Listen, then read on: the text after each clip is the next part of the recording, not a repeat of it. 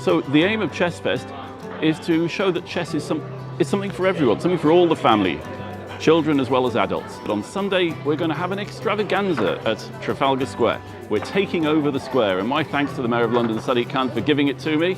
I have to say it's quite a coup for the charity, and we'll have over 1,000 people in the square playing giant chess. We have 32 actors on a giant chessboard who'll be recreating the Immortal game. Now, the Immortal game was the greatest game of chess ever played back in 1851. It was played, in fact, we think, just down the road at Simpson's in the Strand.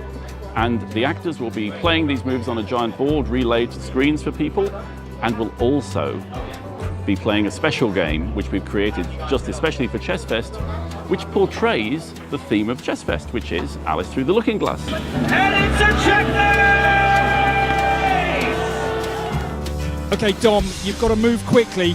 The rook goes in the middle. How do you think you're doing? Not so well.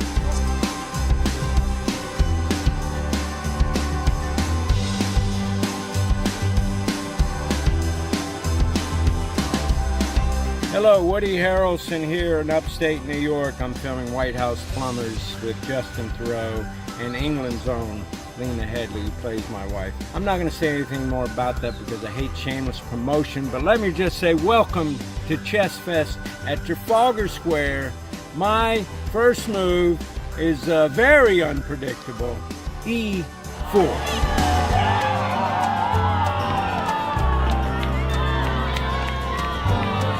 So one of the ideas behind ChessFest is that it's replicable. You can have a ChessFest anywhere, and there is, in fact, while we're in Trafalgar Square, another ChessFest going on in Liverpool. And one of the activities that we'll be doing is playing children from Trafalgar Square against children from Liverpool via the internet on an internet chess website called Lee Chess, and that should be an interesting match. I'm hoping that that will inspire other cities to do a ChessFest next year, say. We're also having a match between Tani Adewumi, who is a Nigerian chess prodigy who lives in New York, and Shreyas Royal, who is the UK's #1 chess prodigy. I'm Shreyas, I'm 12 years old, and I am the top under 16 from the UK. On the 18th of July, I will be playing in Trafalgar Square against Tani from the USA. What have you been learning here? Well, how to checkmate with a rook and a king.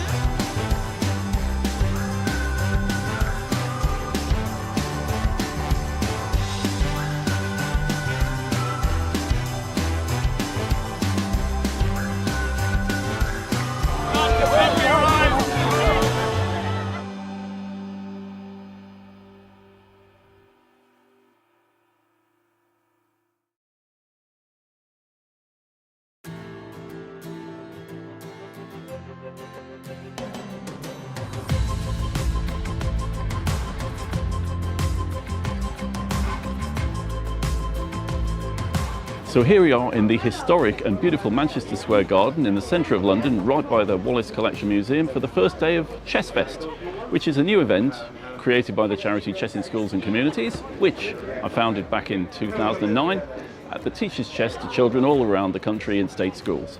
So day one of ChessFest sees over 100 children coming from all over the UK, from York, from Leeds, from Middlesbrough, even Bristol, for a day of chess in this wonderful, beautiful garden. We have the most incredible weather.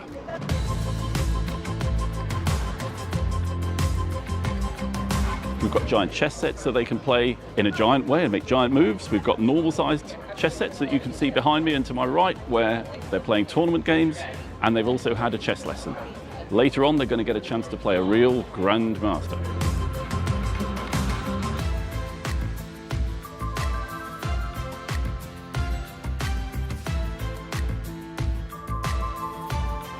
Hello, we're Mill Lane Primary. We're from Stockton-on-Tees. On Teesside, we've brought 5 children. We've had a very long day so far, but it's been wonderful. So well organised, lots for the children to see, lots for the children to do.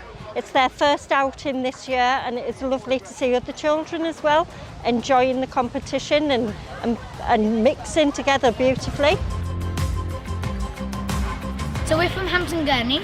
I am 10 years old, and we've been having a great time so far. I'm Shreyas, I'm 12 years old, and I am the top under 16 from the UK. Be playing a special game which we've created just especially for ChessFest, which portrays the theme of ChessFest, which is Alice Through the Looking Glass. And in Alice Through the Looking Glass, of course, Alice marches her way down the chessboard to become a queen. And we have some actors here dressed up in Alice costume, and we will have 32 of them in Trafalgar Square. But this game of chess that we've especially composed will see Alice starting out as a pawn, promoting, as we know, in chess to a new queen. So the kids benefit from this event because they do chess in school, and it's really good to have opportunities to play chess against other children and learn from people that are really skilled in chess. It's a golden ticket!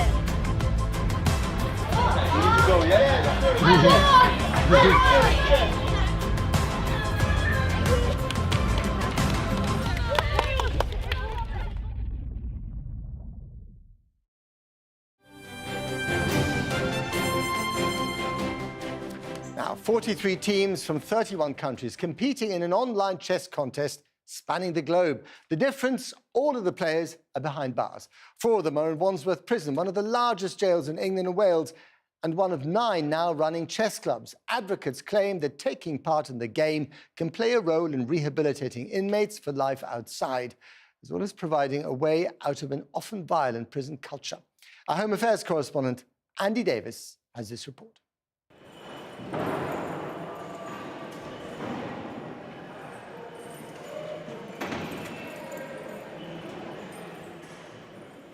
When you enter a prison like Wandsworth and its immense echoing central hall, there are many sounds you expect to hear, but not this. And the intense quiet which follows.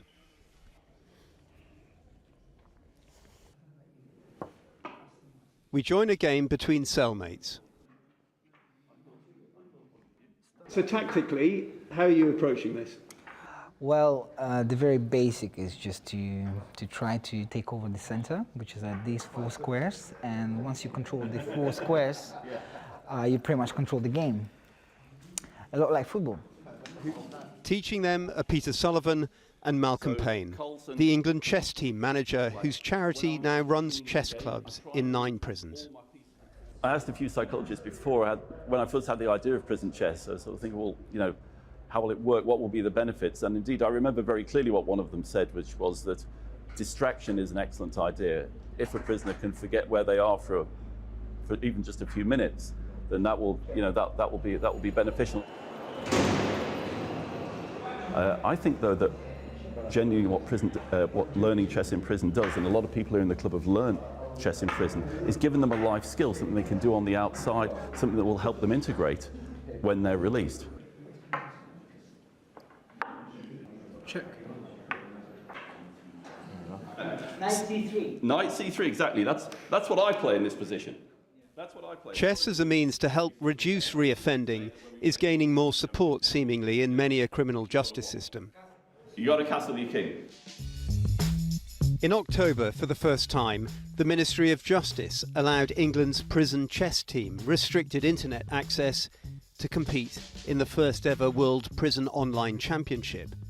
Prisoners in Wandsworth made a film about it. 4 of them competed. England came 7th out of 31 countries. Do you see this as a form of rehabilitation, or is it just a means to relieve the boredom of being in prison?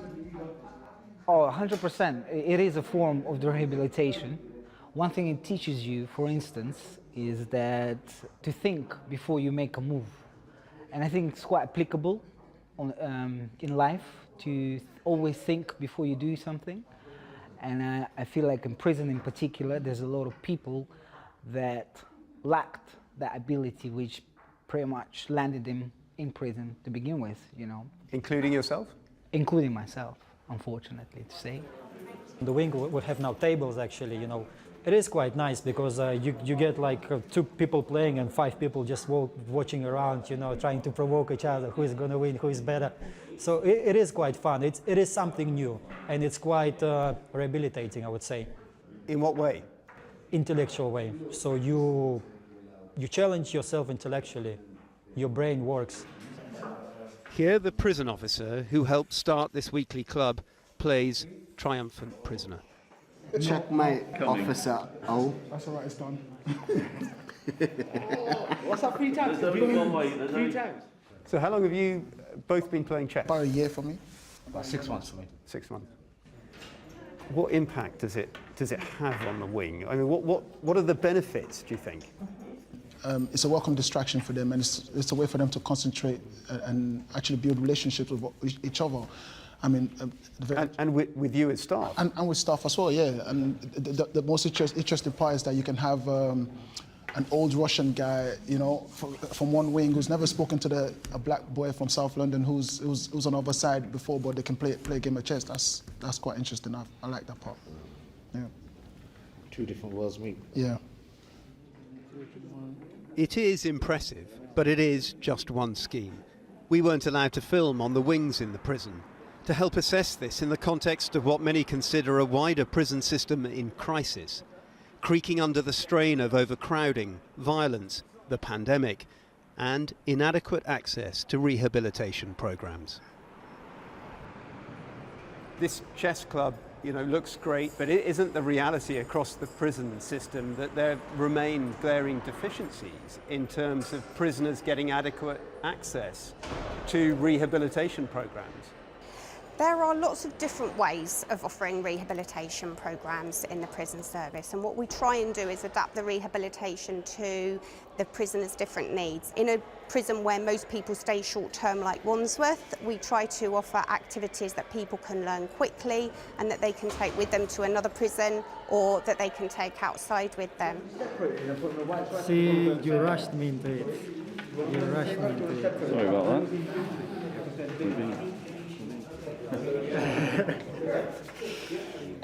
It is a cheerful club, said one observer recently in an often cheerless place. Cheap too say its proponents clearly passionate about the value of chess in a setting like this, and quietly, it seems, with each move, winning admirers. Take care. Bye-bye. Thank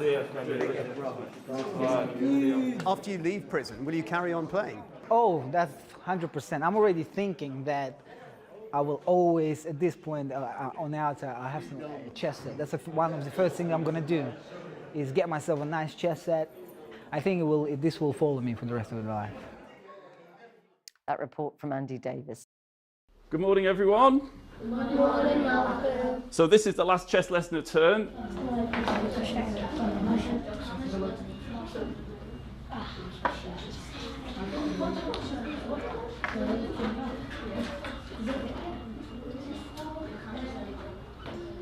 I like chess because it helps you do maths better, like coordinates, and it makes you concentrate more. It's like really fun to play it, and it calms you down when you're in like an angry mood. It like gets you ready and it puts you into the right mood for like doing lessons. One of the lovely things about doing chess in the classroom is that children are learning through play, which makes it so much more fun. It doesn't feel like an ordinary lesson, it's something children look forward to. It helps them to learn how to concentrate, how to think a little bit strategically, think logically, and we hope that it turns them into more rounded and ultimately, of course, employable individuals. Just get a board in pieces and learn how to play. Just practice and see if you can do it.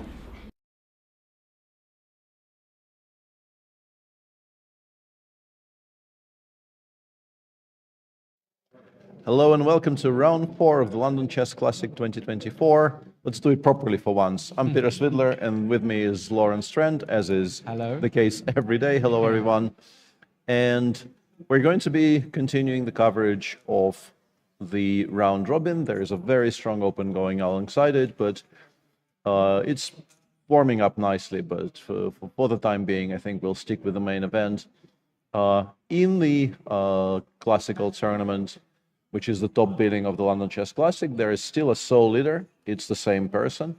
Perhaps we can take a look at the standings so that it's more visible for our viewers. Dwayne Jones has a great start to the event. He won the first 2 games and drew a very interesting game against Vidit with the black pieces yesterday. No, actually, he was white. He wasn't black yesterday. And there was some shakeups in the standings yesterday with Nikita Vichigov, who was tied for second, losing to Andrew Hong, and Michael Adams also winning his first game of the tournament, beating Shreyas Rayal, meaning that there are now new people, and Shahryam Mamedjarov also won 3 decisive games yesterday. Yes.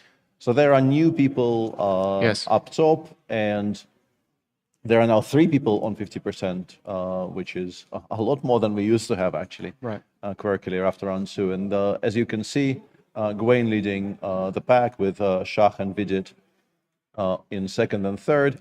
And as Malcolm Payne, who joined us for the last session yesterday, he pointed out that apart from Gawain, this is in precise rating order. Yes. Starting from second place, you see people ordered properly according to their rating. And today we have some very interesting pairings. As you can see, up top there is a game between 2 players who have not really had a great tournament so far.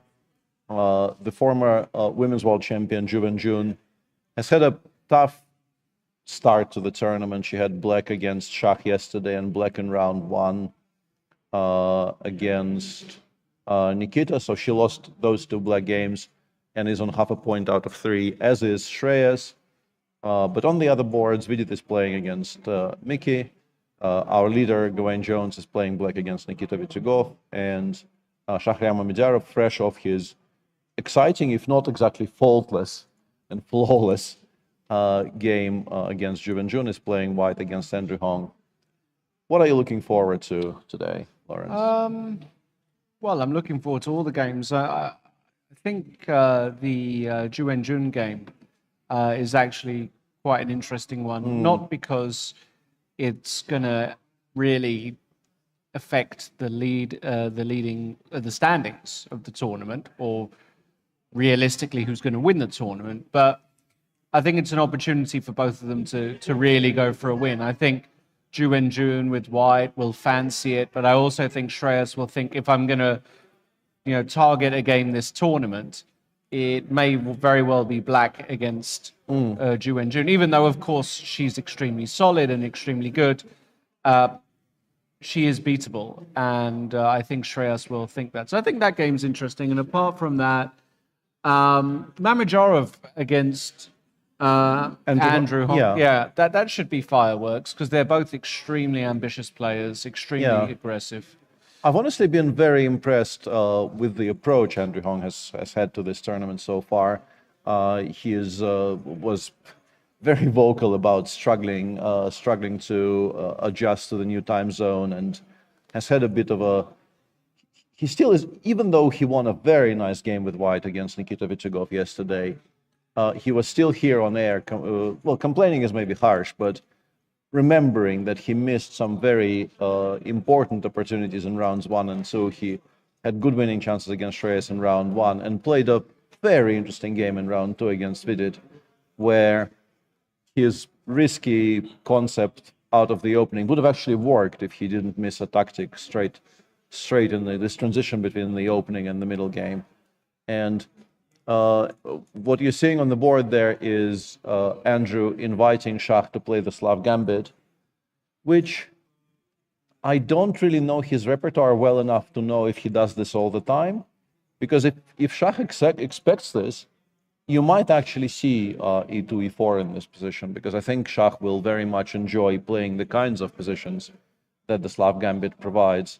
But if this comes as a surprise, I think very few people... There we go. Okay, there we go. This will be a really exciting game. I am very happy with this. I am very, very happy with this, because this, assuming this goes the way we expect it to go, this leads to some of the wildest positions available in, let's say, the closed openings for certain. There are still some ways for white to back out. We are not guaranteed to get what I would like to see just yet. We will see in one move's time. But if Shah in the position on the screen plays bishop d2, we are going to have a very fun time today. And this is very, very good news. Yeah, we will bring up the boards, the analysis board shortly. Yeah, I think we're currently lagging a little bit behind, so we'll wait until the boards catch up to what's going on, and then we'll start showing you the boards properly. But hopefully you can see what's happening on your screen. White has lost a healthy central pawn, but in response, Black had to give up a dark square bishop, meaning that his position is going to be strategically quite risky. The king on the 8 is going to be stuck in the center very often because the bishop on b4, of course, prevents Black from castling. And obviously, this is still very much theory. It's not like we're entering some kind of uncharted waters. Black players, generally, if you allow this, you should know what's going on and you should be reasonably well prepared to play all of these really messy positions. But still, it's a rare guest at top level, but it's a welcome guest at top level, I'm sure, because these positions are very sharp and very fun. Well, it's certainly a welcome guest for us because we may just get some absolutely, fabulous positions, just very, very sharp and very, very messy potentially. But I mean, a lot will actually depend on how well prepped both players are, because you don't enter this as Andrew Hong in 2 seconds if you've not actually done a really deep dive into this opening. You just don't do that. Unless he decided to bluff today, because, and honestly, this is a decent bluff, because as I mentioned, this is a very demanding line. Yes. For both White and Black. And White players very often, because obviously you're not obliged to sacrifice a pawn and move 4 in these positions, or even 2 pawns, as you can see, because while we speak, the pawn on g2 has also disappeared off the board. None of this is obligatory, none of this is forced, and there are ways for White to continue after knight c3, c6 on move 3, which don't involve giving up a lot of material.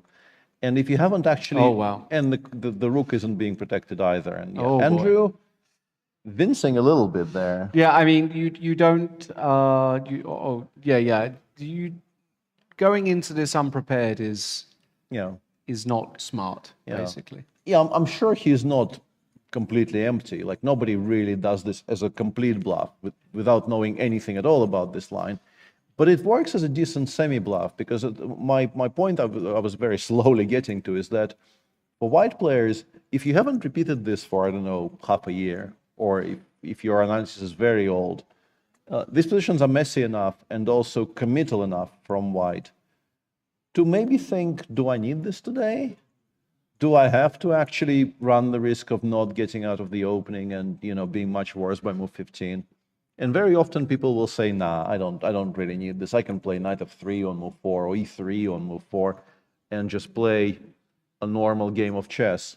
But Shah, the thing about Shah is he perhaps doesn't strike very many people as somebody who studies theory for fun in his spare time. But I think he actually is. And also these days he's a coach. He does quite a lot of work, I think, with the Turkish youngsters, and he's been coaching.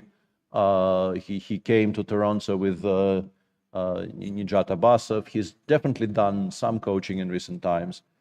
And coaching, and I can attest to this myself, because I kind of, to a degree, gave up on working on theory until I began working with Prague, where life sort of forces you to start looking at opening theory again.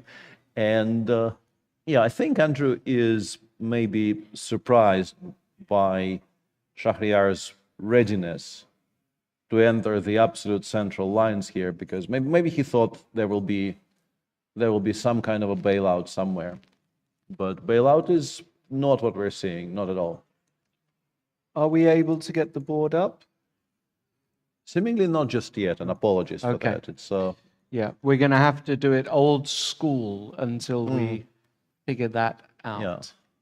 As you can see, the rook on h1 was hanging, but Black couldn't take it, because if Black would have taken on h1, White would castle long, And the queen could get trapped later, and also white has a significant mating attack in the center. So yeah, Shah clearly knows what he's doing today. And Shah, you know, let his Trump and London playing days not deceive you. He absolutely adores messy, fun, fun positions with you know, unstable material balances, and this is absolutely his element. This is what he plays chess for. And if Andrew thought, you know, this is unlikely to happen, he is now going to be severely disappointed. Yeah, I don't know. I'm not reading Andrew very well, his body language. I don't know whether this is a pure a sort of Oscar job that he's doing here, trying to feign that he's uncomfortable, because you can do that as well. I mean, it's a bit of a... You hear stories of that, but honestly, it's nowhere near as widespread as people think, because it doesn't really, like, the idea that you're selling is kind of unlikely enough, and also the upside is not big enough for you. Like, there are all these legends about people, I don't know, burning 40 minutes in the opening to sell this idea that they just did not prepare the line that they obviously prepared until move 35.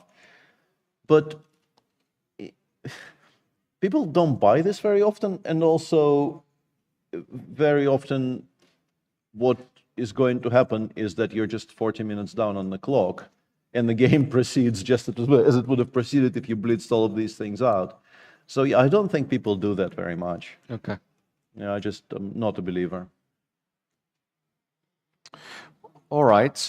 Should we get a video of another board? Yeah, let's maybe take a look at some other positions. And once again, apologies for currently having to commentate from the video feed. This is a line. Yeah, we discussed something along these lines, but not exactly this.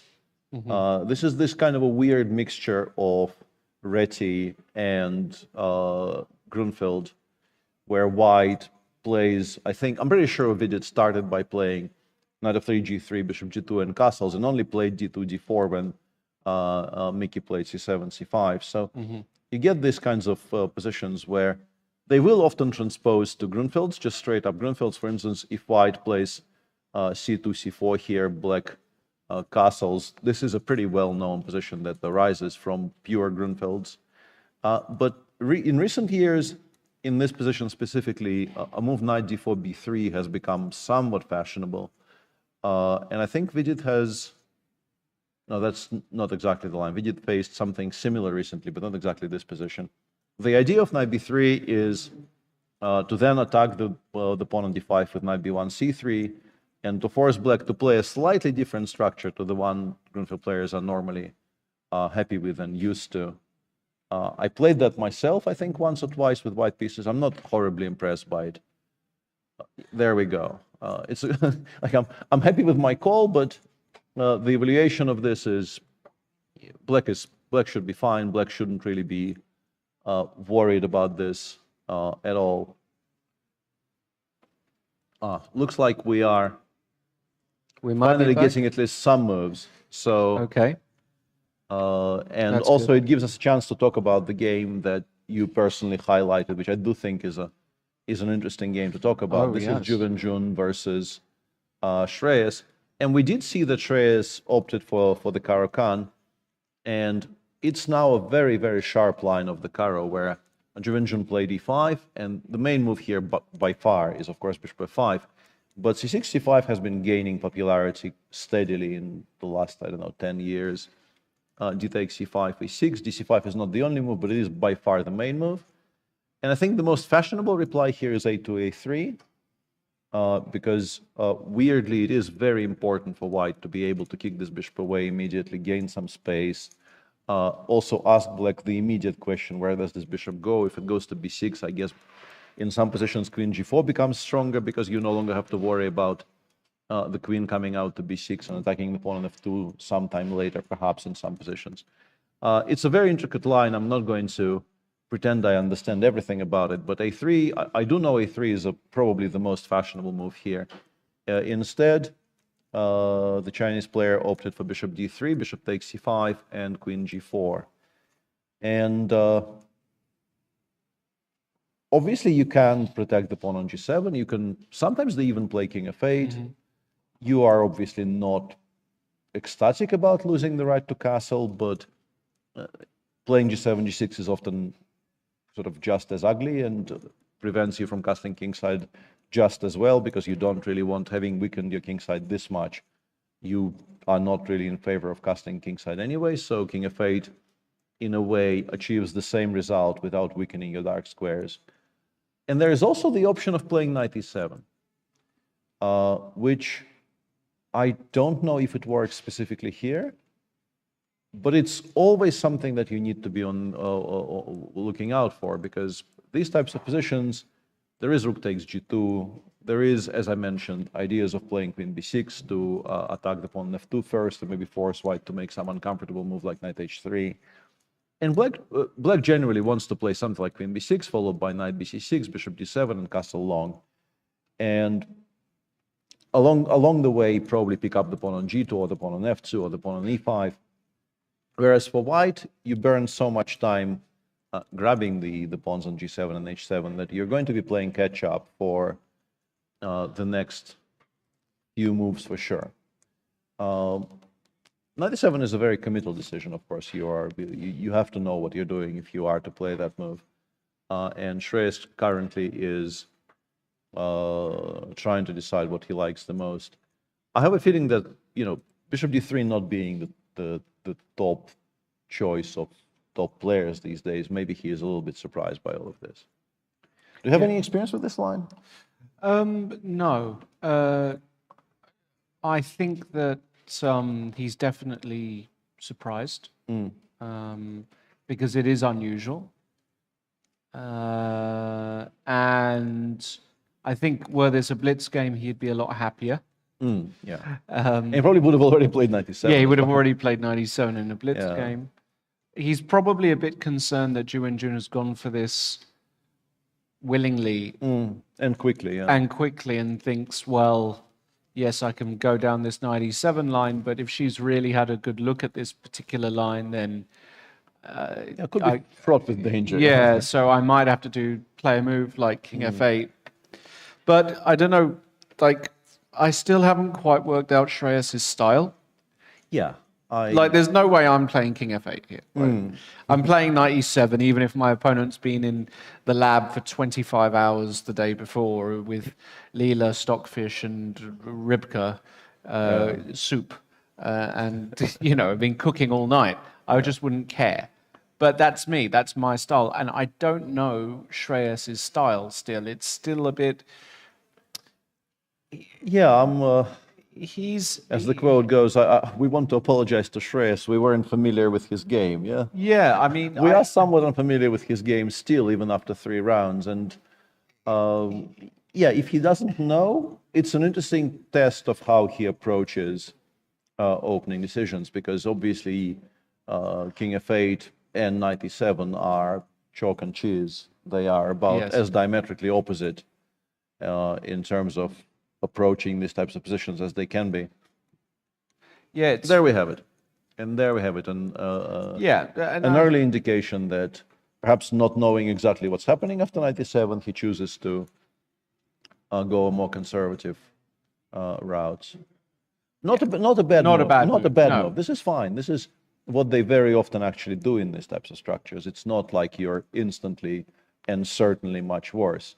The ideas for black, having played king f8, will include something like, this knight pretty much always gets developed to c6, and then often you start digging.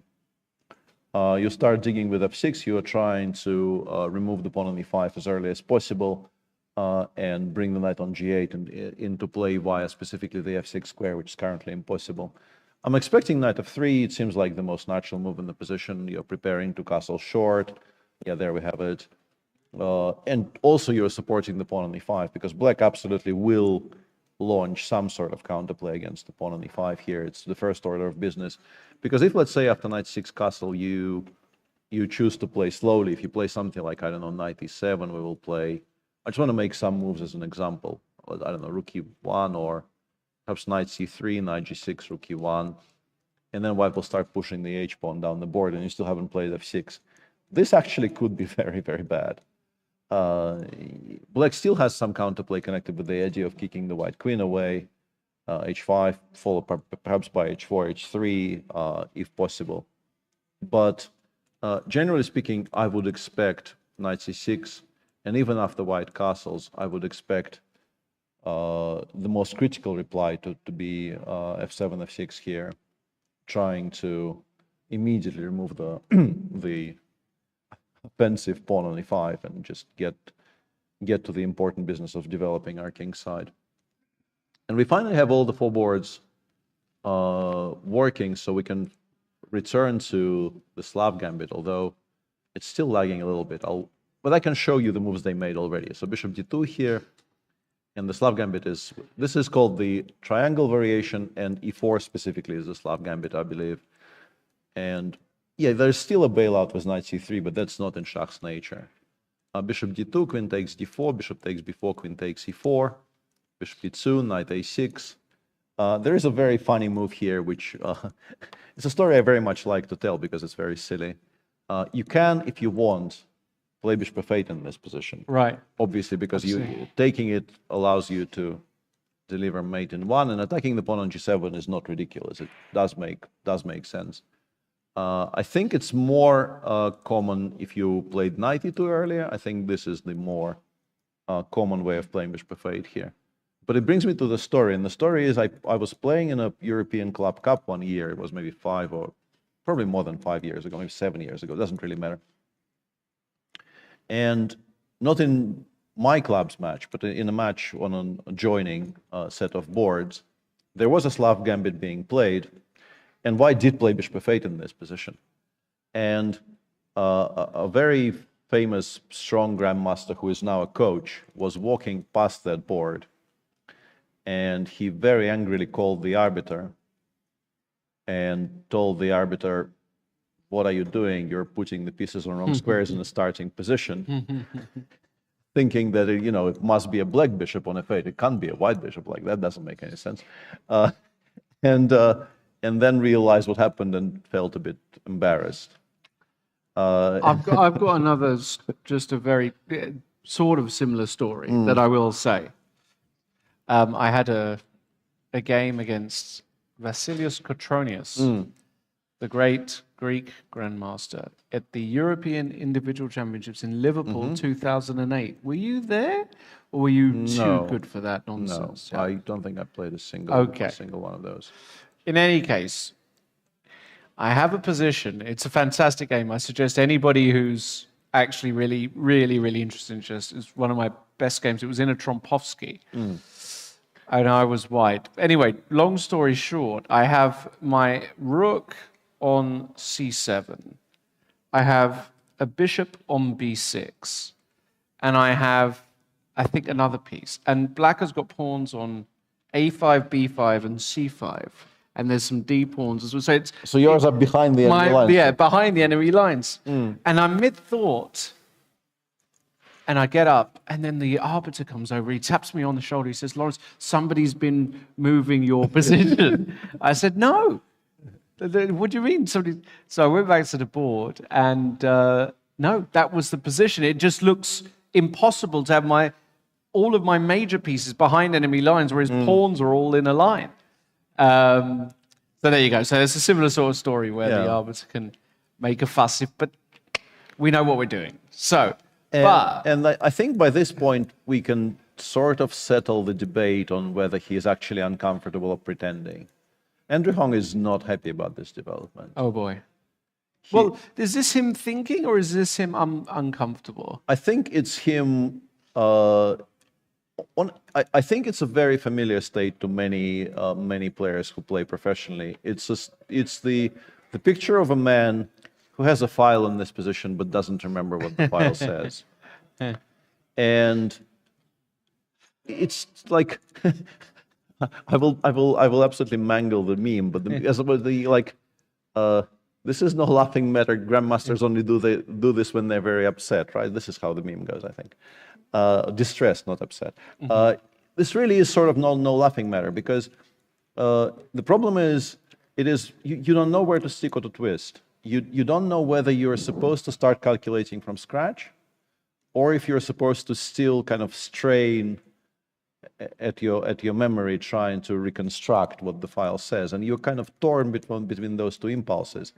And from experience, I think the better way to go is actually just to forget that the file exists. Because very often, and just trust yourself as a chess player, because very often what will end up happening, if it's a complicated file where precision is very much required, and this is a kind of a position where I would venture to say that is the description. This is not going to be a simple 3-line file which just leads to, with equality. You probably have to play, I don't know, 7 precise moves here in a row to survive with black. I'm basing this on sort of general understanding of how these things go, but this position is not familiar to me. So can we just start putting some moves on the board and play around? So queen, let's just assume he played queen takes h1. On the previous move? Here. I think it loses by force to bishop f3, queen h2, bishop takes e5. We're threatening queen d8 mate. You have to I have queen h4. Queen h4. Can I tell you my queen h6? Yeah. Okay. Can I tell you my suggestion? Immediately bishop e5. Yeah. No. It's also very strong. It's also and then bishop f3 next move. I'm going to tell you. Probably winning. Yeah. Oh, go on. Bishop b8. Queen h1. Bishop. Whoa. Beautiful. I'm not sure it's the best though, because it probably doesn't work, but I had to put it up. It is very beautiful, yeah. f6, queen d8 check, and of course the point of bishop b8, which Lawrence is too modest to explain, is that if you choose a normal square of some sort, let's put it on a3. For example. Black will be able to play bishop b6 and cover d8, and the rook actually gets to cover the d8 square, whereas bishop b8 puts a physical barrier between the rook on a8 and the d8 square, so you can't actually do that. But you do have f6, and after queen d8, king f7, you would like to play queen f8 check with the bishop still on this diagonal, but we've kind of removed it from this diagonal. We could bring it back, but it's a bit ostentatious. It's slow. It's slow. And honestly, I think the bigger issue is that I think one of the combination of bishop f3 and bishop takes e5 should win. Yes. Maybe just simply bishop takes e5. Yeah. And the issue is we're threatening mate, and if you play something like bishop e6, I will just go bishop f3 quietly. Now that the pawn on h2 is protected, I will win the queen. And I have continued attack. It's not like my attack has disappeared. So. No. Queen h1 is, and this is the same reason why after queen d2, Andrew didn't take on h1 immediately, because after castles, you cannot play queen e4, because after bishop a3, now you absolutely have to play f6, but unfortunately for you, I will start with bishop h5 check to take away the g6 square. And then in this position, this is just mate, because the king doesn't run any further. So queen h1 castles, you have to do something about the threat of mate along the g file. And then my next move is bishop f3, winning the queen on h1, and with it, the game, basically. You can't really survive that. So yeah, e5 was played fast enough that I thought maybe, just maybe he actually... no, that's not the... Hang on a second. That's not the game. We're still having a bit of a gremlin infestation here with the Lee Chess broadcast. I apologize. Yeah, this is the current position. I've been trying to work out what I would like to do here with black and kind of failing, because if we're not taking on h1, then we're 2 pawns up, but we are massively behind in development. The e5 pawn is hanging, bishop f3 is a threat. Knight f3 followed by rook g1 is very much a threat. It's a kind of position where you would like to be like a piece and a half up, unless you have an immediate solution, because like 2 pawns are not going to cut it, frankly, if white just continues developing the attack naturally, which seems to be what is likely to happen from here. 2 pawns are just not going to be enough for you to survive here. I thought maybe bishop g4, just to stop bishop f3 from happening and perhaps provoke f2, f3, after which the queen on g2 feels a bit better. But my feeling is we're just going to lose to queen g5. Once again, the bishop is hanging. I want to take on g7 in some positions. If you take on h1, I will probably spend a tempo on bishop takes g4, and then once again, queen takes g7 is coming in next move, and queen takes e5 is also terminal. I mean, queen e4, I guess, is the move I would make here, but after queen g7, I mean, I'm threatening queen f8 mate. I'm also threatening to take on h8. Looks completely busted to me.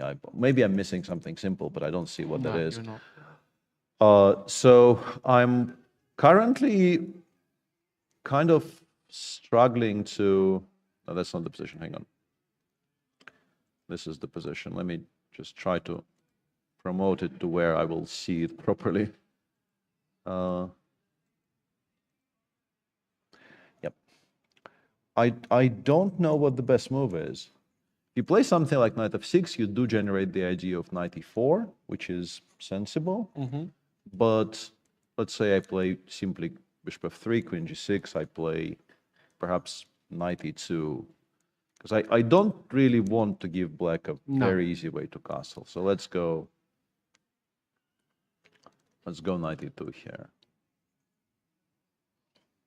Maybe you can play this way. Maybe you can play something like bishop e6 here, and rook hg1. You do have queen f5 attacking the bishop on f3, giving us a tempo too. Maybe in the happiest of circumstances, we get to castle queenside here.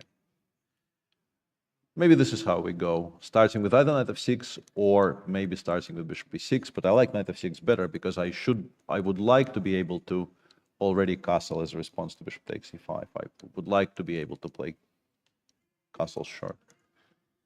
But what I would like the most, if this were my position, is to actually know, because it's a kind of a position where you can burn. It's like one of Parkinson's laws, and there's enough people of a certain age in the audience who actually might know what Parkinson's laws are, I hope. There's a book by a civil servant called Cyril Northcote Parkinson, called Parkinson's Laws, which deals with laws of large organizations. And one of the laws is, I believe it goes, work occupies all the time allotted for it. And the reason I bring this up is, like, if you have an hour and a half here, you can legitimately spend an hour and a half choosing between bishop f6, bishop e6, knight f6, and some other move. This position is kind of limitless. If you don't know what you're doing, you are liable to just burn through tremendous amounts of time in the next, I don't know, 3 to 4 moves, and be in a massive time trouble by move 20, while still not really solving anything to any kind of satisfaction. Yeah, very good game to follow, but yeah, kind of an unenviable situation for Andrew. He's probably objectively still okay. I don't think he's in as much trouble because, in particular, because he played queen g2 and e5 so quickly, this very much makes you believe that these are still theoretical moves he remembers, and he remembers that this was okay at home a year ago, perhaps, when he was last looking at it. It was fine. He's not scared, but he just doesn't remember how. So I suppose with precise play, black is still fine somehow, but it's so scary. And also, it's just such a fun position to analyze. But for the time being, let's take a look at the other 3 games. Shreyas did play what I expected him to play, and Juvenjun is now thinking after knight c6, castles f6. So we got that one correct. I guess maybe the most natural move to my eyes is queen g4, g3, because we are expecting these 2 pawns will come off the board soon. And then knight f6. I would prefer knight f6 didn't hit my queen, basically. I'm trying to preempt what I expect to be the follow-up here. And this is why queen f4 is the, yeah, queen g3 is the move, and this is what she plays, yeah. And for black, eventually you have to take some, might as well just take now. I don't really see any move here that makes particular sense as a kind of a waiting move. Maybe queen c7, trying to trade queens to go with the trade on e5, but I don't know. The game we were talking about briefly, but then had to move away, is this game between Vidit and Mickey Adams. As I promised you, it began by white provoking all this and only then playing d2, d4. takes, knight, bishop g7, knight b3, castles, knight c3, e6, e4, and knight c6 played by Mickey. And Mickey's playing very quickly, and this is a good sign. If you don't want to go for these pawn sacrifices, you can, after knight b3, play knight c6, knight c3, e6. The difference being that if white plays e2, e4 here, you do have the option of playing d4, followed by e6, e5. There's a bunch of theories starting with the move e4, e5 here, which I looked at some point. It's playable for white, but if you're aware of this, if you've looked at this at some point in your life, I think you're completely fine with black. Okay. But Mickey has gone with castles, knight c3, e6, e4, and now we have this on the board, and Vidit played c2, c3, understanding that capturing on d5 when black has all kinds of jumps with knight b4 is a bit too early. It looks like Mickey is thinking properly over the board for the first time in this game. I'm guessing now the pawn is hanging. If you don't defend it, white will probably take it with the queen and be quite happy to play some kind of an endgame like this.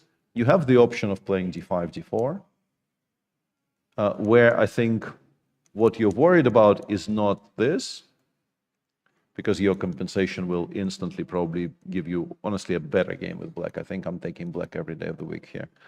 But what you're worried about is rather something along the lines of cd4, knight d4, and then bishop e3, which, despite its incredibly symmetrical nature, in particular if you kind of naively take on b3, the pressure white immediately develops against the black queen side could occasionally be quite annoying. Very often in these types of positions, the person who starts collecting the pawns first actually gets a bit of an advantage. So this needs to be evaluated. I think maybe after bishop b3, you can maybe play knight f5, and maybe this is preferable to knight takes b3, but still after bishop c5, you absolutely have to be precise. We'll see what Michael decides to do. And in the game of our tournament leader, Gawain Jones is playing his beloved King's Indian. I have a feeling I've seen this position before, but they all kind of blend into one position in my mind, so I will not be, confidence level of that statement is not high. This has been h3, 5h3 is kind of a fashionable line these days. The idea is to be as flexible as possible. If black castles here, both bishop g5 and bishop e3 have become quite serious moves, I believe. And Gawain instead goes e5 immediately, d5, a5, knight f3. This is now back to what in my head is the Tomaszewski King's Indian. I think Evgeny Tomaszewski at some point played these types of positions every time people chose King's Indian against him and scored tremendous amounts of points. And very quickly we get to this typical structure where white gains space both in the center and on the king side. But black is saying, I am now probably ready to play f7, f5. Perhaps it still needs to be prepared by king h8, but it might be already okay to play f5 next move. You also, I think, want to play c6, a4, queen a5. Those types of ideas are also very much in existence. And as for white, you kind of have to juggle all of these things in your head because, you're clearly better strategically. You have more space. You have kind of better pieces. The bishop on g7 is very ugly for now.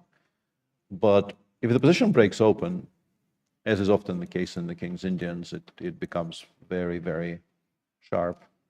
How much of a King's Indian player are you? Massive, or at least massive. I'm not massive. I've played a lot of King's Indians. It was at some point my main opening. I have had disastrous results with it. It's not the only opening. Yeah.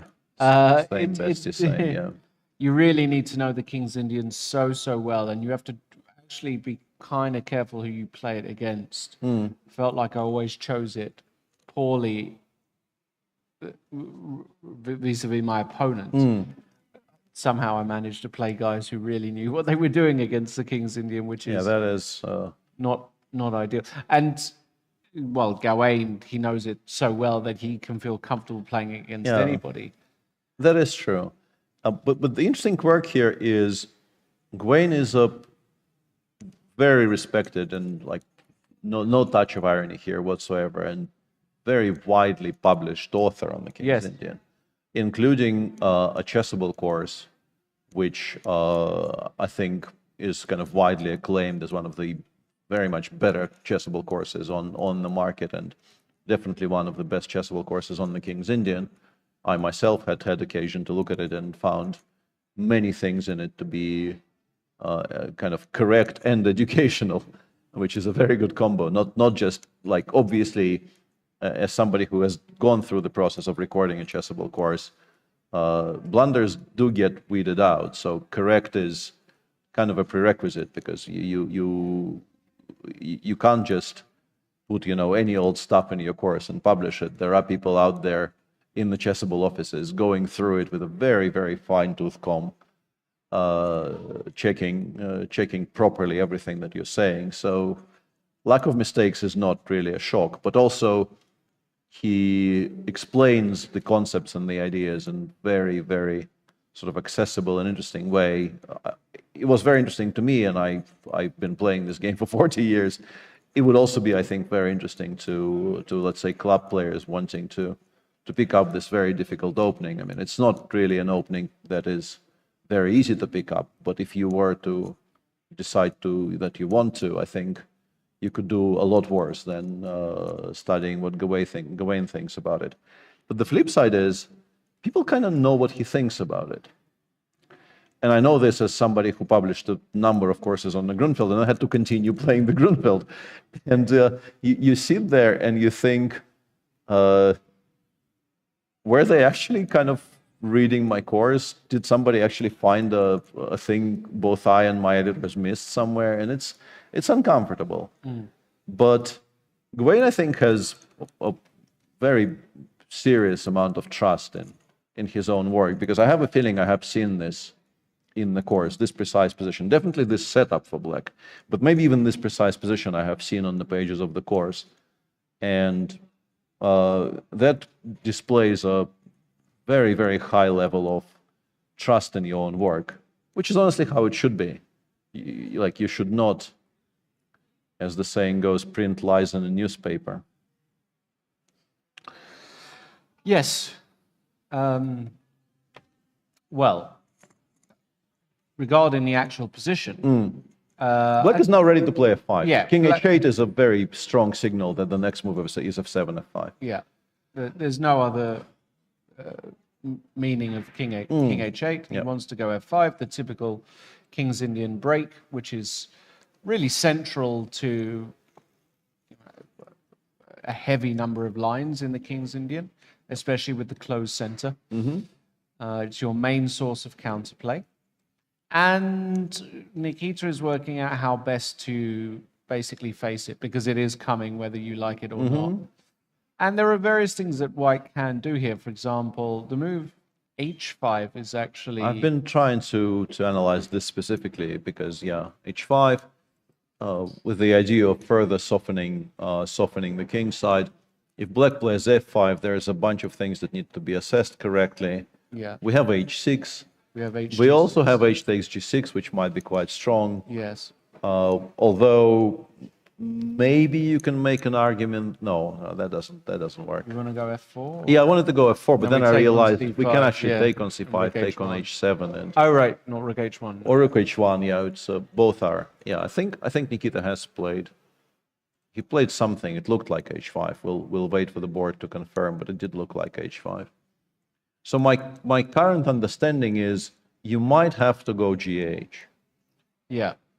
So that after g takes h5 and f5, white no longer has this idea of h takes g6. Yeah. And obviously, if you go gh, you're also at least asking the question, because g5 becomes very much a serious topic of conversation here. If you give me one more move here with white, if you let me play knight h4 for free, the game ends on the spot. White just kind of wins by overwhelming force on the king side. But the reply, once again, we kind of know what the reply is. It's pretty much always a 5 here. And then it gets very concrete and very, very sharp. I have no idea what this is. It's a kind of a position where it's a fool's game trying to assign an evaluation to this without spending some serious amount of time, honestly, working it out with an engine, which is not something we're going to do right this moment. If they actually arrive here, we will come back to it and we will give it a shout. But for the time being, I'll just say it's a mess. You can take en passant, and after queen takes f6 play. I mean, bishop e2 is a move, knight g5 is a move. But it feels like maybe this is still okay for black, because the fact that we have access to bishop g4 and perhaps bishop h6 next move doesn't really fill me with too much fear if I had to play this bishop with black. So my best guess currently is maybe knight h4. Anyway, what do you think? If you had this with black, would you feel you're doing well, or? Just... Also, are you winning the exchange with the 4 bishop g4, or are you doing something else? Because I think I'm very happy giving up this exchange. My idea with white here is that if you do this, I will very, very happy to give up this exchange for the light squares and the gorgeous square on f5 for the knight. And this, to my eyes, at least, like at first glance, this looks borderline unplayable for black. Unless knight b4 is very strong, unless it's just so awkward to meet the ideas of knight c2 and knight d3 that it just works out tactically. But I don't know, I would be very, very scared in a position like this with black. So that's one line, and then you come to ideas like queen e8 for the time being, or f takes e4 and then something. But I'm not sure what that something is, because g5 g6 is a game-ending threat.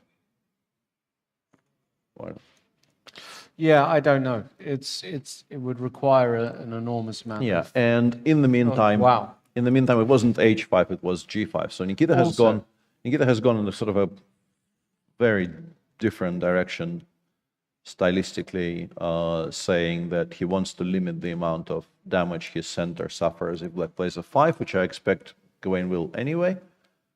5 gf, queen takes f6. I'm assuming we're playing rook h3, sorry, rook g3, because we would maybe like to play knight g5, but I don't currently know how to react to h7, h6. It doesn't seem to be working out particularly well for white.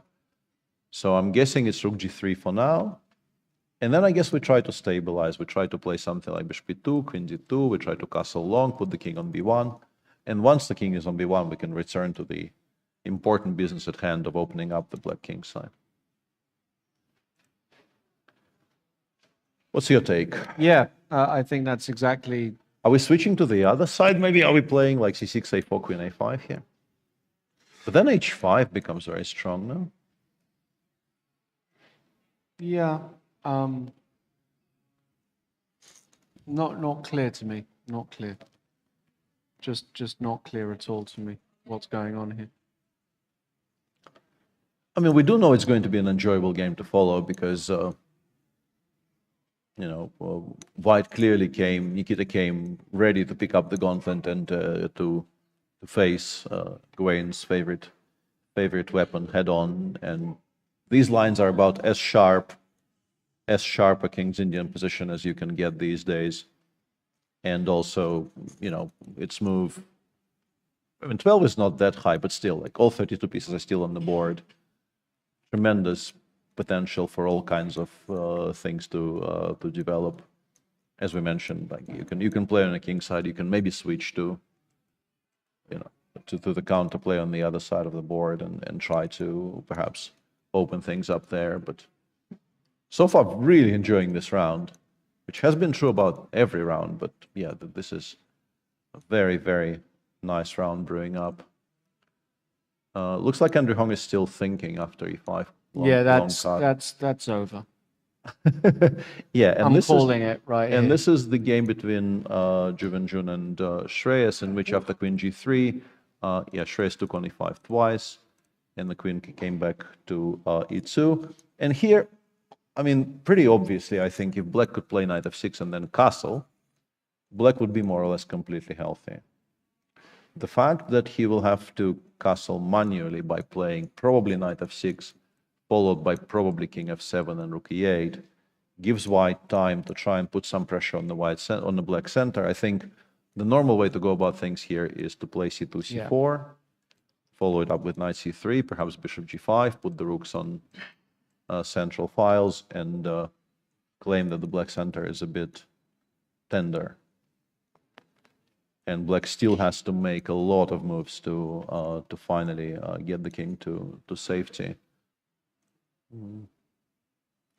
But you still have to do it. You can't really play for too long with the king on f8 and the rook on h8 completely undeveloped. I don't really think any kind of fancy stuff is any better than knight f6. Maybe you can try c5, but I don't know how you're going to reply to c4. You're just not prepared for it. With the king on f8, it's very difficult to initiate any kind of central activity. You're just going to collapse in a heap, I think. Like if 4 bishop c2 and your position starts just completely collapse. And oh, I like this from Mickey. And I particularly like that he's blitzing all of this out. This is not a kind of a position you want to know much less than Vidit does in. So yeah, Mickey being very much on top of what is required here is a very good sign. I would still expect white to try to take. We take, we play a4. The question is, can I actually play knight c5? I guess the answer is yes, because after rook a5 I do have, bishop b3. But eventually, at some point, maybe on the previous move, maybe here. I guess on the previous move, because here, if I play a2, a4, a3 here, I run into b4, attacking the rook. So we probably do it here. Yeah, we probably do it here, and then after b takes a3, originally I thought bishop takes e3, rook b1, and I like this for white. Yes. But we can throw in rook a5 at more or less any juncture. Probably on the previous move is good as well. b8, just play rook a5, bishop b3, maybe take with the rook, and hope that this ends up being equal. Doesn't look immediately and obviously equal to me, because we're still one down, the pawn on b7 is vulnerable. I can play something like rook b1 and try to take it on with a knight next move. But the fact that Mickey is still above 90 minutes gives me reasonable amounts of confidence that he actually knows the lines here, and then all of this somehow gets to equality. I'm not entirely sure how, but often it does. Okay. Direct me somewhere. The door is there. Off you go. Take a left at the roundabout. Works straight ahead works. for about. No. At the roundabout, you go across the roundabout, and there's a very nice Jamaican place which does curry goat. Oh, a bit of curry goat. You do that, yes. Bit of jerk chicken. Anyway, when you get sick of that, take a left and go for about 10,000 kilometers. You'll be on your route to St. Petersburg. You'll be at. Let's wait. No, it's not 10,000. Is it not 10,000? No, it's a. Was it about 5,000? It's a brisk 2-week walk. Yeah. It's a 2-week walk. Yeah, we'll see. We'll see you in 2 weeks. Direct you. Let's go to. Can we actually take a look at Andrew Hong's Andrew position? Hong, yeah, of course. Because we had some issues with the board, so maybe he actually played something since. Oh, okay, yeah, let's. The board was lagging a little bit behind, so no, he is still thinking. Okay. Yeah, this think here is one of, why did I do this today? Yeah, there is definitely a bit of that in the mix, for sure. This is a face of regret and sorrow. And I will venture a guess that the clock is lying to us. And he finally made a move, and now the clock should update. We'll wait for our board to actually indicate queen e4 being played, and then I have a feeling he's like down to 51 minutes. Because we're almost a full hour into the game. Shah has not thought for a second. I mean, he did think for seconds, but not minutes in this game so far. Shah has been playing very, very quickly. So I'm pretty sure Andrew is below an hour. And I would like... Has to be below an hour. hour. I would like to know exactly how much below an hour, but it's still not being updated. So no information appears to be forthcoming. We are lagging a little bit on this one board for some reason. Queen e4 is a sensible move. We're trying to play queen f4 and get queens off. That would be like the most immediate, obvious thing to say. That being 2 pawns up, we are very much in favor of not getting mated, and if we get queens off the board, we are much less likely to get mated. All of the, So if Captain Obvious here. Oh, White if I go probably bishop- has to say, If I go bishop takes e5, yeah, that's the most pressing. I guess bishop bishop f5 f5, is the bishop point. d3. Obviously. Oh no, we can just take. We can just take. We can take on d3. Yeah, maybe? take on d3, not take on e5 because of the pin. And No, this. Still, I mean, game continues. I will take a full rook on h8. Yes. But there's knight b4, there's all kinds of Yes. jump. Even something like this might be playable, to be honest. We have 2 for the exchange and decent, squares to park our pieces on. Like this will go to b4 and d5, or this will go to d5. Bishop takes e5 is, of course, the immediate first port of call here. And queen e4, yeah, apart from queen f4, of course, the major idea behind the move is to play bishop f5 and to create our own mating threats. And perhaps Shah is, for the first time in this game, actually being forced to think. Although, once again, does this look like a face of a man who is thinking or a face of a man who is remembering? Remembering. I think that's remembering, yeah. This kind of unfocused gaze into tomorrow does indicate that maybe Shah is just trying to visualize what he is supposed to do here. Bishop b5 is one move. Bishop f8 looks fancy, but once again, we are allowing bishop f5. Bishop And bishop f5 f5 is a bit too much counterplay. Yeah. Bishop f3 would knock the queen off this course, but as I mentioned, it does allow queen f4, which generally is quite a lot of relief, even though I would be interested with white in something like this. Because if I get to take on f4 with a knight and then play rook he1, I'm going to have a lot of pressure. And it's not instantly obvious to me how black gets the king away from the center. Like you can try playing g7, g5, but I mean h4 is even strong maybe, but my idea was to play rook he1, bishop e6, and knight d4. And the position looks like it's on the verge of collapse. Like you can castle, but then after bishop g4, you're probably not going to be a happy camper. So bishop f3, I blundered the pawn with check. That's not great. Okay, I guess we can rule out bishop f3 then, because this doesn't look right. King b1, bishop f5, check. Yeah, this doesn't look right. Okay.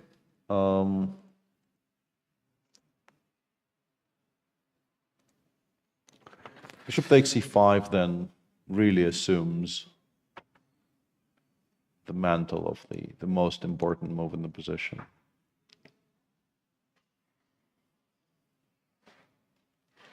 You see anything else?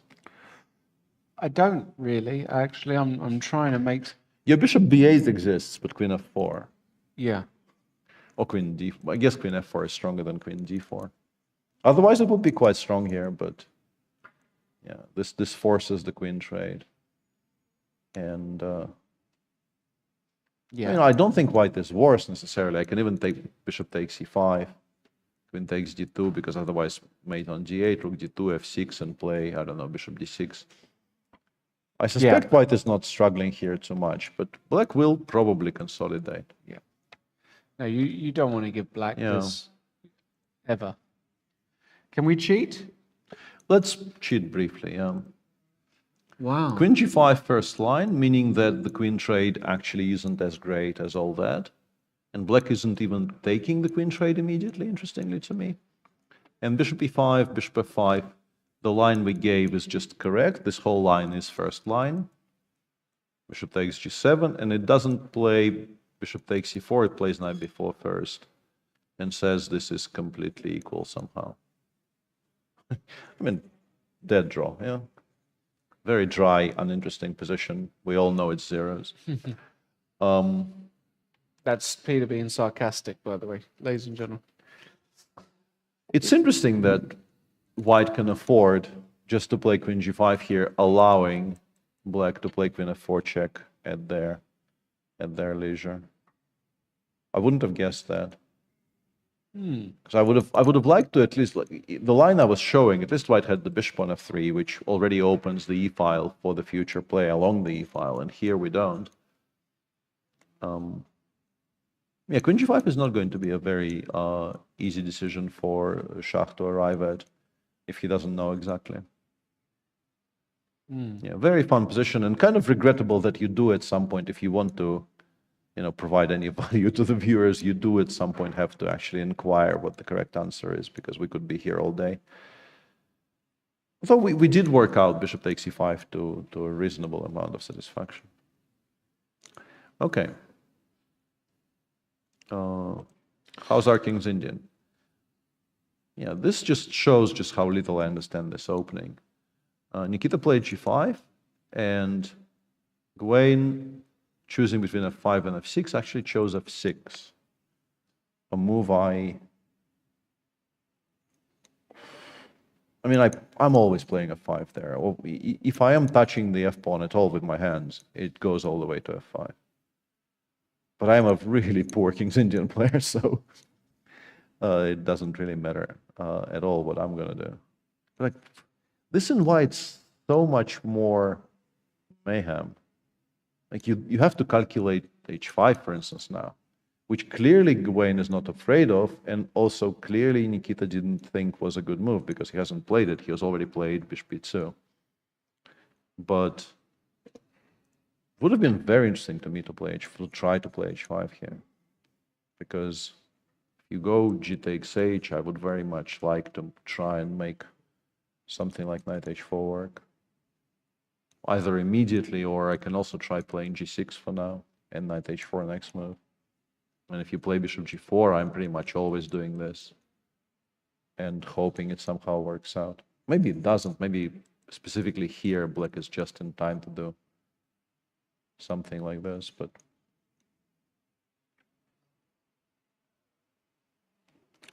yeah. What is f6 all about? Do we actually want to take on g5 next? Like, is this what we're aiming for? The structure after bishop e2? Do we keep this pressure forever now? Well, maybe now you can go f5 and there's no en passant.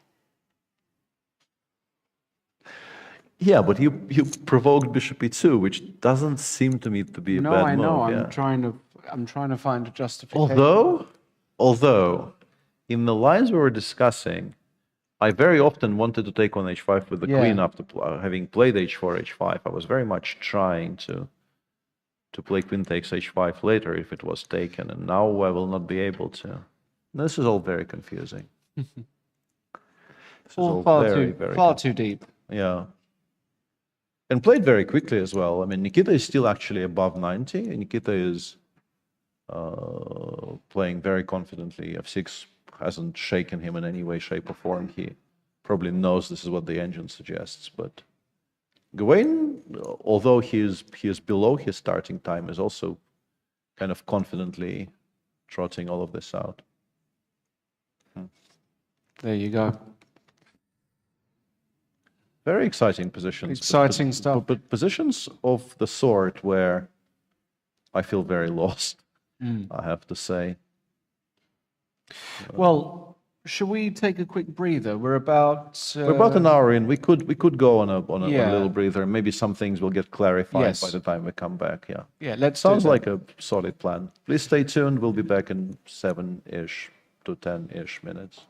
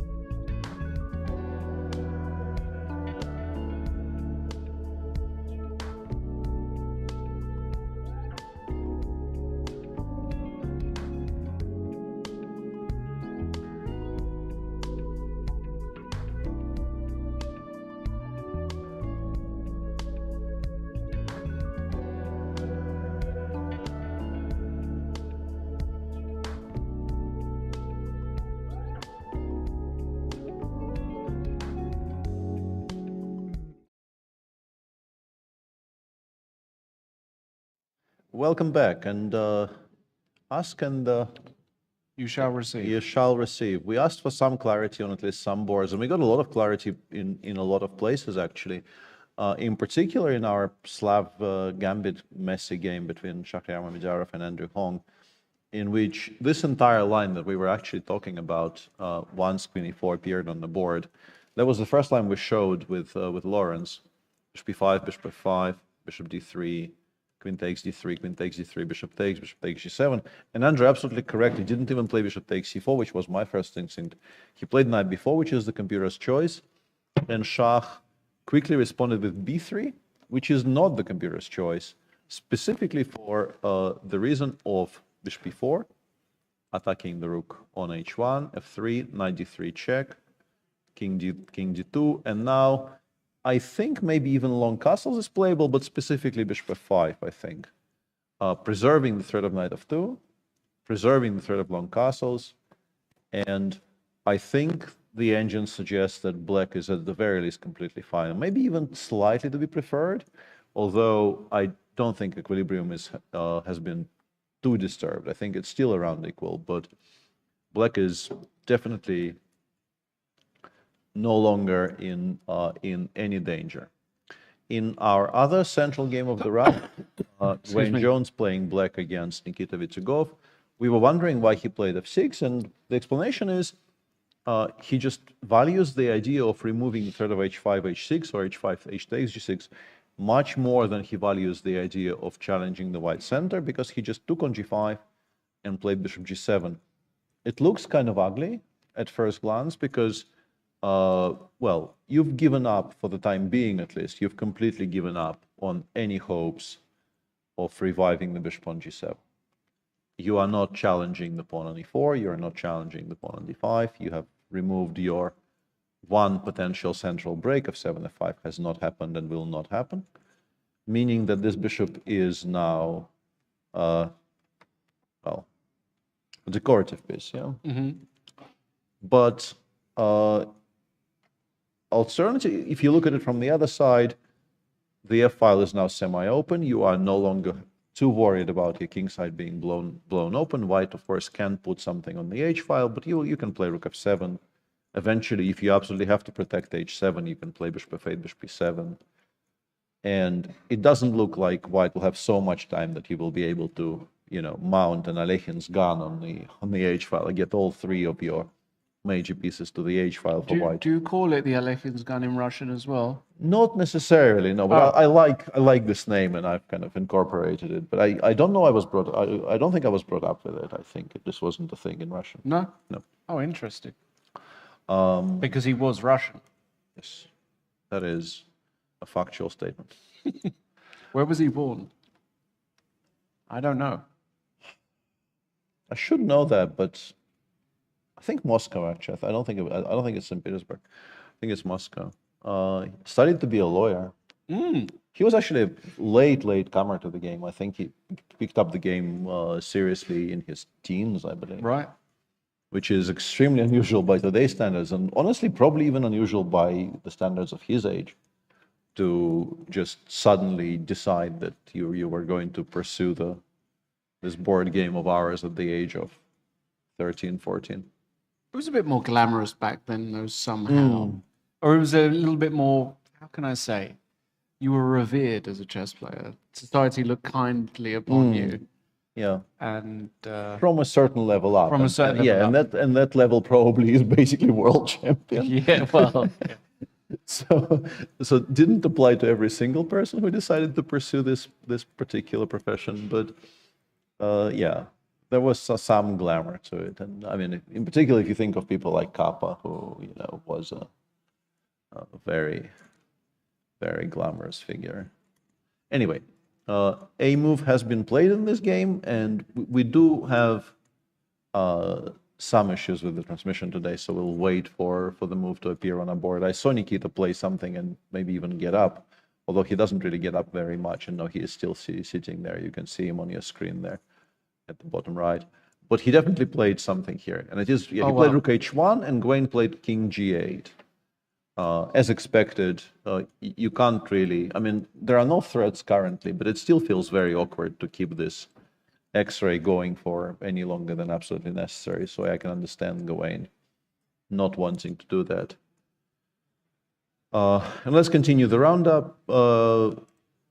This is the position now in the game between Vidit and Michael Adams. After a5, Vidit thought for a while and decided to not bother, played bishop e3, a4, and knight d4, for the time being at least, abandoning any thoughts of winning the pawn on d5 outright. Knight e5 is a very logical move here by Mickey. b3 is also quite logical because you don't want to allow knight c4 for free.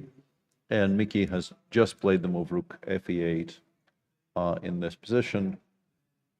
Feels like black shouldn't really be in too much trouble. You still optically, I guess, prefer white a little bit because there is an IQP on d5.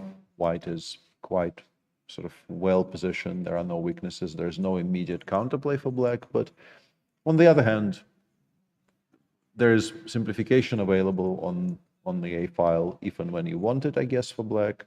You have some bishop g4, queen d7, bishop h3 ideas. And reasonably active pieces. The bishop on g7 is a nice piece, in particular now that you've provoked b2, b3. What's your feel? Does white have anything here? No, that's not my feel at all. In fact, I think I would take black here. I just like the fact that I've managed to get activity all over the board. White does have some small weaknesses. For example, the pawn on c3 can be targeted in some lines. There are some awkward jumps. Knight g4 might be awkward at some moments. Yeah, so you might go h3 here. Something like h3 is very logical here, stopping both knight g4 and bishop g4. Yeah. It's maybe you still have to prove you're completely fine here with black. Yeah. h3, like my idea, if I get h3, queen d2, let's say rook a d1, rook fe1, it starts looking quite pleasant for white. Yeah, I can get behind. But black should be able to do something in the time it takes white to make all of those moves. Correct. So, yeah, a finely balanced game, I would say. And in the game between Juvenjun and Shreyas, this last move is very, very daring, I would say, h7, h6. It went exactly along the lines we predicted. Black played knight f6. Juvenjun played c4, knight c3. And the reason I call this daring, I wanted to say this just loses, but then I realized that I thought, isn't this completely winning? Huh. And then I realized I will not be able to take on d5 in the end because there's bishop takes h2. So yeah, the answer is no, it is not completely winning. And if it is not completely winning, I very much understand the desire of the young man to include h7, h6, because we were saying that the next logical move for white will be bishop g5. And stopping it, even at the cost of a full tempo, does make a decent amount of sense, because, yeah, bishop g5 would have been very awkward to meet. How are we going about it with white? What's your follow-up here? Good question.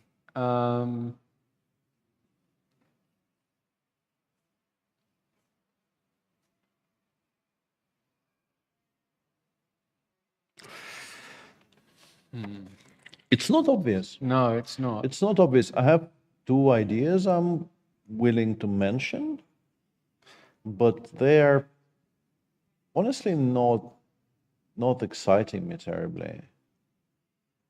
One is to play knight b5. Yeah, I was just looking at that. Get you to play bishop b8, Yes. and then perhaps do something like cd5, e5, knight d4, and claim that this is a good square for the knight. But honestly, like much. rook Rook e8, yeah.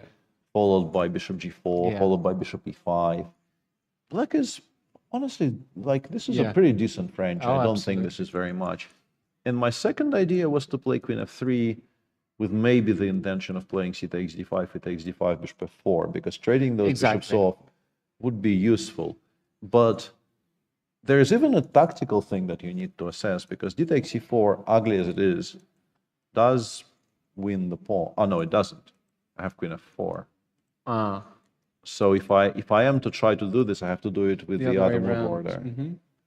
But honestly, dc4 is so ugly, I might even be quite happy with white just doing this. Yeah. And claiming that you've done so much damage to your structure that I don't really care, it cost me a pawn. Maybe queen f3.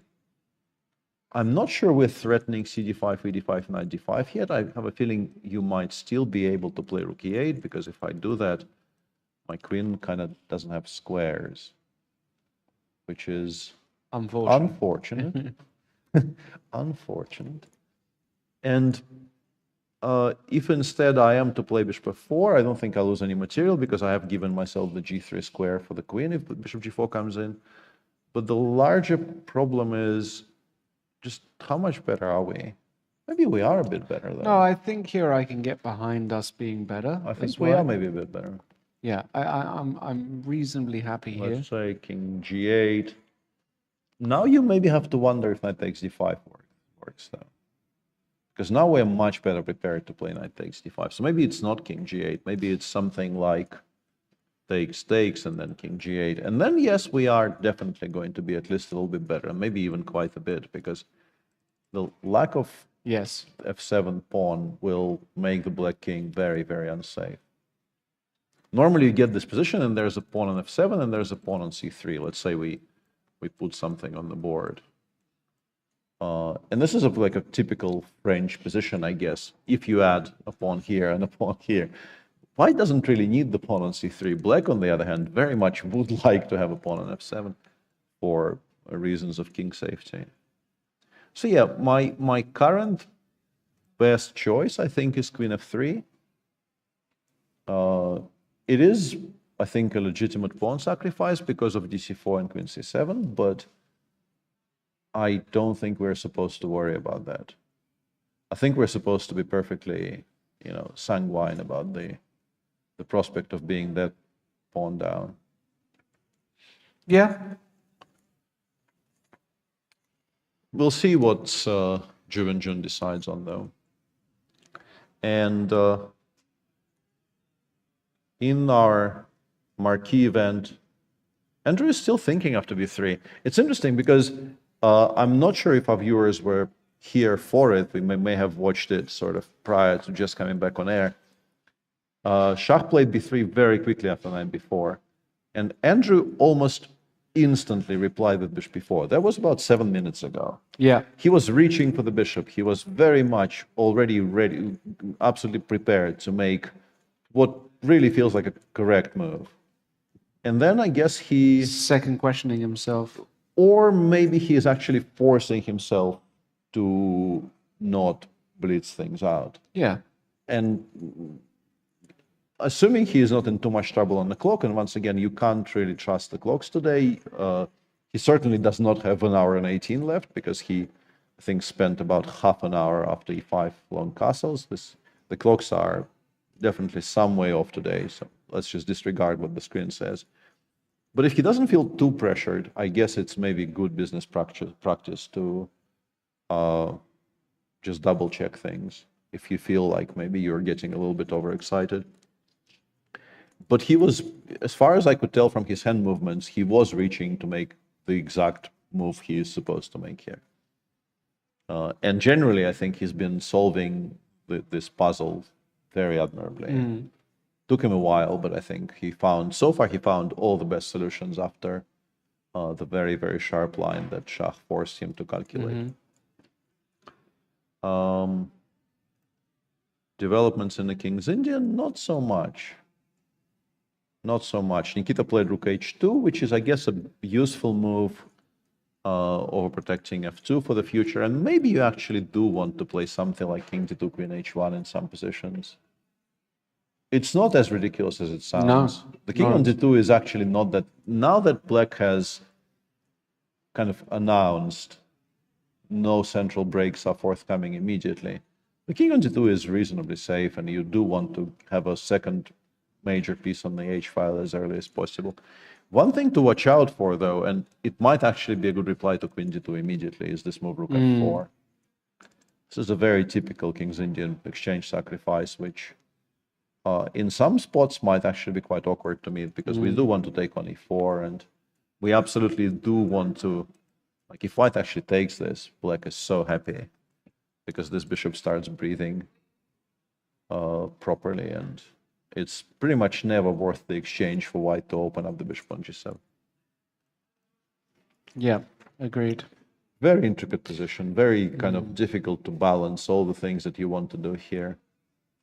You would like to castle queenside and put the king on b1, but it starts by you moving the queen away from d1. And which square? Like, do you play queen g2? Are we worried about... Yeah, like if you play queen g2, you have to maybe have a good reply to knight b4 even. Because I maybe want to play something like knight d3 check rook f3 or something, and I am definitely stopping the long castling because knight takes a2 followed by knight b3 is a very typical thing you can blunder. I'm not sure I understand why we spent 2 tempi moving the rook from g1 to h2 though.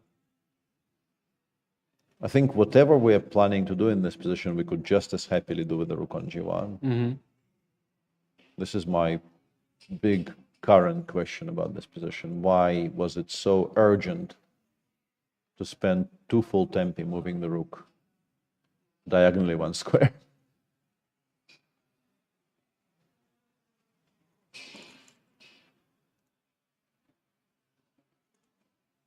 Yeah. I know it's not your natural side here, but what would you play with white? It's absolutely not my natural side here at all. Yeah, you would. I'm assuming you would like to be black in this position. Yes. Yeah. Honestly, by this point, maybe so would I. Because I think it's easier for me to understand what black is doing here. I mean, did we rule out king d2 here? Not rule out necessarily, but I wasn't sure what the reply is to rook f4. Yeah, okay, so let's say... You can play queen h1. Queen h1, we You ignore can play queen h1. I guess I'll play bishop h8 for now. Okay, but now we do defend d4. Knight e1 or something. Yeah, knight e1. Yeah, this is another use for the move queen h1, of course, that we've reconnected with the pawn on e4. I don't know. I want to start sort of digging it up everywhere, like c6, rook f8 in some order. I don't know. Let's play c6. I don't know what that does. I just want to keep things as fluid as possible and just hope it. Oh, queen takes g5 is a move though. Oh, we've completely ignored. Why it. is it? Rook takes h6. Ah no, rook h. Sorry, okay, I'm blanking. Yeah, of course c6. Yeah, let's go c6. Wait, is this the? This isn't the game, is it? No. We're Nikita is deep in thought. Okay, so c6. And now... Do we want to get a pair of knights off the board with white or no? Feels like, the black knights are both trying to be on c5, so removing one of them just makes life simpler for black. But maybe, yeah, these are all incredibly complex things to try and work out. But it does look like these two guys are both vying for this perfect square on c5. So us playing knight g3 makes life simpler for black because you no longer have to find any work for the knight on a6. I don't know. I have a feeling that next move will tell us quite a bit here. Because queen g2 is one thing, king g2 is absolutely the other thing, and I guess you can sort of imagine a move like knight g2 here, but knight g2 really is inviting rook f4, I think. Yeah. Because g5 is now hanging, and I think Gawain will very happily jump at the opportunity to do this.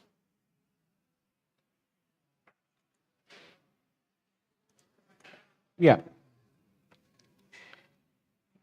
Very tricky. Very tricky, tricky position. Not a position I would enjoy playing with white. I would probably enjoy playing it a bit more with black because I see these ideas of rook f4 and whatnot. But one that I would navigate horrifically with either side. So let's swiftly move on. Yeah, let's take a look at some. Yeah, I mean, you guys in the audience, you don't want to see me make more mistakes, surely. He played something. Let's wait for this. He played something. Let's wait for this move to show up, and then we can maybe provide some more clarity, and then we can move on to other positions. can't work out what he played because knights are still on f3 and c3. King has not been moved. Queen has not been moved, but something has been moved.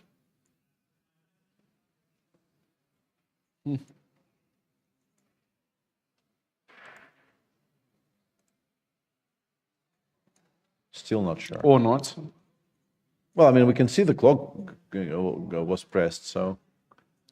Oh yeah, you're right. He did play something. He did play something. He didn't. But looking at the position, it seems like everything is exactly where it was a moment ago. He played bishop f1. Oh, I can't imagine he played bishop f1. That doesn't make any sense to me. King f1, maybe. King f1. King f1, maybe. Yeah. This does make the most sense, judging by the video that we're currently watching. Yeah. Although, yeah, okay, that makes some sense. We won the king over to g2 while not compromising on sort of the structural integrity of our position. I'm not sure what our response to rook f4 is, but maybe we will actually be ready. I never want to take that rook. There's like, more or less never any position in which I would like to take on f4. Yeah, I'm still confused. I thought it will provide some clarity, and it hasn't. So no, we'll move on elsewhere. Move on swiftly. Yeah. Okay. Wow. Bishop e4 and knight d3 has been played by Andrew. King d2 appears to be best. You can sort of put the king in front of these discovered checks, but then black will play either bishop f5 or bishop g6. I don't know if there's a difference. I don't know which stronger if there's a difference, but let's say bishop g6. We're threatening this discovery, and if rook takes d3, long castles is not legal. Yeah, sorry. I mean, I've only been playing this game for 41 years. 41 years. Yeah, 41 years. I guess. Yeah. There and thereabouts. Maybe more, actually. 42, maybe.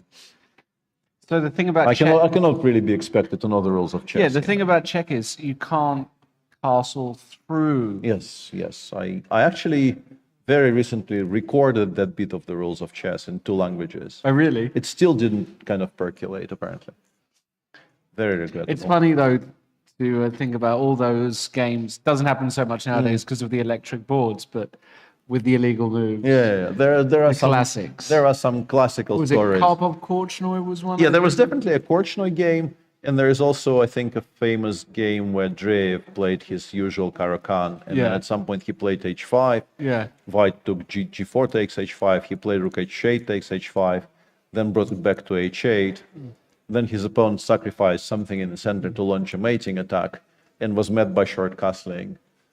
And I think it was a friend of mine as well. I think it was maybe Alexander Motelov or somebody. And he told me later that like he had this nagging suspicion that something is going on which isn't supposed to be going on, but he couldn't quite work out what. But his attack completely disappeared because it was predicated on the king staying on the 8, and the king kind of moved, and the game continued, and he lost.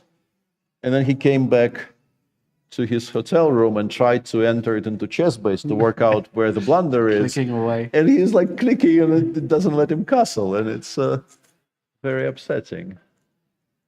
Yeah. It's happened to some of the greatest in the world. They've just either not realized they've made a... The classic is, of course, moving the king very early in something like a Berlin or an exchange Caro, and then castling on move 52.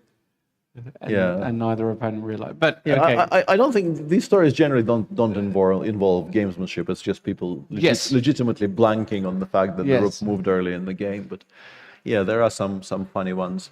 Yeah, king d2 has been chosen in the meantime, and I think bishop f5 here for some reason was suggested as stronger than bishop g6. But honestly, it's mystifying to me why that would be. I think the natural thing here is to put the bishop on a square where it's properly anchored. Yeah. I don't know why bishop f5 is supposed to be stronger, if it is, but well, yeah, I don't see why. And as mentioned, the idea is we have this threat. We also can reinforce this threat by castling first and then playing knight f2 once it becomes available later. But yeah, seems like Andrew is completely fine here. Interesting. H3 did happen. Mickey played b7, b6, a move that did not occur to me, but I actually quite like, because the idea is to play bishop a6 and then perhaps knight d3, trying to challenge the rook on e1. And ba4 is a very, very nice concrete response by Vidit, saying, I would like to be able to play knight b5 when you do that. And also, now that we played b7, b6, knight c4, maybe not immediately, but you constantly have to worry about allowing knight c6 and then white picks up on d5. Specifically in this position, I suspect knight takes e3 is comfortable enough, but let's say once the bishop goes somewhere, c1 or f4, I don't know if we have to worry about knight b2. Knight b2, queen b3 doesn't seem like something that should scare us unduly if we're white here. Yeah, no, this I think is... Mickey needs to find a way to solve his problems tactically now-ish. Because knight b5 is just a massive threat, even without the bishop appearing on a6. We just want to play knight b5, attack the pawn on d5, play bishop d4, play rook b1, and it's still an extra pawn. It looks a bit kind of iffy, the double A pawns, but d5 is quite a weak pawn, b6 is quite a weak pawn. What do we do? Yeah. No, I mean, it's an interesting one. I think my instinct is telling me that I think I think I would rather be white now, actually, intuitively. But my instinct also tells me that I think Mickey should just be doing fine with some accurate play, but I wouldn't want to play black somehow. I feel like I would struggle to find the absolute accurate plays here. But yeah, there's a lot. It's not really coming to me very easy. Like the outline of the thing I would like to do is something like this: knight c4. Let's say white plays bishop c1, although I suspect bishop f4 might be stronger. And I want to play bishop d7 here. Yeah. And I want to hope that bishop takes d5 doesn't work out because of something. Although it's very unclear to me whether it doesn't actually. Bishop takes a4, queen f3, for instance. Yeah. We do have knight e5, luckily. We don't have to resign. Oh, that's true. And let's say after queen g2, maybe we play rook c8, and maybe we do have some compensation. But even this is not that obvious to me, because this setup is quite sturdy, and white is a pawn up for the time being. But there's also the small issue of knight b5. And specifically after bishop c1, maybe we can actually afford to do this. Because this is a full rook hanging on a1, and after rook b1, maybe somehow this will work out. Rook a2, bishop takes d5, and then some clever move in this position. Although, once again, I don't know what that clever move is.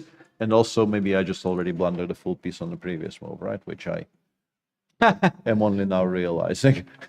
So rook takes a2 is not something you can do at all. And if you cannot play rook takes a2, then maybe you're in trouble here, because d5 is hanging. Maybe you have to go for this exchange sacrifice. But this comes back to my initial point, is that bishop f4 might be a lot stronger. And then after bishop d7, once again, ignoring the fact that bishop d5, bishop a4, queen f3 might just be winning, in particular now, because knight e5 is no longer playable, white will just snap it off. Even if you somehow tell yourself white has to do this, in this position, bishop takes d5 becomes a very serious topic of conversation, which it wasn't before, because this is no longer a full rook. This square is protected. So yeah, I'm worried for Mickey, because yeah, the more you talk about it, the more it feels like a position in which if we are not somehow equal by force in like 3 to 5 moves, white will get to play rook b1, knight b5, bishop d4, and you are definitely not going to be worse at all. So whatever it is that we're trying to do here with black, we need to do it now. And I haven't found anything that I like yet. Let me just briefly check. Bishop b6, I actually kind of came to that conclusion. It's kind of ugly, but Yeah, it goes either bishop b7 immediately, or it goes knight c4, bishop f4, and then it just completely abandons all of those hopes of winning the pawn on a4 immediately, and it reinforces the pawn on d5. Yeah. And then goes queen d7 and tries to play against the pawn on a4. And it says, yes, white is better, but it's not as horrific as I was beginning to suspect. I still like this for white, like rook b1 and queen d7. We can play both rook b5 and rook b4. And it's going to be very difficult to attack anything with black, and you constantly have to watch out to not allow white to maybe attack some of our weaknesses again. What did Jun settle on?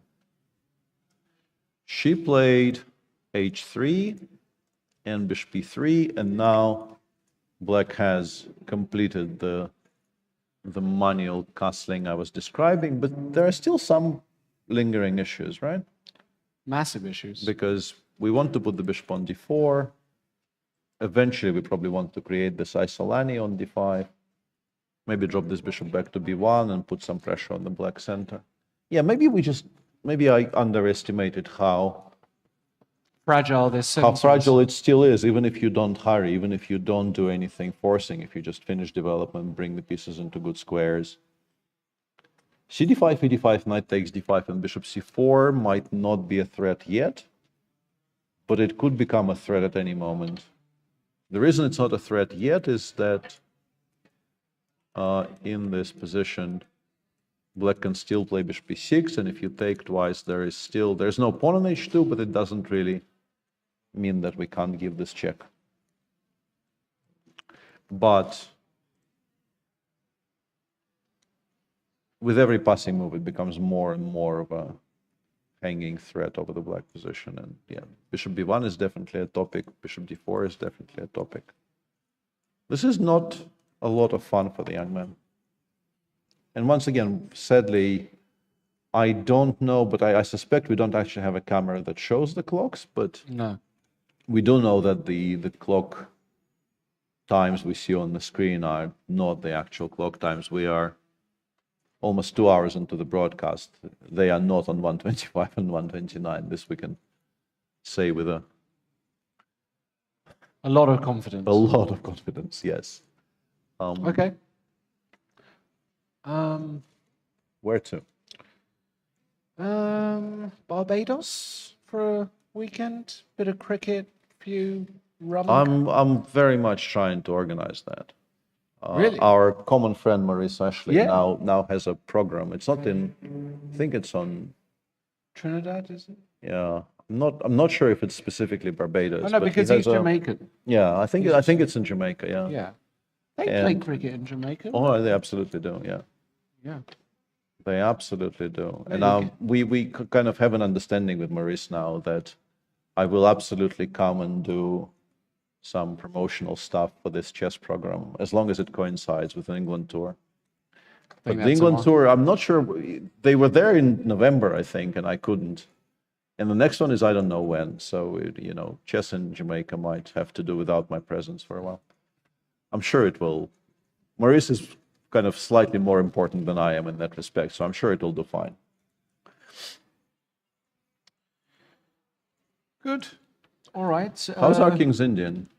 The King's Indian is... The King's Indian is developing very, very slowly, but developing. Yeah, Nikita did play King f1, King g2, and Queen g2, so I guess he is not at all worried about Bishop g4 in any kind of a position at all. He will just play, I don't know, Knight g1, Knight e1, Knight somewhere in response. He is, I think, quite fine with the idea of trading the Bishop on d7 for the Bishop on e2, which normally is a trade White is quite on board with. Yeah. And he wants to play Rook h1 next move and go from there. I can see that. And also, I kept on saying I would very much like my king on b1. But honestly, on g2, now we really no longer have to worry about the queen side at all in this game. We are very, very, demure about the possibility of black playing c6 and a4 and all those kinds of things. With no king on b1, we will be ignoring all of that and kind of never reacting to any of it. Bishop g4 has been played in the meantime, which is interesting because apart from the idea of trading the bishops, because the knight has to go somewhere, we have no way of protecting the knight on f3. We are not playing rook h3. So the knight will go somewhere, and my original thought is probably is g1. And if it does go to g1, I think maybe there's an argument which is going bishop d7 back and saying that you wanted to play rook h1. This is no longer a legal move. And also, we could get a repetition here, though. No, I don't think Nikita no? is at all interested in the repetition. Oh, really? No, Nikita having lost yesterday and dropping back to 50%, every white game from now on, I think, assumes monumental importance. And in particular, this one, when he's playing against the leader of the tournament. Right. If he beats Gawain today, Tournament's we wide open. could have like a four-way tie for first, in which Nikita will be one of the players tied for first. He really, really kind of needs to beat Gawain today. I don't think he is at all interested in any kind of repetition. No, my point is sort of, I don't know if black ever has any counterplay in this position. You can play c6, but as I mentioned, white is just going to say, so what? And continue doing whatever it is that we're doing on the king side. And if you don't have any counterplay, what you do want to do is to stop white from improving. And in that respect, just going bishop g4 and back and saying, I have stopped you from going rook h1. If you want to put the knight on this horrible square on h3, be my guest. Maybe now, with the knight further away from good squares, I can start digging on the queen side. I don't know. Because, honestly, apart from rook f4, which Gawain, for some reason, seems to be unwilling to entertain, what are your active moves here with black? With black, yeah. What are your active moves? You kind of reached maximum output for a lot of your pieces. Yeah. And this is quite a common thing in chess, where you manage to get your pieces all on seemingly good squares, and the two rooks on the open f file, great, semi-open f file. You got a knight on c5. You got a bishop that's good, but actually, improving from here with black is extremely difficult. Very difficult, yeah. You've reached kind of the maximum give. You have to start maybe digging on the queen side, but if you do play c7, c6, you, among other things, have to answer to yourself, like, how am I replying to rook d1? Am I maybe just losing the pawn on d6 most of the time? Maybe the d file opens and then... Well, e4 might hang afterwards, but... But still, it's a legitimate question, because maybe what you open is not files for counterplay, but is actually weaknesses in your own camp. And if you can't play c6, your options are severely limited. It does look like pretty much every single piece of yours here as black is occupying the best possible square, apart from, once again, this idea of playing rook f4, which I'd be interested in, but Gawain seems to... Sure. Is that how you pronounce that word? I believe so, yeah. A bit like cashew. A little bit, yeah. Maybe because of simply takes on rook h1, and with the king on g2, I think we can afford to drop the pawn on e4 if we win the pawn on h7. Maybe it just doesn't work out tactically. Yeah. Okay, so we'll keep that one in our sights. Bishop g6 was chosen over bishop f5 in the game between Shah and Andrew Hong, and Shah is now thinking, yeah, this is just completely fine somehow. Which in fact, I think we do have a pretty large probability of this game finishing quite quickly, because if you allow knight f2, you're just not going to be better. So some kind of repetition along the lines of king e2, long castles, bishop takes h8, and we are, for a brief moment, an exchange up, but then black goes knight f4 check, king e1, knight g2 check, and you have to play king e2, and you have to play king e1. There's not king e1, of course.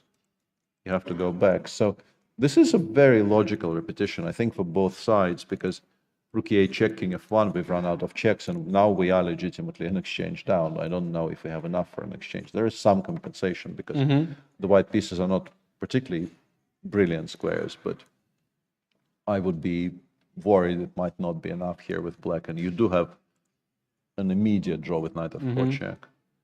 And I'm not sure if there is a sensible way to avoid it. If you start with bishop h8, long castles, if you play something like king c3, you might be just straight up busted after knight f2 because you're losing a full rook on h1 often in these types of cases because you're just not going to be in time to connect things. Yeah, looks like full credit to the young man.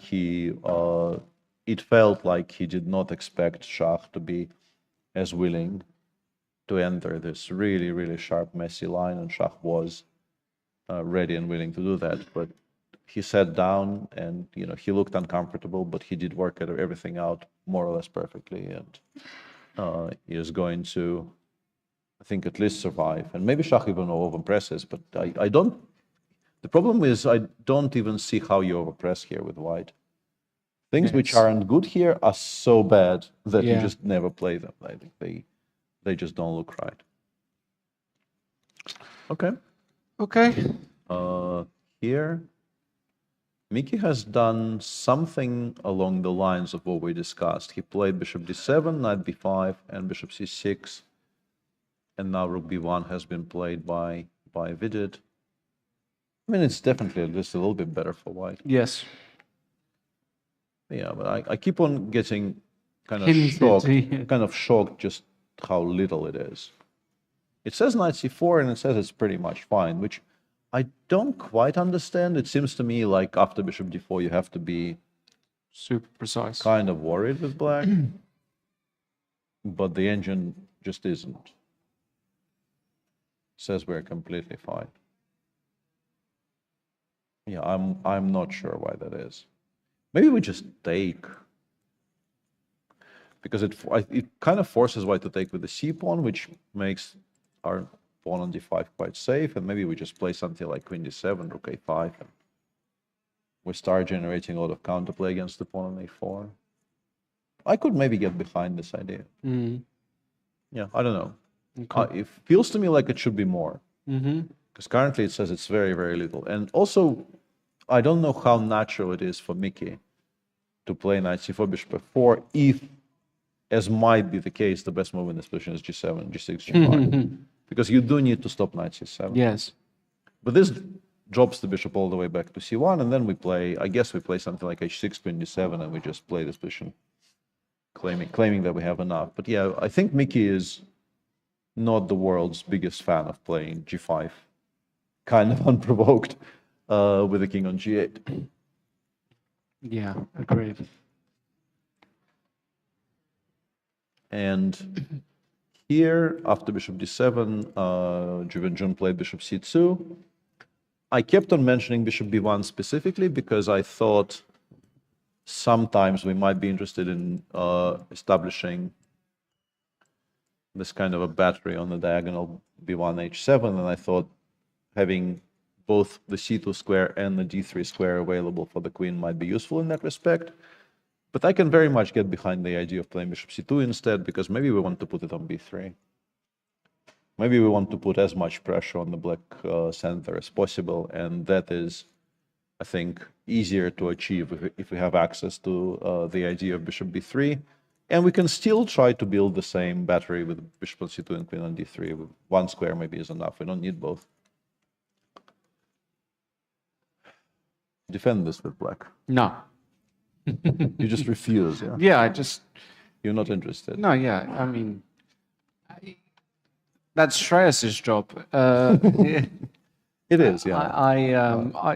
Let me play the white side. Queen is 7 chosen. I like the spirit of this move. He says d5 is weak, so I would just like to give it up for piece activity and counterplay. If white chooses to just take 3 times, I guess he wants to play bishop c6, and then if the rook drops back, he wants to play queen e5, and he does get immediate counterplay of some sort, even though, let's say, after f4, I'm not sure if it's any kind of decisive counterplay.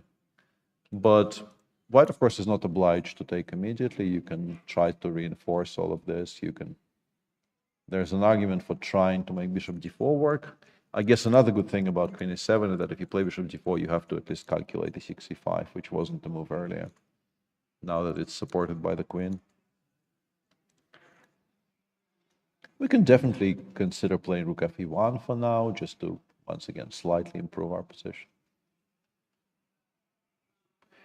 This has to be very good for white. cd5. I mean, queen d3 might be very strong. Actually. Yeah, queen d3. That's just queen d3 yeah, for the queen time d3. being. Queen d3 followed by cd5.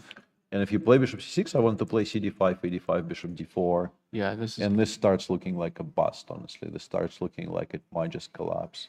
Yeah. Because of how strong our threats are going to be very soon. I guess you play something like rook a e8 to at least stop white from being able to kick our queen away from a good square. And you pray that bishop f6, I don't know, queen f6, queen h7, king f7 isn't so bad. Knight d5? I mean, yeah, it's not great. It's not great. Yeah, this looks kind of horrible. Maybe we take with the rook. Maybe it's a bit better to take with the Yeah, rook. I was about to say take with the rook. Queen h7 anyway. Put it on... if I put it on f8, I have to give up a lot of material. Yeah, you have to give up material with bishop g6. Yeah. Yeah, not enjoying this for black, if I'm honest. Not enjoying this at all. It feels like we are hanging by a thread. Like this particular variation actually continues after queen e5.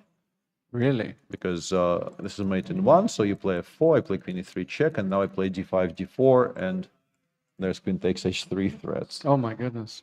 Although I actually still lose, yeah? Because knight d5 check here, or queen takes e8 first, maybe. Oh, that's cute. This is probably still lost, actually. And I could have done it on the previous move as well. No, I couldn't have. There were, yeah. Yeah, because I was in check. I have to do it here. This is, none of this is forced. Oh, okay. She starts with c takes d5, which I'm not going to criticize very heavily, but I will note that if we are to play queen d3, we have now given black a tempo to play queen e5.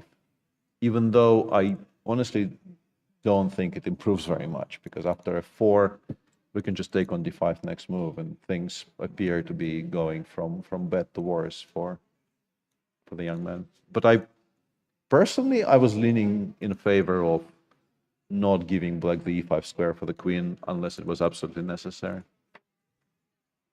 I like the immediate queen d3 I think a bit more. Queen e3 is better, intuitively. Let's ask. cd5 first line, plus kind of 2, but queen d3 not much weaker, honestly. Okay. Yeah, both of them are, massive advantages to white. And just to give you an impression of just how bad this position is, Engine says you have to play e5. If e takes d5, just taking, it says taking twice is kind of winning. Take, bishop c6, rook d5, d4, plus 4. Yeah. Plus 4. Yeah, it doesn't feel like plus. Because I guess there's just no stopping queen d3 next move. We are a pawn up, but we're also attacking. Just completely winning, apparently, for white. This was not my impression when I was giving, but I think she's just going to take, I think she's very, We keep on beating this drum, but I am legitimately a huge fan of hers. She is a very good player. Have you played her before? I played her at least once. I played her this year in Malmö in the round robin. She began, I think, by maybe half a point out of 3 or something like that, and finished on 50%, beating, I think she beat Nodirbek and maybe Korobov in the last round. Very strong tournament in which she finished very creditably. She had a bit of a rough start and then kind of recovered and started beating people left and right. I did win my game against her with the black pieces, but that's a very small sample, and she's a very, very good player. Really like watching her play. So yeah, Shreyas is in massive amounts of trouble here. The best line appears to be takes, and then a move nobody, I think, ever makes, bishop e6. When bishop c6 is available, you kind of want them on these beautiful diagonals on d6 and c6, but this is somehow slightly better because you need to preserve the option of playing bishop f5, basically. It's an almost impossible Yeah, move. if you don't have bishop f5, you will have no defense against queen d3. And But the here, move is almost impossible to yeah, play. it's, Right? it's you can maybe get there by exclusion, but yeah, it's just like this looks so horrible that your hand will prevent you from doing this. You know, it's going to be so difficult to force yourself to go for a position like this. Yeah, this is just bad. Yeah. This is just bad. Okay. All right. Smallish break? Yeah, small break time. I think we're. Let's take a shorter break than the last time Yes. and come back. Just briefly, let's show all 4 positions. Here, apparently, it was important to play knight c4 prior to the white bishop coming to d4, and now the engine doesn't like it nearly as much.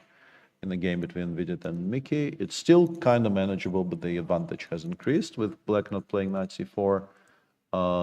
Knight e1 was chosen by Nikita Vitsugov against Gawain, and Gawain now is considering whether he plays bishop g4 to trade or, and I think he actually went back already, and Nikita's not at the board. There he comes. I am betting good money on knight f3 not being the next move. Okay. I really don't think he's at all interested in repeating here, but yeah, we've been wrong before in this tournament, but I really don't think so. Okay. And yeah, this one, well, okay, knight h3. Knight h3 is a way to avoid the fork, and now after long castles, Shahryar played king c3. I guess the idea, if I play knight e7, I guess the idea actually is to take on h8 and take on d3 twice. And it looks completely equal, but maybe you can pretend you're a little bit better because you have a slightly more active king. But yeah, I'm not buying it. Even let's say like rook d8 check, king e3, and I don't know, knight g6 or f6 or something. We want to be able to not blunder a pawn on the king side. So something needs to be done about the threat of knight g5, but there has to be more than one solution to that problem. And also, we can just go rook g8. And I don't think there's a smarter move here than rook g1. And yeah, like generally speaking, you should not be winning this knight endgame with either color. It's not a very sharp knight endgame. But still, very noticeable that Shah, who of course realized he has this repetition with bishop h8, king e2, found a way to continue the game. Yeah, it's not a way to gain any kind of an advantage, but it's a way to continue the game. It's a game to continue. It's a way to at least force Andrew to make moves. Yeah, and that, I guess, concludes the current state of all the 4 games, and we'll be back in 5 to 7 minutes. See you shortly. See you then.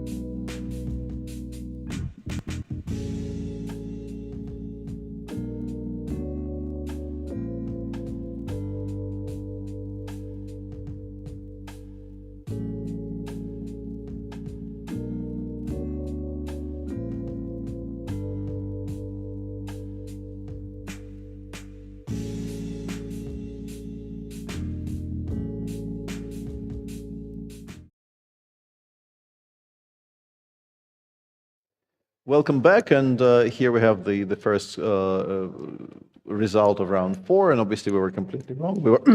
We were saying on air that there's no way this repetition is going to happen, and then we went on break, and sorry, there we have our two participants, Nikita and Gawain, finishing their game in a draw. So how was it?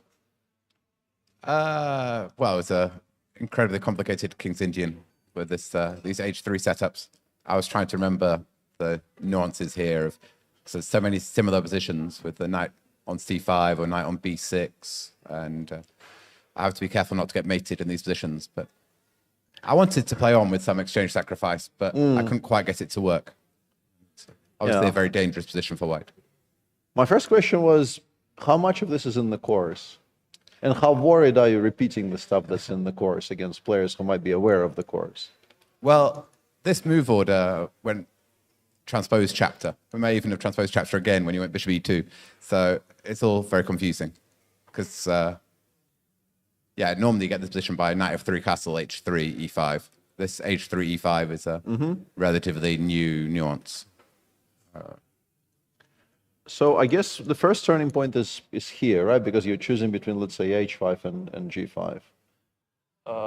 Actually, the thing is that I believe the point of this early e5 is, well, to avoid, because, you know, obviously my intention was to play bishop e3 after castle, and then e5, d5, yes, and then this knight sometimes stays on g1, then goes to maybe h3 or to g3. So if this early e5 is kind of smart, but then we transpose to this. Yeah, the point is that here a5 is a bit too slow, right? Because you can go g4, knight e2 to g3 in time to defend the pawn on e4. This is this is the thing. But normally, you know, in another line with knight f3, h3, where we eventually transposed, here, of course, critical reply is e5, d5, knight h5, which like, well, it's another story. Yeah. So eventually we got the position where definitely my experience was way less than Gawain, and I was trying to came up with something, you know, just playing creatively, and well, it's a very difficult position to navigate over the board, and I was always scary about all this f5. You know, the thing is that I recently, you know, sometimes I'm playing this King's Indian with black, and with black it never works, but with white it's always scary, it's very, very scary, that your position might just collapse after f5. And, very scary positions with both colors. So here, well, because it's not our pieces. We were like, I was having a lot of fun trying to advocate for this. h5. I think this is a line as well. Takes f5. Take g5. Yeah, this I was trying to remember. I'm pretty sure this is in the course, but I couldn't remember. I thought. Am I supposed to play f6 or f5 or g4? Because I have no responsibility for any of this. You know, I can afford to do all this stuff. Yes, this. I thought we might be able to get this position when I went f6. Like if I go f6 here, do we get the same position? Yeah, I think h5 here as well was interesting. Yeah, gh and there's rook h1. Apparently, there's a possibility. I was looking at knight h4. Knight h4 apparently doesn't work at all.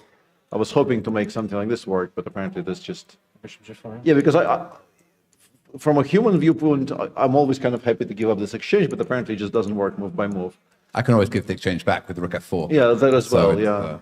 But yeah, we were having a lot of fun with this, and g5, and also why not f5 here? Why f6? Well, this is what I was trying to remember. There's some line where you're supposed to play f6, not f5. I was worried about f5, h5.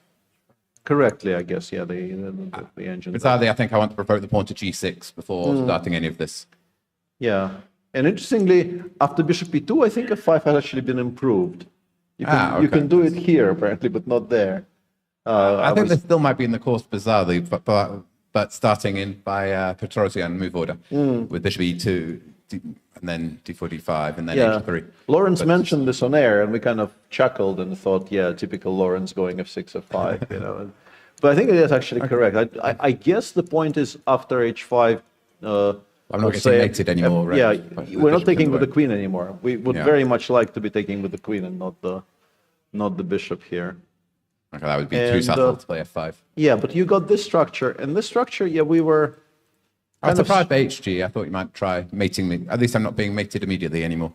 But maybe there's nothing with the other captures. Which of the? I wasn't With sure. knight, I guess, yeah?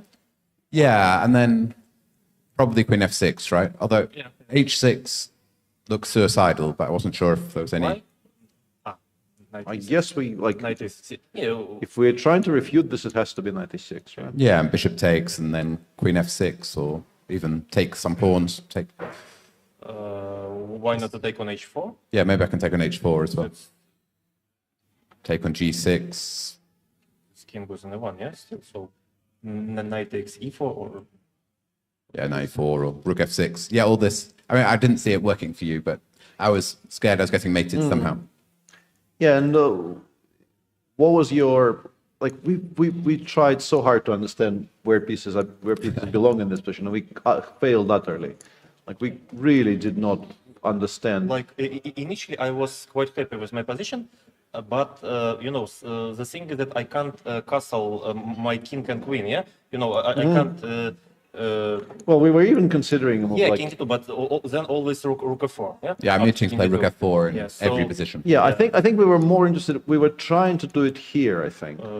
Yeah, so rook f4. Rook f4, queen h1. Yeah, and who knows what this is? Yeah, we was inconclusive.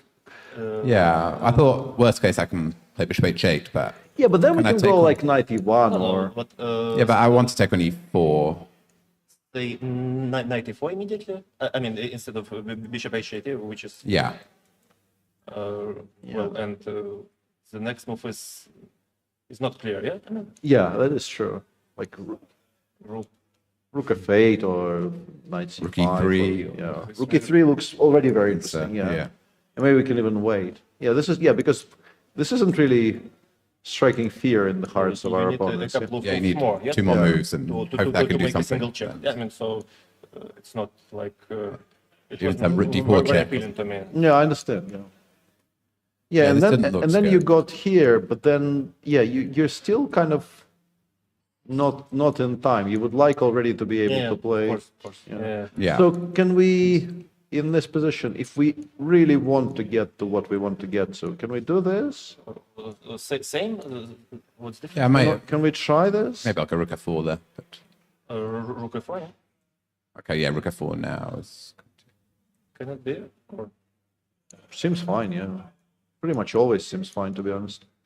Yeah, I just want, if the knight can't be on f3 and win the g5 pawn, then Yeah. I think it's always going to be good. Like in the game, I wanted to play it, but even in the game, I thought it was. Even was an here? option. No, I mean, No, after with knight you- bishop on g4. yeah, bishop g4, knight. 91. Here even. So I can go queen d7 as well, but you go queen d1, right? Or rook h4. And maybe you can go rook h4. Yeah, maybe that's Because actually the thing is that initially I missed playing rook h1. I missed that I never because this, of course my idea was to play rook h4 here, yes, but I kind H5 of or- missed h5 here. So GH? GH, rook f3. I And guess. this works out. Yeah. I think this should be a good exchange for me. And then just simply king 7 rook f8 and Yeah, I thought so. Yeah, because this bishop on g7 is a bad one. Yeah, so when Yeah, some knight b4. queen yeah, we're not fast enough. Yeah, if we could already play long castles here, like queen e2 and long castles, rook h1, maybe we would be happy. But still say queen e2, then what? I always have this trick after queen d2 with knight b4 as well. no, it goes to e2. I Which- think it pretty much always goes to e2. Yeah. Yeah, okay. Now you can go to e2, but normally there was a bishop in the way.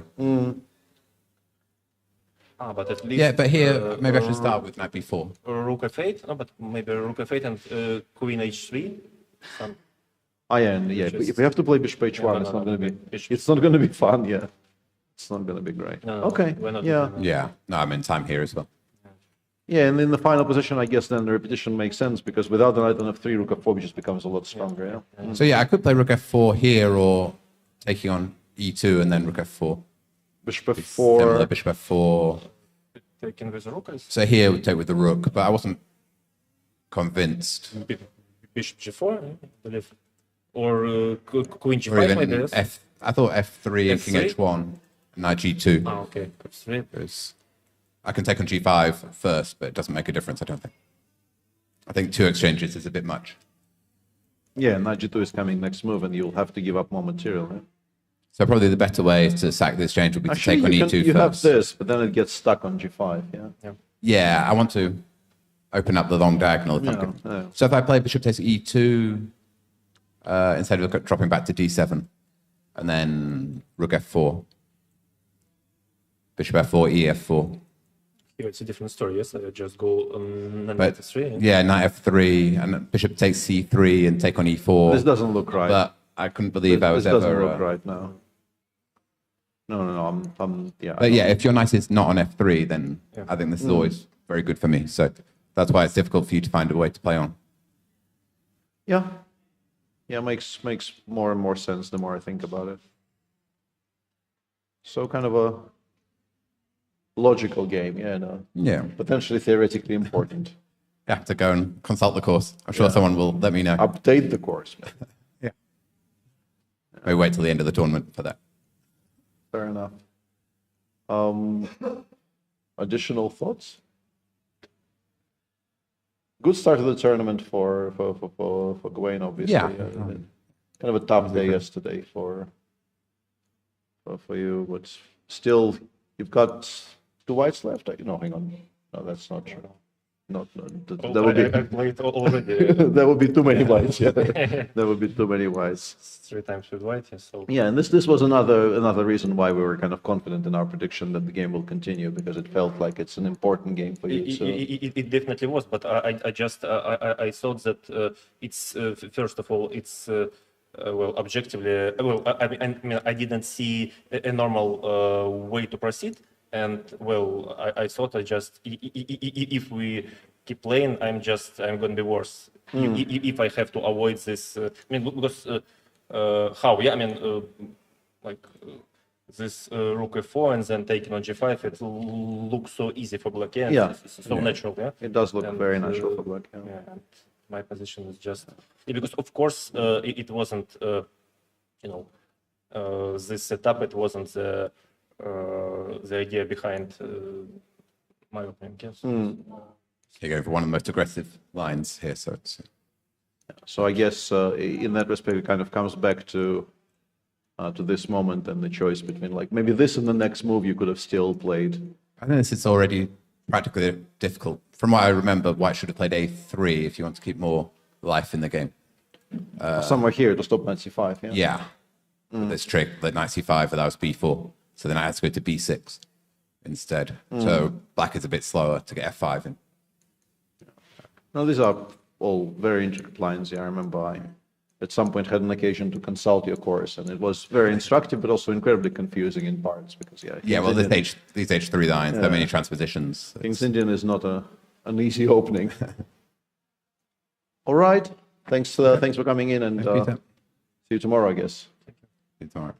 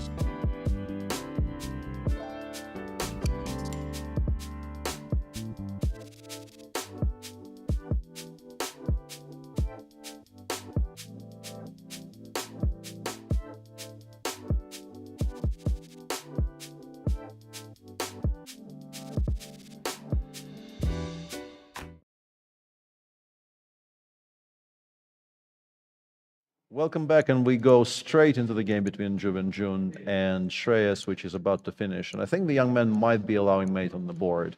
Otherwise, I don't really know why this is being played out. Yeah, let's go King F4. Correct. Correct. Well played, young man. This is why you play on to give your opponent a chance to to get the mating move onto the board. Very nice victory for Juven Jun. She did not actually find the mathematically strongest move in this position, which is that really strange looking move rook d5 d4, which I think very few people will play. But she found a way to win in great style. She played queen d3, bishop d5, queen takes d5, and here black absolutely has to play rook f7, which is grim. It still is very, very grim after, let's say, bishop b3 is obviously very strong.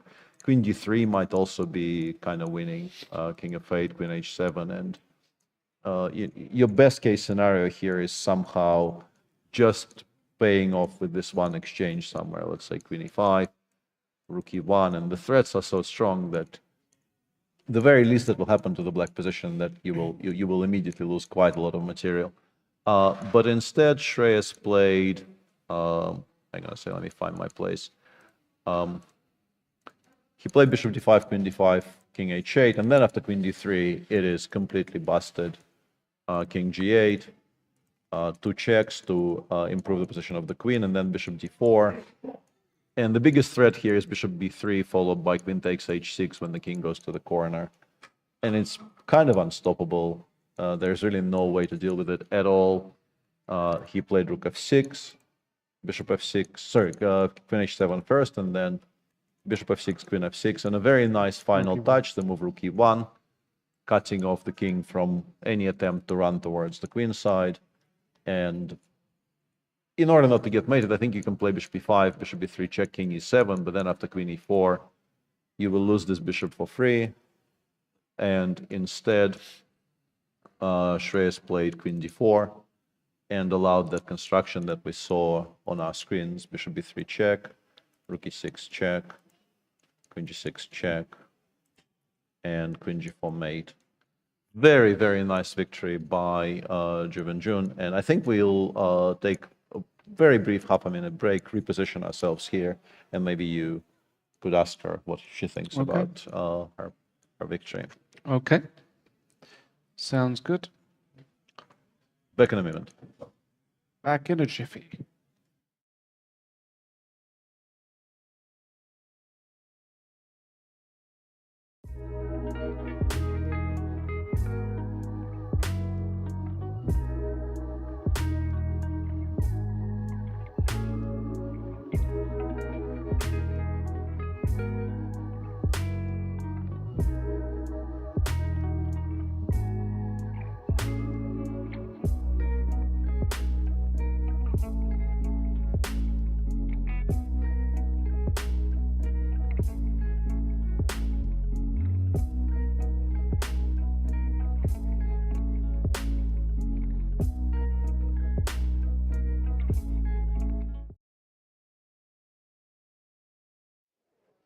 Okay, hello everybody, welcome back. We are joined by Juven Jun, who has just played a very nice game today, beating Shreyas Royal. So firstly, congratulations.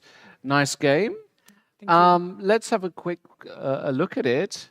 I'll bring the board up here for you, if we can do that. So, yes, the opening was an advanced Caro-Kann with 3c5. Did you expect this move, or is this a part of his normal repertoire? Well, I think Shreya played some Caro-Kann, but for this c5, maybe it's the first time. Okay. So I didn't actually prepare it for today. All right, okay. So, but this line that you played with bishop d3 and queen g4, you have prepared in the past. Yeah, I think I know it in the past. It's Okay. some Excellent. interesting idea. Okay, maybe we'll just, we'll just fix the microphone here. Okay. It's working. Everything is okay. Yeah, so it's a very interesting line, and he played King F8. I guess the move knight e7 we were talking about has to be considered as well. I guess it's a move. We didn't go into big details about it, but okay, he played King F8. You played knight F3, knight C6, castles, all looks relatively normal, and F6 also looks thematic. Looks normal. You tell me when there was a really critical moment, in your opinion. I feel maybe already after bishop d6 maybe not so accurate. Because after that, queen e2 and okay, he must have e5, or then he will have a long-term worse position. But also I feel it's not easy for black to play. Maybe some move to exchange queens like queen f6, but still it looks like not so easy for maybe bishop f4 or something. But still, the position looks structure is better for white. Yes. So I don't know. Okay, after bishop d6, I feel I already have some advantage. After e5, maybe c4, e4, bishop c2, then some queen h4 line. But queen d2 and e5, c4, e4, this bishop c2, queen h4, g3, queen h3, and I believe maybe something like f3 and not cd, but f3 maybe is more direct. So I feel it's not so it's not so good for black. Not so good, yeah. Yeah, it was interesting because after this and c4, really it's very difficult for black to untangle. So c4, king f7, okay. You played knight c3, h6, yeah. We understand why he played this move, but it's slow. You mean h6 or yes. h3? H6 maybe he's worried about bishop g5. Yeah. After that, still it's not sure. But maybe here I should go for bishop e3 without h3. But okay, h3 also looks not so normal. It looked okay, yeah. Yeah, I don't think it's a big mistake or anything. Rook f8 and now bishop e3. Yes, and my move is very simple, and also I had a threat both on d5 and maybe king. Yes. So I don't think black can hold in this. Yeah, king g8, rook d1, bishop d7. Yeah, bishop c2 makes a lot of sense. Yeah, like bishop c6, I can go bishop d4. Then it's looks a lot of threat. It's just with queen e3 next move. It's very bad. Very bad. Bishop c2, yeah, queen e7. And now, you decided to take. And here, actually, I think it's still bad for him, but I think he should go e5 here. At least to keep the game. To keep the game alive. Yeah. Because I think what he did in the game after e takes d5, I think this is just winning, basically. He must play rook f7, but I think I can get another pawn after this. You mean after queen takes d5, rook f7? Just bishop g6, just take another pawn. I think. Yeah. Maybe rook d8, but rook d8, g3. Yes. It looks like should be winning, right? Should be winning, yes. Yeah, and then afterwards you gave up the exchange, but in very favorable circumstances. Takes and you came back, and this is beautiful. Yeah. And really, there's nothing he can do. The game already looks losing to me. Yeah, after the move I play bishop d4, it should be losing with bishop b3, queen h6 threat. Yeah. So it's really losing. It looks losing already. Yes. No, just I'll put the win on the board for people who didn't see it, but there was a king walk, especially after takes and rookie won. Very nice. Simple one. Yeah. And yeah, he let you checkmate him. Yeah. I mean, it's a surprise, but okay. I mean, it's kind of kind to allow such checkmate. Yeah. But I think it was just a very smooth win for you today. Really, no big problems. He was probably, his opening play was too optimistic, probably. Yeah, probably. I mean, after like King F8, it's already like not easy for him to continue. Indeed, yeah, indeed. Well, look, this was your first win of the tournament. Yes. I'm very So happy. you should be very happy about that. And plenty more wins, hopefully, for you. How are you finding things in London? I like everything here, and also I enjoy every game here. Good. Oh, that's very good. Well, look, it's still been a long day, so thank you so much for coming. Thank you very much. Thank you. Congratulations, and see you again, hopefully. Okay.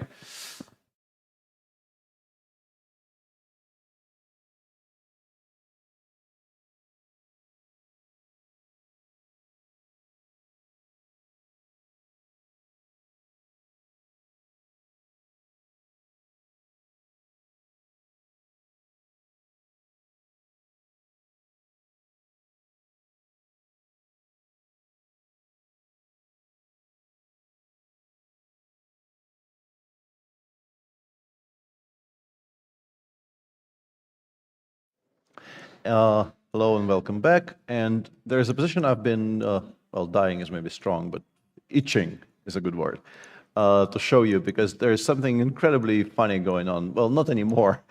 We have to go back maybe 3 to 4 moves to show it. But Vidit against Adams featured something I legitimately don't know if I've ever seen.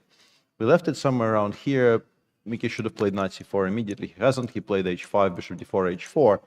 To which Vidit, after some thought, replied by taking. Wow.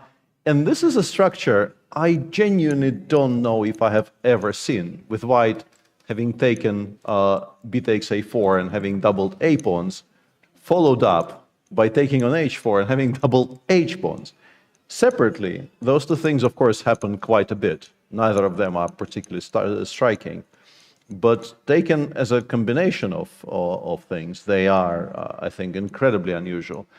And it makes a lot of sense. It's a very strong move, g takes h4, because, well, you're not 2 pawns up, very simply. You want to play h4, h5, and then undouble at least the h pawns by trading one of them for the pawn on g6. And you've also removed an irritant on the king side, because it was there provoking some weaknesses, and now it's no longer there. And in response, Michael played queen takes h4, and of course the whole point is knight c7 exists as a response. Bishop takes a4, queen e2, knight c4, queen d3, bishop d4, and white has just played c takes d4. And white really is in full control, because the jumps have finished. There is no way for black to attack anything in this position, and that means that white is about to cash in on the fork that we were playing for. White is going to be a full exchange up in a moment. Yes, the structure is somewhat compromised. Yes, this is now a beautiful looking piece, but a rook is a rook, as they say. And it is going to be stronger than a minor piece. Very, very curious sequence of events there. What do we think? Yeah, that's it. Ladya, ladya. A rook is a rook. A rook is a rook, yeah. Yeah, and I really am not, to be honest, believing in Mickey's ability to hold this position. I actually think Mickey does go down today. He's going to try something, some bishop c6. I just want to keep this on the screen for a while longer, because I'm really, it's a very enjoyable diagram somehow. What would be nice is to have tripled pawns on both flanks. That probably is something that has never happened before, but... No, it has happened. I'm sure, in a classical game. Triples on both sides? Yes, I'm sure. Chess historians out there, people who are good at working with large databases, send us in your examples of double triples. Double triples. I do not think we will get any, for a variety of reasons, including the fact that perhaps no chess historians are watching us at the moment. Yes. But this might be a drawback to this plan. But honestly, if somebody has any, I would very much welcome, send them in, let's use Blue Sky from now on. Let's include a plug for Blue Sky. Anyway. Okay, so Bishop c6, so now Vidit, well, he's not even forced to take a rook straight away. No, but you kind of have to. I mean, rook a3 is a threat, so I guess you don't have eternity to wait here. You still probably take, and you probably actually take on e8. Normally, you would like to take the one in the corner to place the second rook in the corner, but I think it actually is much more active on a8 than it is on e8. So my preference would be for taking here and then playing something like rook b1 or rook fe1 maybe. Yeah, knight e8 played, rook e8 will be blitzed out in response, as you can see. And yeah, my guess is one of the rooks is going to go to e1 here. I don't know which one. I mean, both of them look quite attractive. I guess maybe stopping bishop b5 for the future might be, and just keeping this rook on a reasonably decent square. I think no matter which one we choose, I think the rook actually just goes back to a8 anyway. Yes, exactly. So we can kind of prepare accordingly. Maybe we play rook e2 here because rook a3, rook b3 is a perfectly serviceable reply.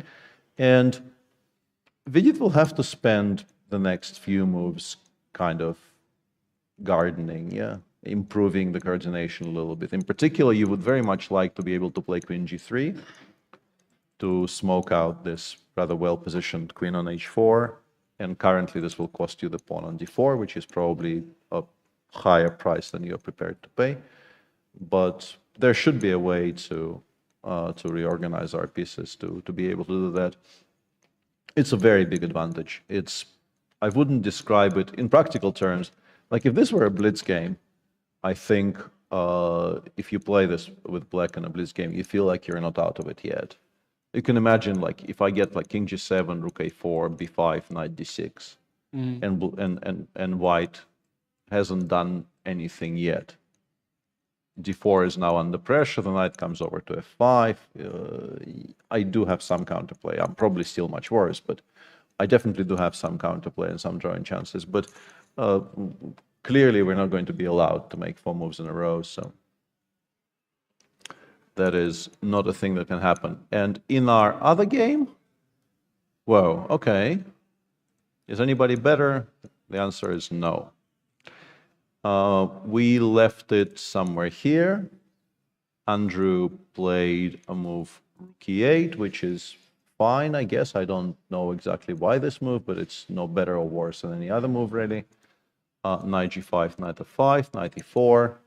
Trying to stop rook e3 check. Andrew played check, rook g8, and knight h4.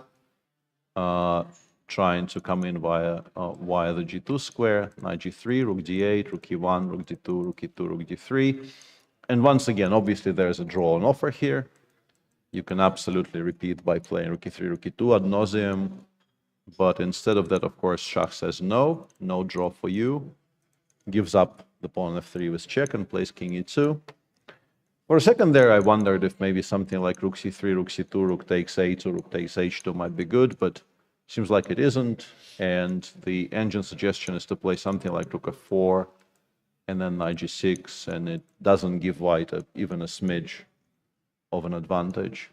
Although here you start kind of imagining how it might be better in the future, because white does have an outside passer. So like if you imagine the rooks disappearing here somehow, you do have to be careful with black. You do absolutely have to start paying attention, because the outside, and particularly the fact that the outside passer is on the H file, means that pure knight endgames could become quite unpleasant, but I don't see how you organize it, frankly. I guess you just go like, I don't know, king d6, king e5 here, and you're not particularly worried about anything. Very nicely played game by, honestly, both of them. Very sharp line in which Andrew worked out all the intricacies of the position very well. Shah consistently refusing to take any forced draws on offer, continuing to play for a win, which is something we very much like to see. And yeah, very, very good game so far. Should still probably end in a draw, but yeah, enjoying it. And the last, but it was the Vidic game. Of we course. only have two left. Yeah, Yeah. Today's been a very fast-paced day because we've had this very logical, interesting draw between Nikita and Gawain, where I don't know if you heard their explanation, but honestly, the more the three of us discussed the final position, the more it looked like repetition kind of needed to be accepted by Nikita. And a very nice victory for Juven Jun, who played a very free-flowing game with the white pieces against the Caro and kind of understood the position just much better than her young opponent. Shreya is continuing to struggle a little bit in his first outing in tournaments of this level, but should not be discouraged by this. I mean, it's never easy at the first time of asking, and he will improve and he will learn by playing in this tournament. So yeah, this is absolutely. This is not tragic. Of course, it's not pleasant while it's going on. I'm sure he's not enjoying it right now, but yeah, it's a very valuable experience. I think the other one is still a bit more fun than this, so let's switch to the other one. Well, yeah, just as described, rook e1, rook e2, in response, rook e8, king g7, and you have to find a way to improve. It's not that easy, actually. No. This is the argument I was making, is that it is surprisingly not that easy to deal with specifically the combination of knight c4 and queen h4, because we can't really attack either of those two pieces without offering some material, and we don't particularly want to offer any material, I wouldn't think. So yeah, obviously very good for white, but you still have to play it well. Okay, so he's reaching for something. He's gone queen c3. Where is this going? Let's say if I go b6, b5, where are we going? Rook d1, queen b4, maybe. Yeah, I was thinking about it. It does allow rook a3. Yeah, but the rook on a3 doesn't actually generate any threats of any description. And I do like placing the rook on d1 because it frees up my queen to start generating, like queen e7 becomes maybe an idea. Queen c5 definitely becomes an idea.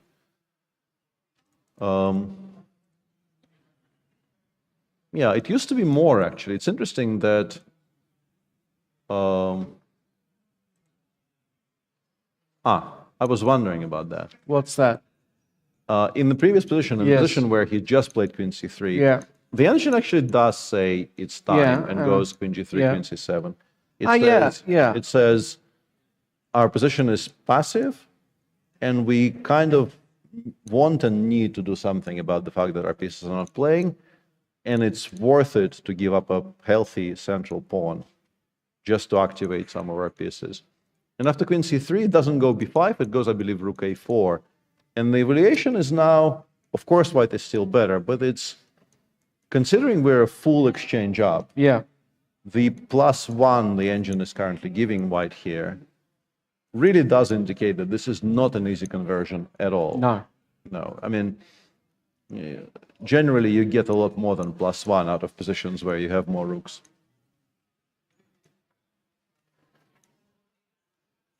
I don't know if we can trust the clocks, but I really hope we do. We can. And then, this is move 29.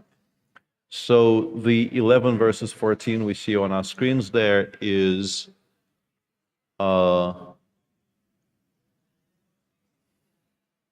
fine, I guess. Yeah, it's not really a problem. It's not really a problem.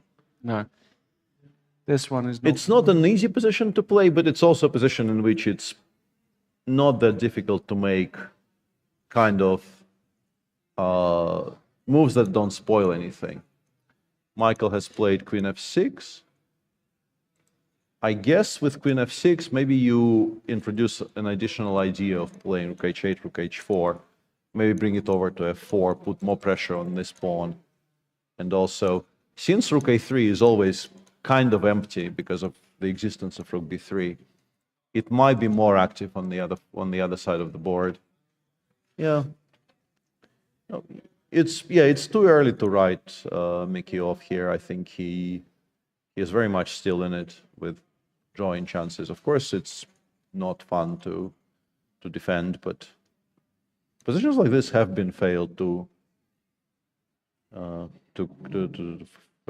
convert over the long years of chess practice. How do we improve with white? I don't know. I've been trying to formulate something, but I'm struggling. Really having a Apart from tough rook d1, queen b4, queen e7, I'm really struggling to name a single idea here. And it's very slow, and I'm not sure it's great. It's like I'm not in love with that either. Rook b4. He wants to provoke b5, but with the queen on f6, he is not really even provoking b5 currently. Yeah. Because it's not really a threat to take on c4. I think black would be quite happy if you took on c4 here. It doesn't really win anything meaningful. We can also, if we are really worried about it, we can do rook a3, rook b3, rook a8, and say, I do not believe the b3 square is any better than the b1 square. Please make more moves. I don't hate it, actually. I don't hate it at all. Rook h8 is playable, but I think maybe not completely ignoring what white is doing also has its merits. I don't know. Rook will look nice on h4, though. Mm.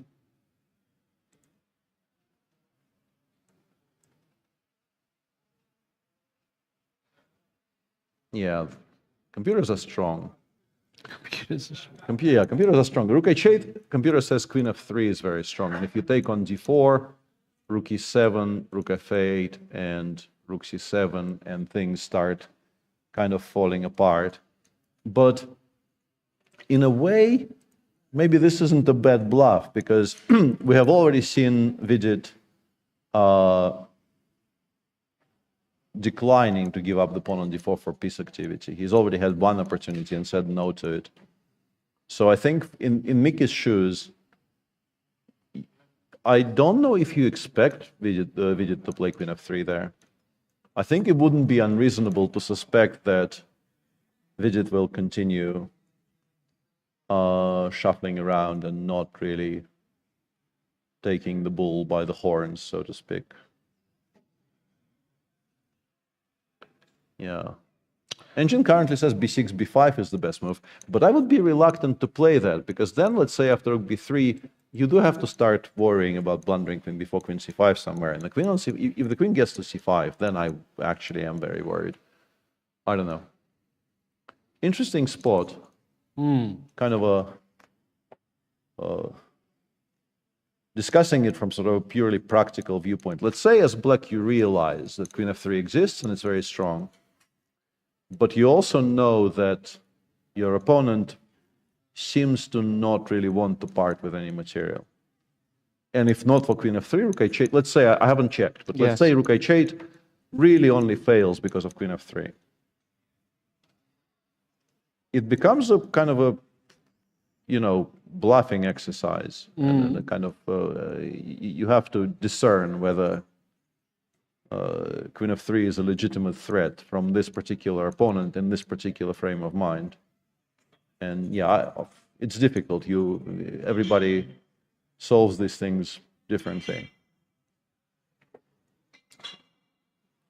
You were talking about grabbing the bull by the horns. And then I realized one of my favorite words in Russian is the word for bison. Which is basically bison. Oh, no, maybe it's not bison. Then it's another word. Well, I mean, It's no, Bik is just bull, yeah. Oh, Bik is bull. Yeah. Ah. But So- it's Russian's a wonderful language. There's a lot of it sort of you got to tap into the to the glottal areas. So grab the book by the raga. Well played. That's right? Yeah, leaps and bounds. Like the last time I've heard Lawrence kind of line check his Russian with me, it wasn't really very good. And now I haven't seen a single mistake so far. There you go. Good for something. I'm not sure where it's coming from, but it's kind of scary.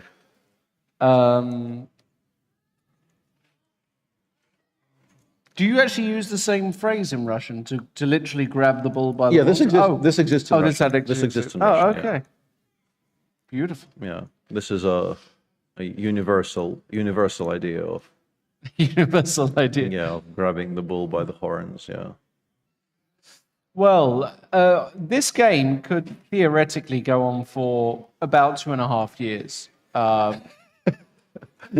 So I hope you haven't got any engagement. Yeah, that seems like an overstatement, but Maybe a slight overstatement. let's but check in. I would actually cancel your Christmas plans. Okay. Oh yeah, This is good because this is really not going to go for much longer. I don't think. Really? Because somehow H and F pawns disappeared. I don't know exactly how. After King E3. Okay. Shah actually voluntarily played H2, H4 here. Interesting.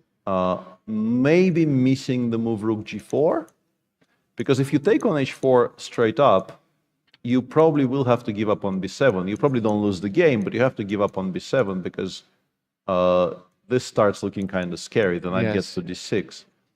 And you obviously cannot play knight E7 because that just immediately loses to rook takes E7 and the fork. But after H4, Andrew played Rook G4. And if knight F5, King E6 is kind of awkward. Therefore, Shah had to play knight E4. And now Andrew too can play knight E7. And without that fork on F5, this is just a very, very equal position. If you give a check from C5, black goes King E8. And you can't even play Rook G7.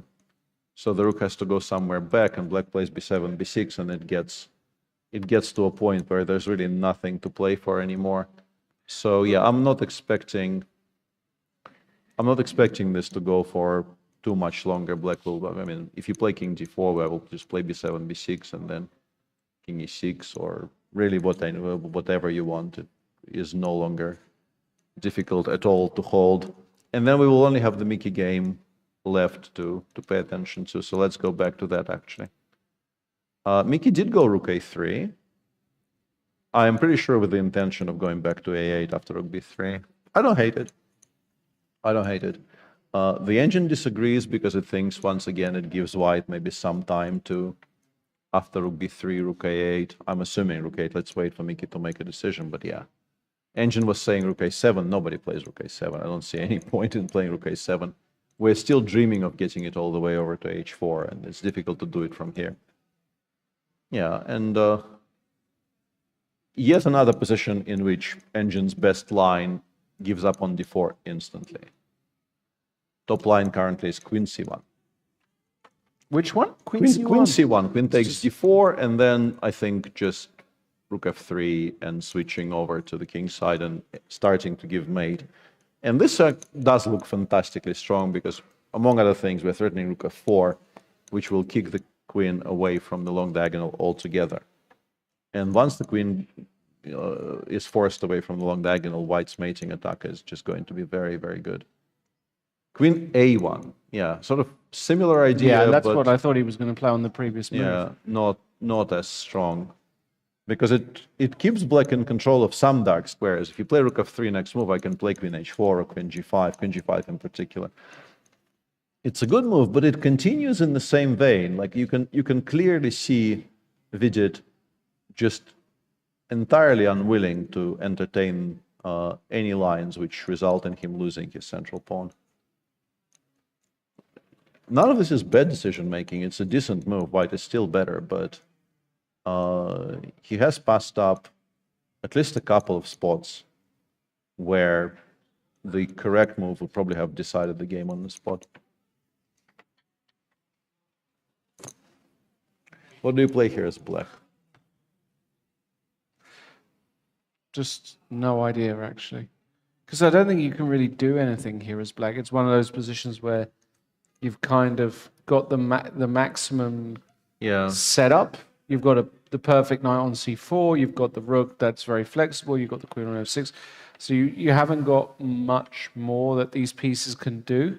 So yeah, I'll switch the demon box in a second, but I was just so confused by what it was saying that it was just driving me insane. Top line on my screen was rook a8, a5. A move I cannot explain in any human terms. Rook to a5. I have no idea what it's doing there. I have no idea why you would. I guess, honestly, maybe I can explain it a little bit. I guess the engine thinks the bishop on c6 is not where it should be. It should be on e6. Mm-hmm. And in order to organize that, we need to protect the pawn on d5. I see. So we're playing rook a5, and if white passes and plays like something like rook g3, we want to play bishop d7, a6. Reorganize ourselves that way and make our king side slightly more resistant to direct attacks. And then we continue shuffling. But yeah, it's a very, very difficult decision to go for. And now rook g3 followed by, I don't know where the queen goes, but let's say queen h4. We know queen c1 is very strong. We've already established that this setup is pretty much winning, followed by rook f3, rook f4, rook f3, rook f4. Yeah, the game between Shahryam Amidyarov and Andrew Hong did end in a draw in the meantime. Okay. We might get them as guests in the studio in a moment, but... Do you want to navigate that one? Yeah, I'll take that one. But for the time being, Right. let's continue watching Mickey and Vidit. Mickey and Vidit. What would you estimate Mickey's chances at holding this at as a percentage? Actually, not very high, sadly. Oh, because- really? Yeah, Interesting. because the issue is it's just impossible to improve this position. Yes. And very, very possible to miss one small tactic somewhere and it collapses. Okay, So your upsides are a lot smaller than your downsides here. Queen e1 chosen. Okay. You still didn't answer the question. 15%? 15%, as low as that? Yeah. Really? Yeah. Okay. I'll take the other side. Okay. Or But how do we settle it? Like you just in orange juice. Glasses of orange juice. Okay. So it's your sort of 1.5 glasses to my 8.5 glasses. Effectively. Yeah. They don't have to be bought in the same sitting either. They can be Okay. spread out over. I mean, I might call you in 2027 and say, "Hey, buddy, There's still some OJ. Here's OJ. Outstanding. Yeah, outstanding There's still OJ. some outstanding OJ over there. Yeah. Okay. I like my side. I have to say, I think Mickey holds this more than 15 times in 100. I was actually closer to the 20-25% area, but that's all a load of nonsense because we do have Shaq and so Andrew. we do. So A brief break then, and Yep. yet another interview. See you in a minute.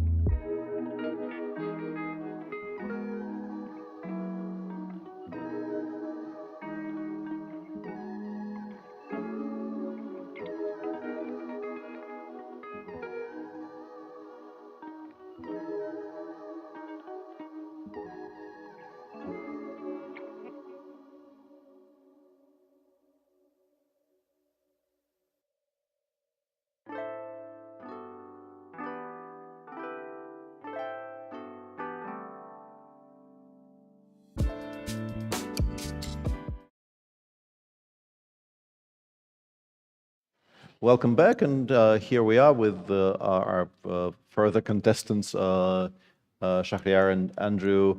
Andrew somehow unhappy with today's result. Why exactly?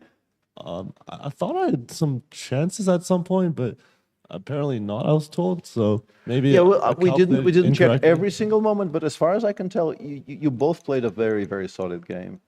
So, well, solid maybe is not good quality game. Yeah, let's rephrase slightly. Good quality game. Yeah. So how far have you known, both of you? I think for him, I think for him it's finished after my move long castle. No, because yeah, we both know bishop f3 and then long castle's like the main line. It's my problem. I analyzed this line all moves here. I mean bishop f3 and long castle, and I want to play normally bishop f3, queen g6, long castle. Yeah, I think it's no difference. Long castle, bishop f5, I will play bishop f3. Because after bishop f3, queen g6, any moves is bishop f5 is coming. I mean, bishop e5, long castle, every move is the next move, bishop f5. Okay, I think the first long castle, he will play bishop f5, I will play bishop f3, it will be the same. I play in 1 second. But I forget, I analyzed this move, long castle, because bishop f5 is bad move now.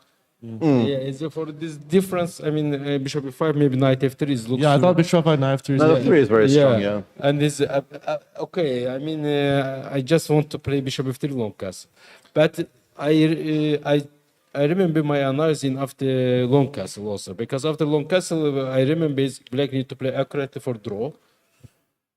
Of course, I don't want to play this line for sure, but he think 40 minutes. I think queen e4 is only move. Yeah. Probably, yeah. Well, because I knew the line he was talking about, and also I knew what happened in the game. It's supposed to be a draw, but then I was just trying to calculate on the board to figure out, like, is it bishop f5 or is it queen e4? Because there's like reasonable explanations for both. First, I think is queen e4 is bad because bishop d3 move. Yeah, I think it's bad.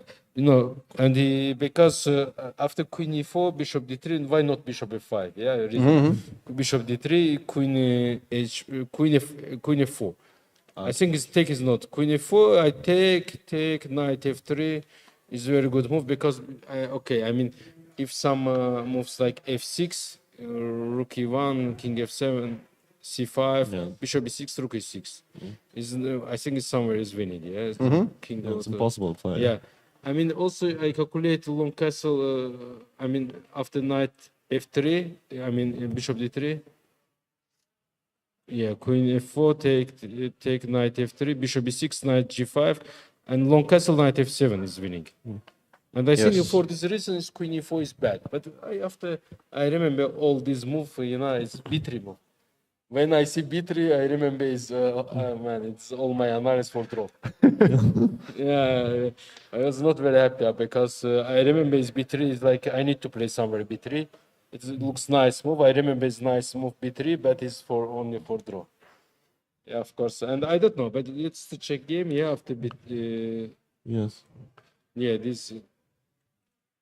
Yeah, bishop. Well, this whole line is kind of forced. Yeah, bishop knight b4 is the best move. I mean, knight b4. Yeah, here is also possible to take bishop h8. I remember this. Yeah, king knight take king d2, bishop c4. Okay, I mean, for strong engine is also like same like b3. I remember b3, but after b3, okay, is my analysis finished after b3 because. I start to remember I announced this one for black. For draw. But it was too late to understand this. I just announced everything for black, for draw. But of course with white I don't want to play this line. I mean, what's this? I mean, no queen, it's not... And it was too late, yeah. I mean, I think... What is this? Yeah, what is this? I was very... I mean, fantastic. I mean, how I can play with white like this? I mean, this line. I mean, it's because it's now, okay, it's draw. Yeah, it is. It is pretty equal, yeah. Wait, after...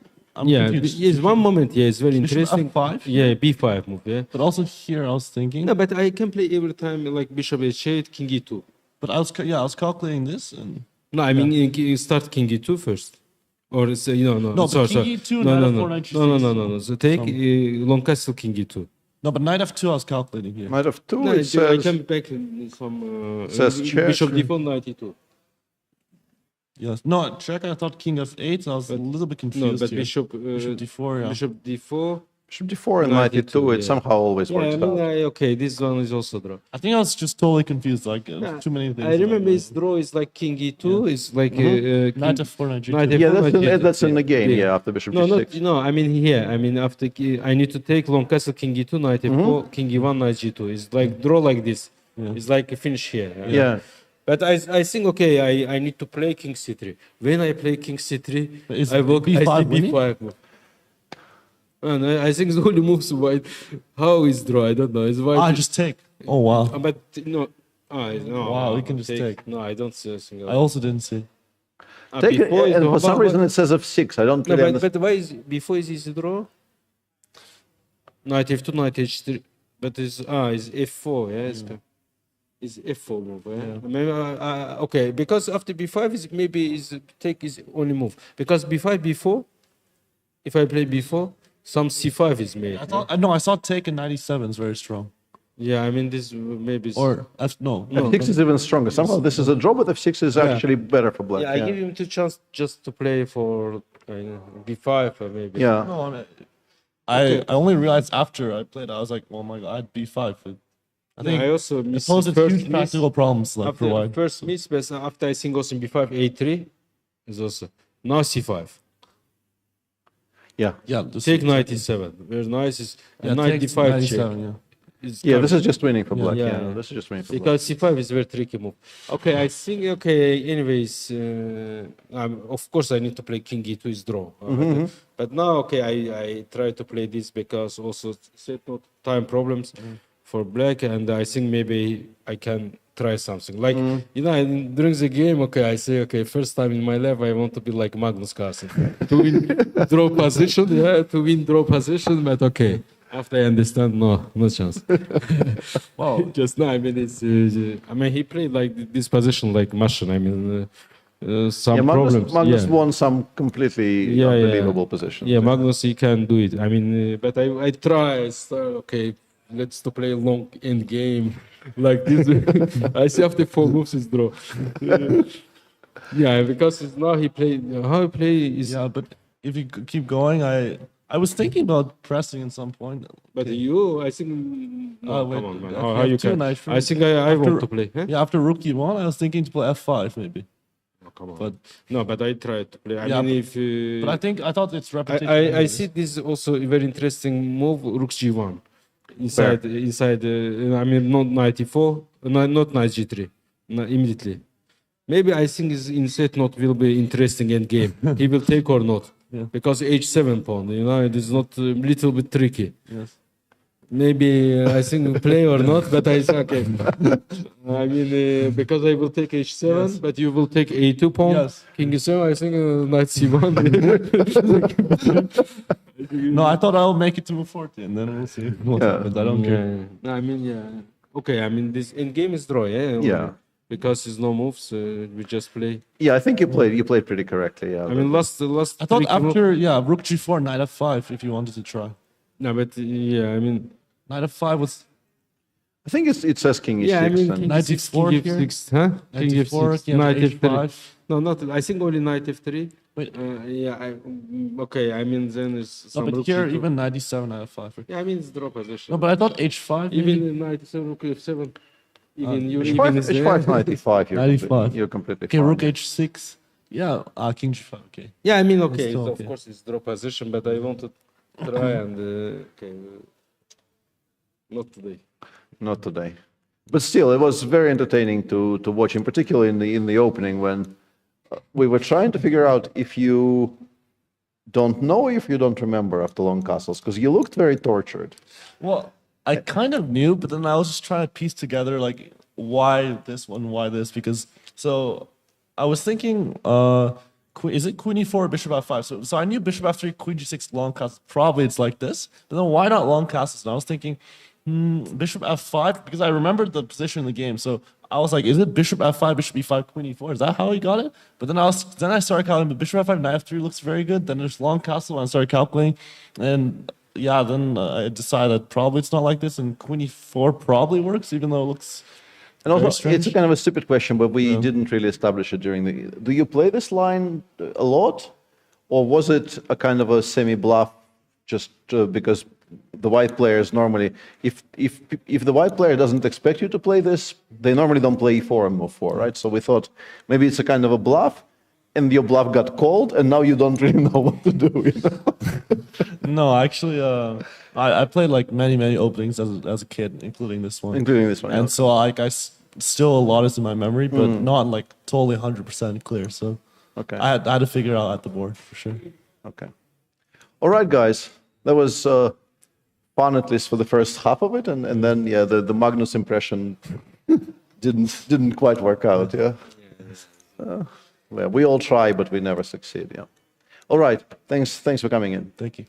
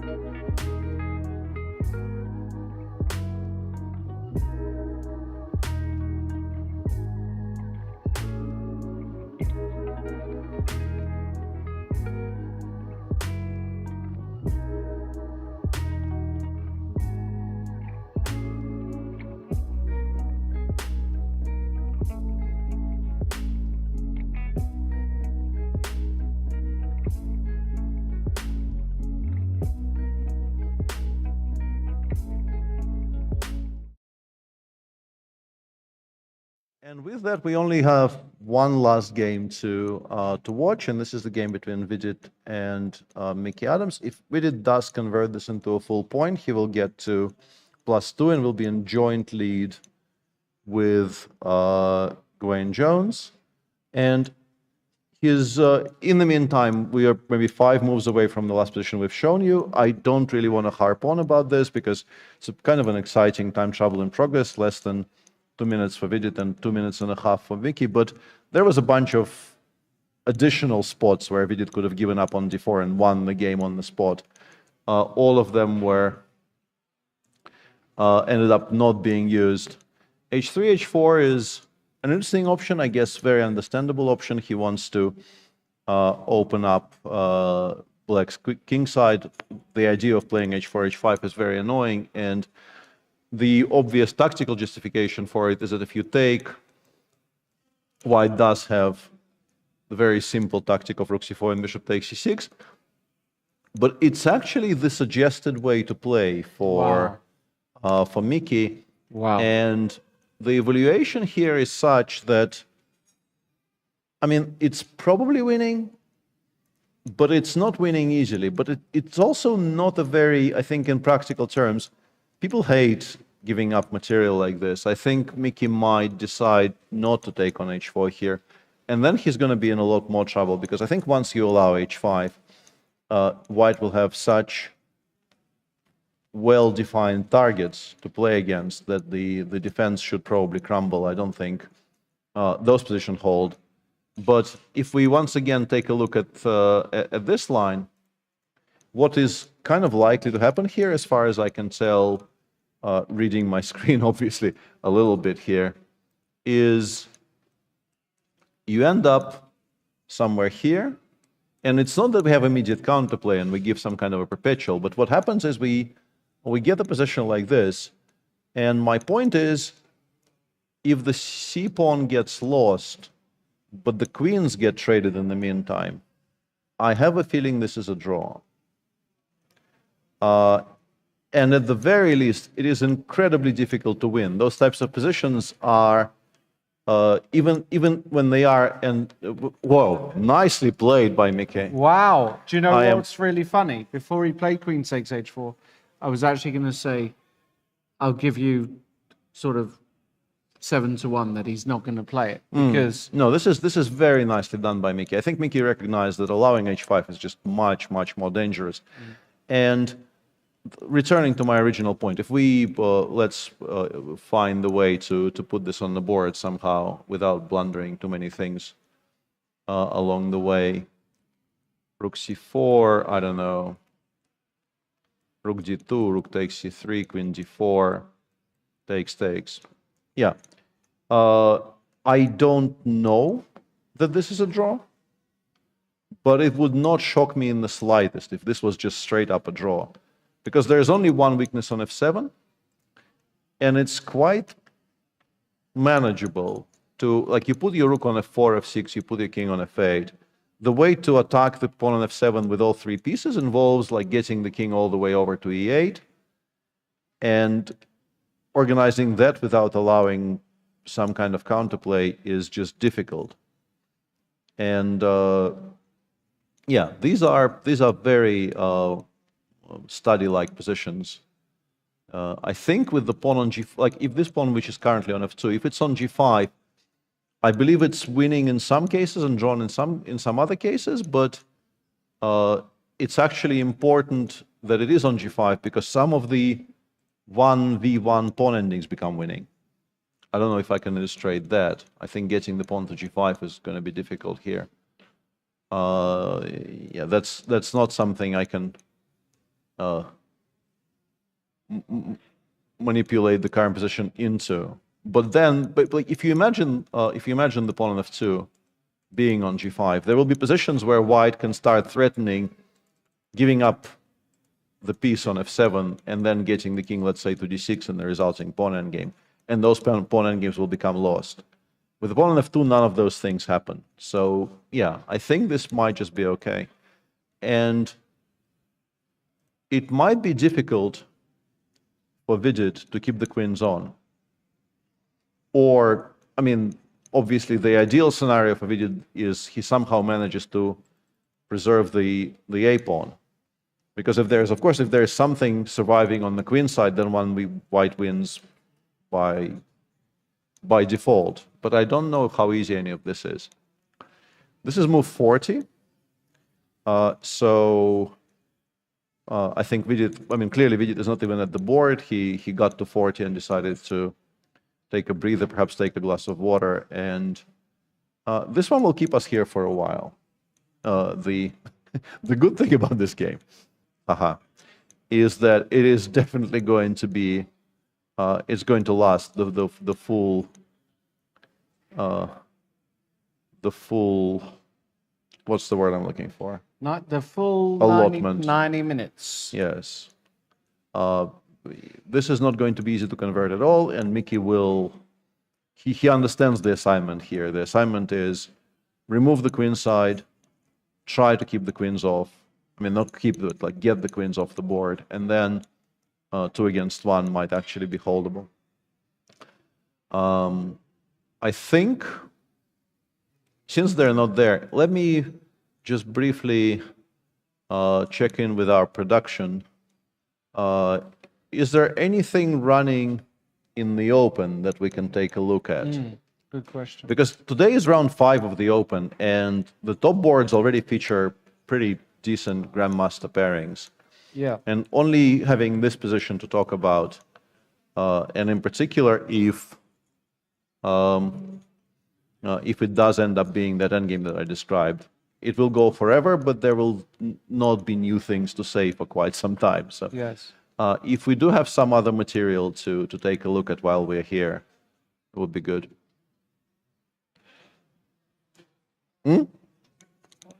Yeah, only chess. Okay, let's see if maybe we can find it. Let's just maybe switch to this view, and I'll do some clicking.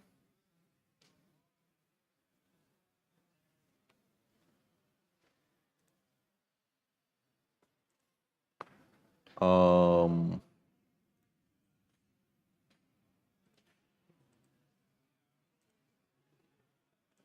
guess it's the Masters.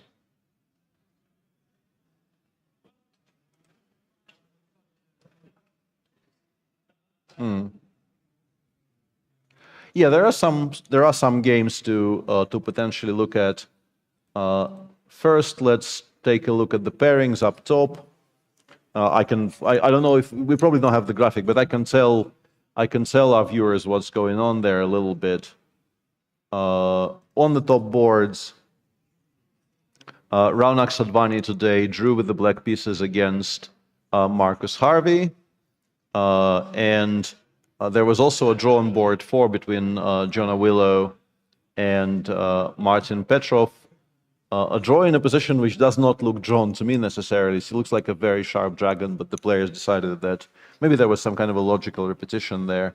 But there are some games up top which are still very much ongoing, and in particular, there's a very sharp position, seemingly, on the board in the game between Elias Mirin and Jose Gonzalez Garcia, which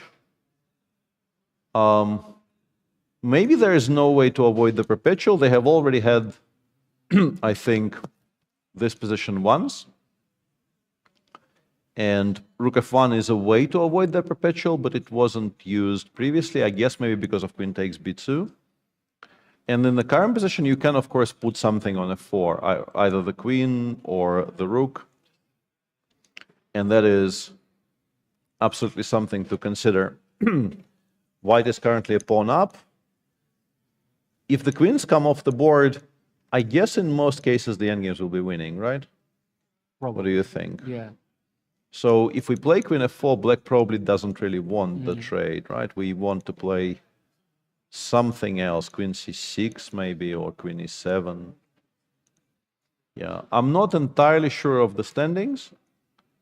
I know that I think Marcus Harvey is doing quite well, and obviously people playing on the top boards are doing well, but I don't have the precise standings in front of me at the moment. But these are people fighting for the top of the standings after round 5. They're 1 round ahead of the elite section because there was a double round at some point.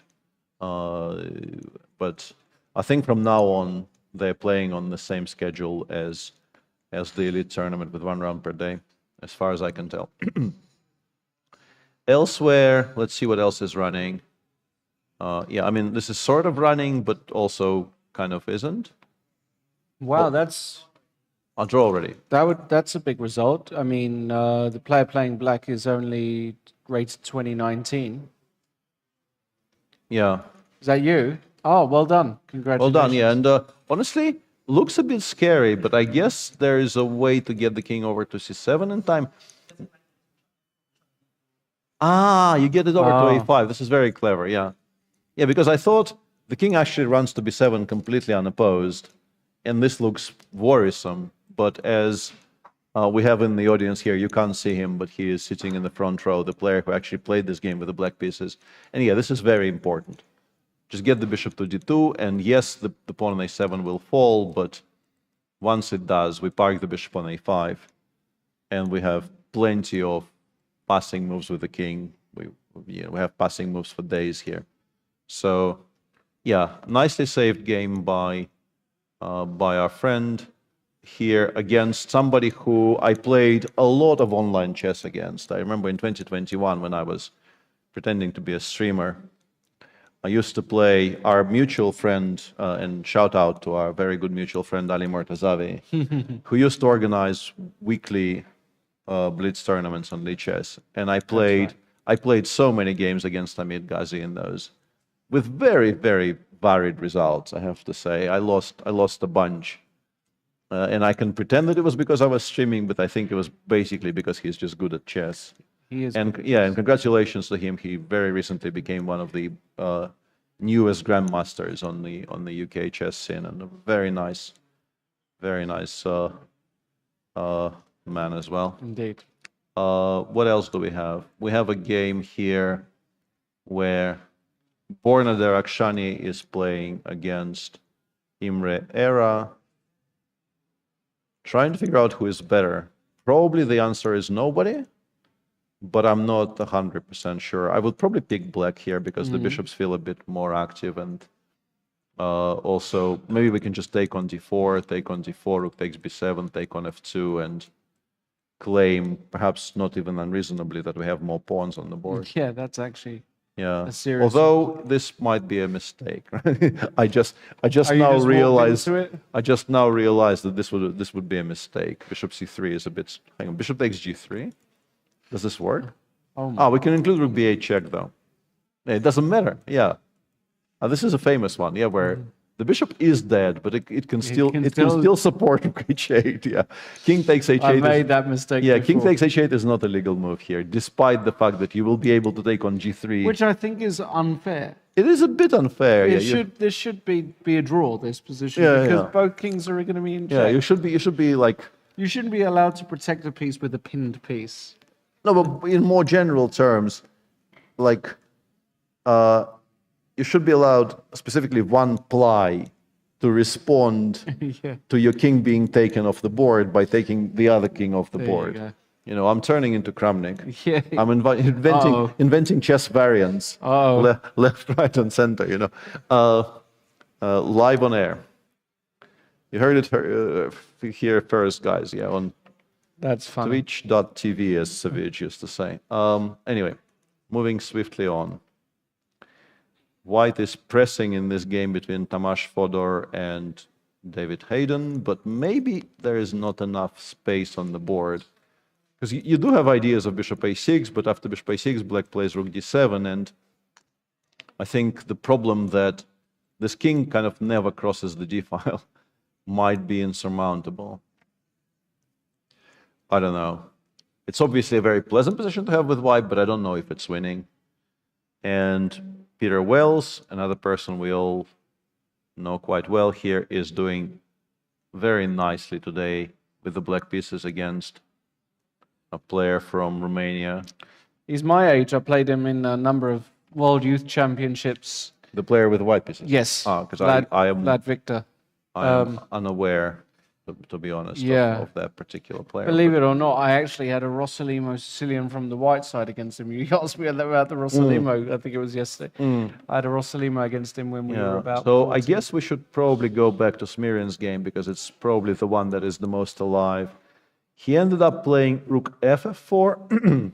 Black played queen c2. He played rook g4 and king h3. This is a very nice restructuring with the king now kind of safe on h3. Black played queen e7. And my feeling is, to be honest, I think it's probably plenty good enough just to do this. Because if you allow my king to f5, I will win very, very easily. So you kind of have to play king g7, but then I will take on b6.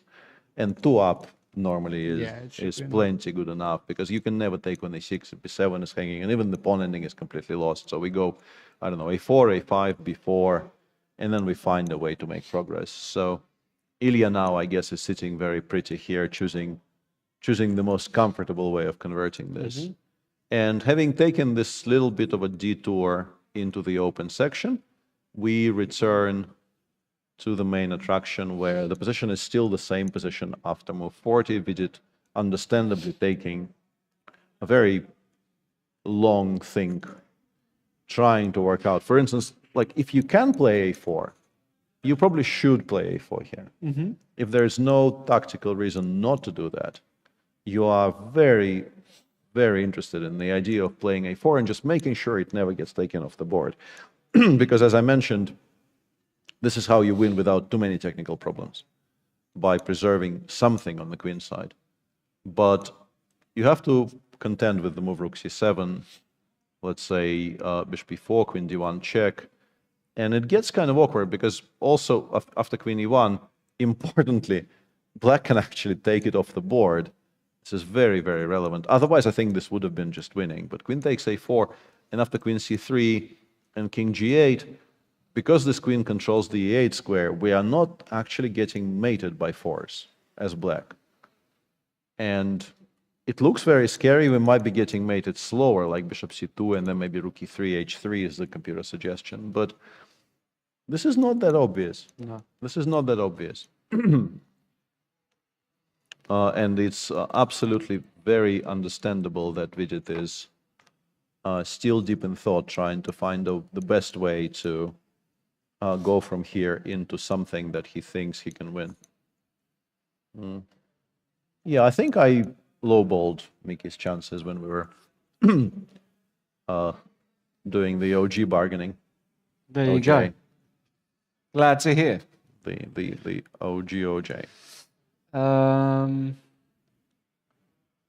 How's the OG doing? He's no longer with us, is he? OJ Simpson? Yeah. He's no longer with us? Is he? Did he die? I am not. Actually, he did, yeah? Yeah, I think he's no longer with us. This year he died. Oh no. Well, I say I know. I mean, I don't. Yeah. I mean, this is not one of the more obvious oh no's, to be honest. No, yeah, it's not like. Yeah.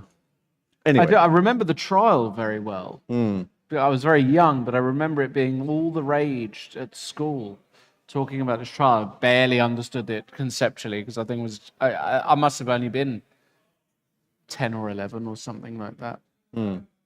No big trials in chess yet, have there been? Yet, yeah. I think yet is the operative word there. Who's going to be the first person taking the stand? No, I mean, there was obviously the case, right, which got settled and... The case? Well, Hans suing. Oh, right, yeah, but that didn't make it to trial. That didn't make it to trial, yeah. I'm talking about, I want to see somebody... Proper Perry Mason type. Yeah, chess exactly. drama, yeah. That would be quite something, yeah. Maybe it'll be Gary? No. No. No, I don't really foresee it happening in any kind of immediate future. And on that topic, that most recent adaptation of Perry Mason is excellent. Oh, okay. The one that ran for 2 seasons and then got inexplicably cancelled for some godforsaken reason. Yeah. Reason of profits and what have you. Okay. So we've reached the time control. We have. If we've got a long night, it might actually be good to have a breather. Yeah, let's maybe take a bit of a breather. I was kind of hoping somebody will do something and then we can... Because we've got at least another power hour. through, but it feels like it's going to go for another hour at least. Yeah. Okay. We'll be back in 7 to 10. Yep. See you then.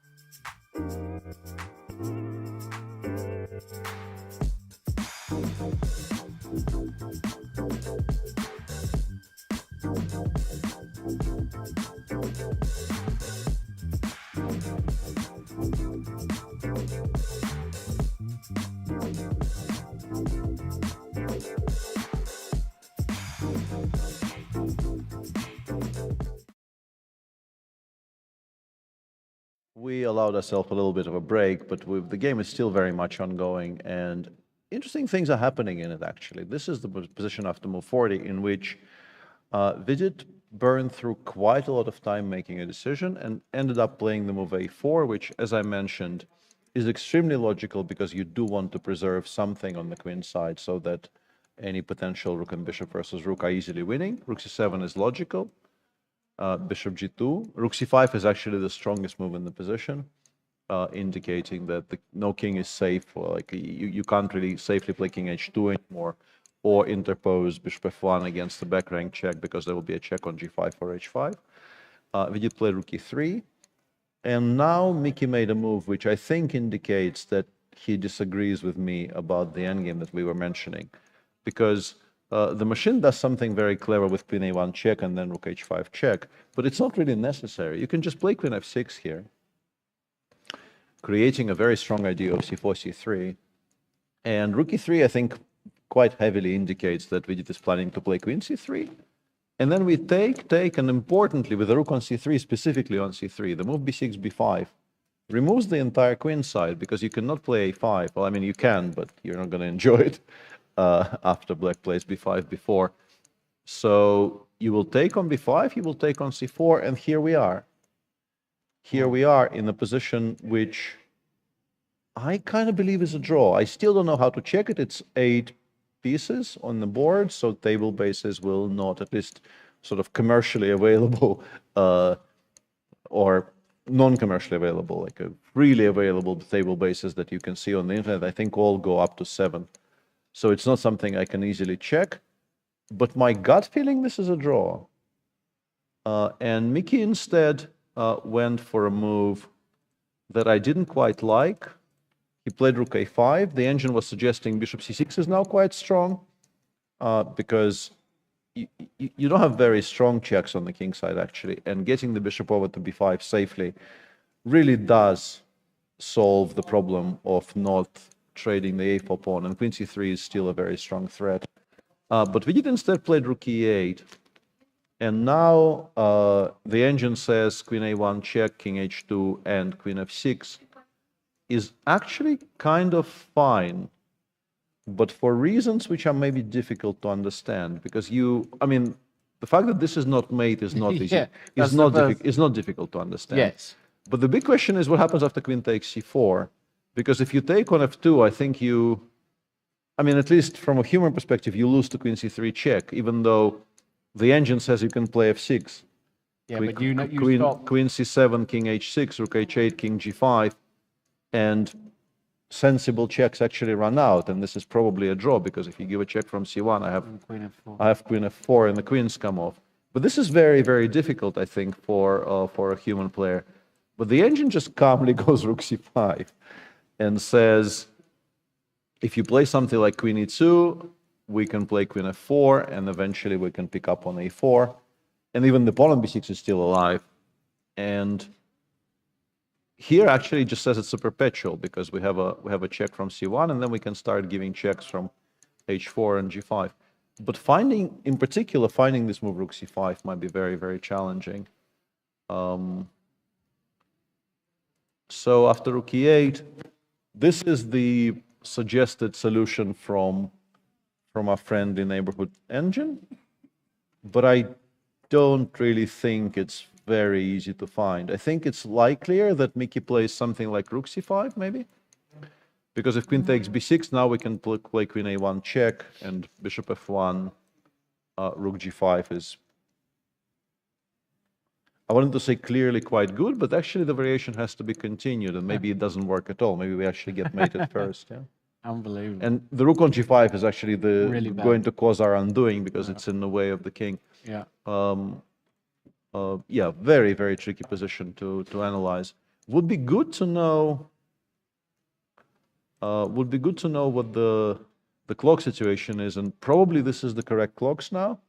Vidit is down to 6. Mickey has, in comparison, a lot of time. 18 minutes here is untold riches. But this is hour 5 of the game, 4.5 hours in.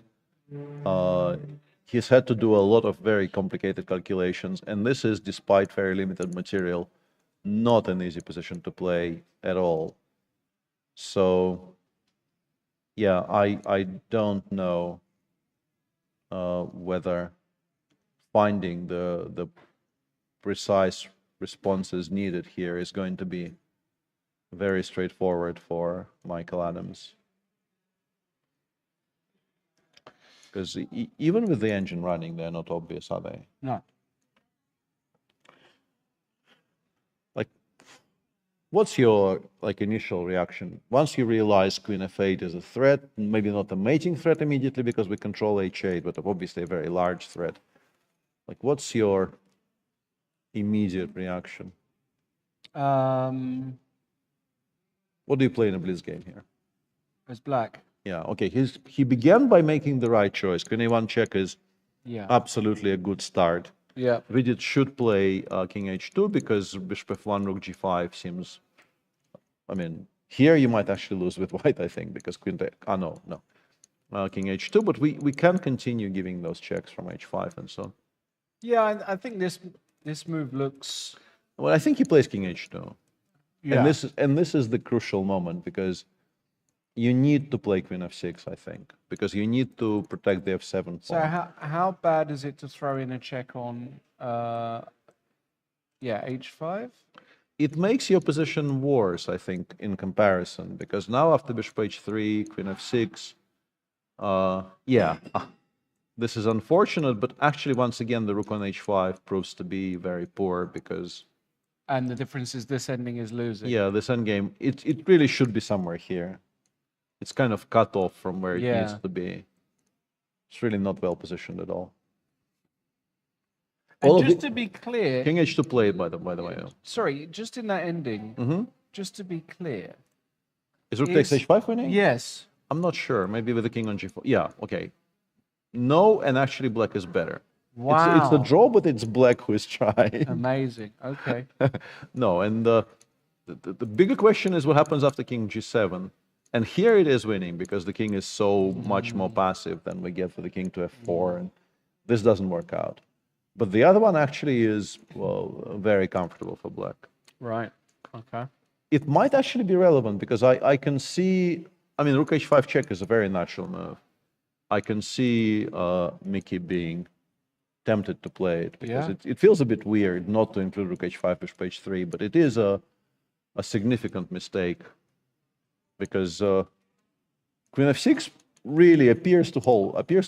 As far as I can tell, queen f6 is... I'll be very impressed. Is pretty close to a draw. I think Just it's straight up draw. Do you not think it's a difficult move to play? It is a very, in particular because, as mentioned, if you play queen f6, I think you play it with the intention of taking on f2. But then you get very scared by, well, not No, queen d4. Yeah, say queen c3. But then you get very scared here because you realize queen f6, rook g8, as is always the case, is an immediate resignation. And once you have to play f6, you kind of panic, I think. Yeah. I think it's very easy to panic. Can you play this? Even this is actually playable. f6 is stronger, but king h6 also doesn't lose. Maybe you can get there. These are very, very difficult things to plan out, but maybe you can get there. Okay, I'll tell you what.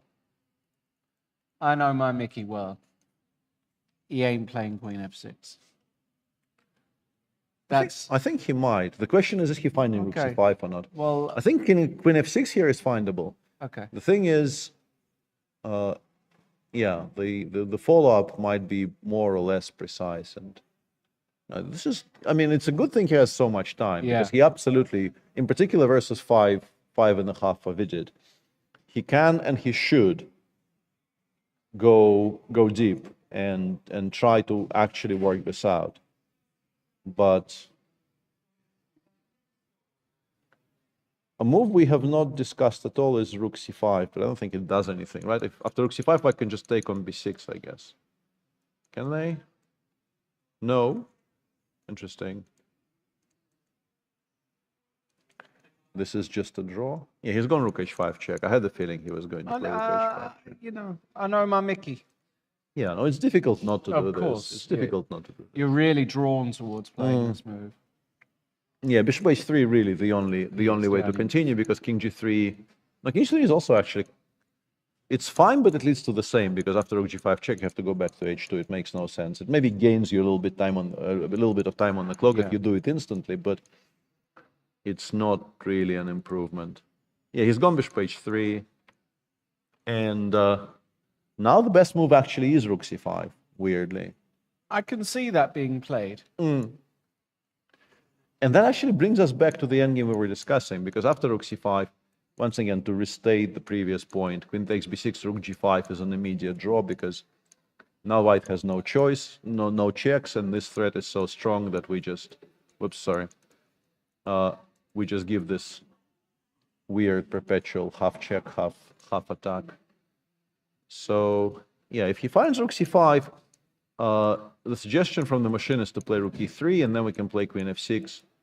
And finally, with a lot of permutations, finally end in the end game we probably should end with. We'll see. I think he finds rook c5. I think he might. I think he might. I know my Mickey. I think he might, because I think he probably realizes that queen f6, queen f8, g8, h8 is very risky. I think he works that out. Although he's reaching He's for reaching a queen. for the queen. Reaching for the queen there, yeah.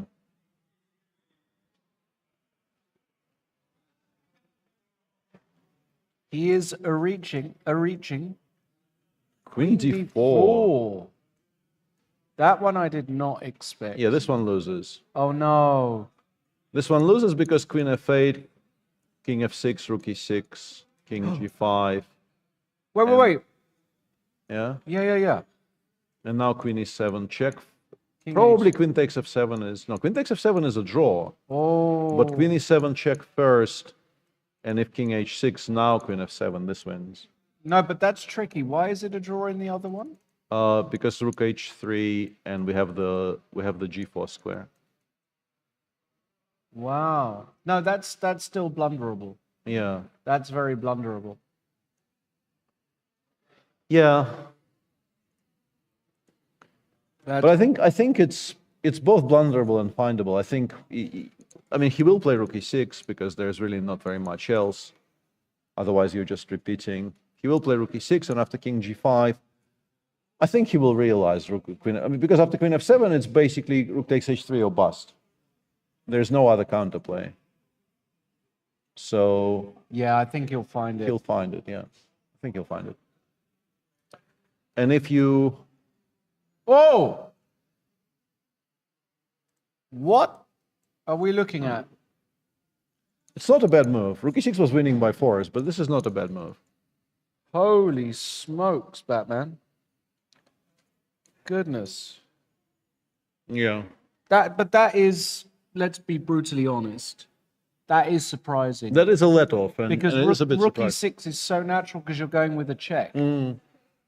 I thought it was calculable. I thought Vidit was, I think, odds on to find it, but no.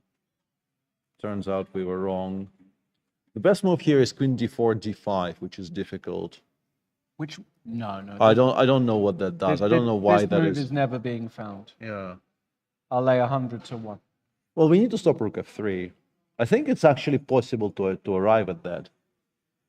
Because rook f3 is an absolutely crushing winning threat. One of the top grandmasters in the whole of the UK has just walked in. That's you. He's known Mickey since he was in short pants. PK, is the move queen d5 being found by Mickey here? To prevent rook f3 check. Yeah. I'm not sure because I don't know how to make the engine here show me more than one line, but it is the top line. Actually, rook f3 is kind of mate, so Yes.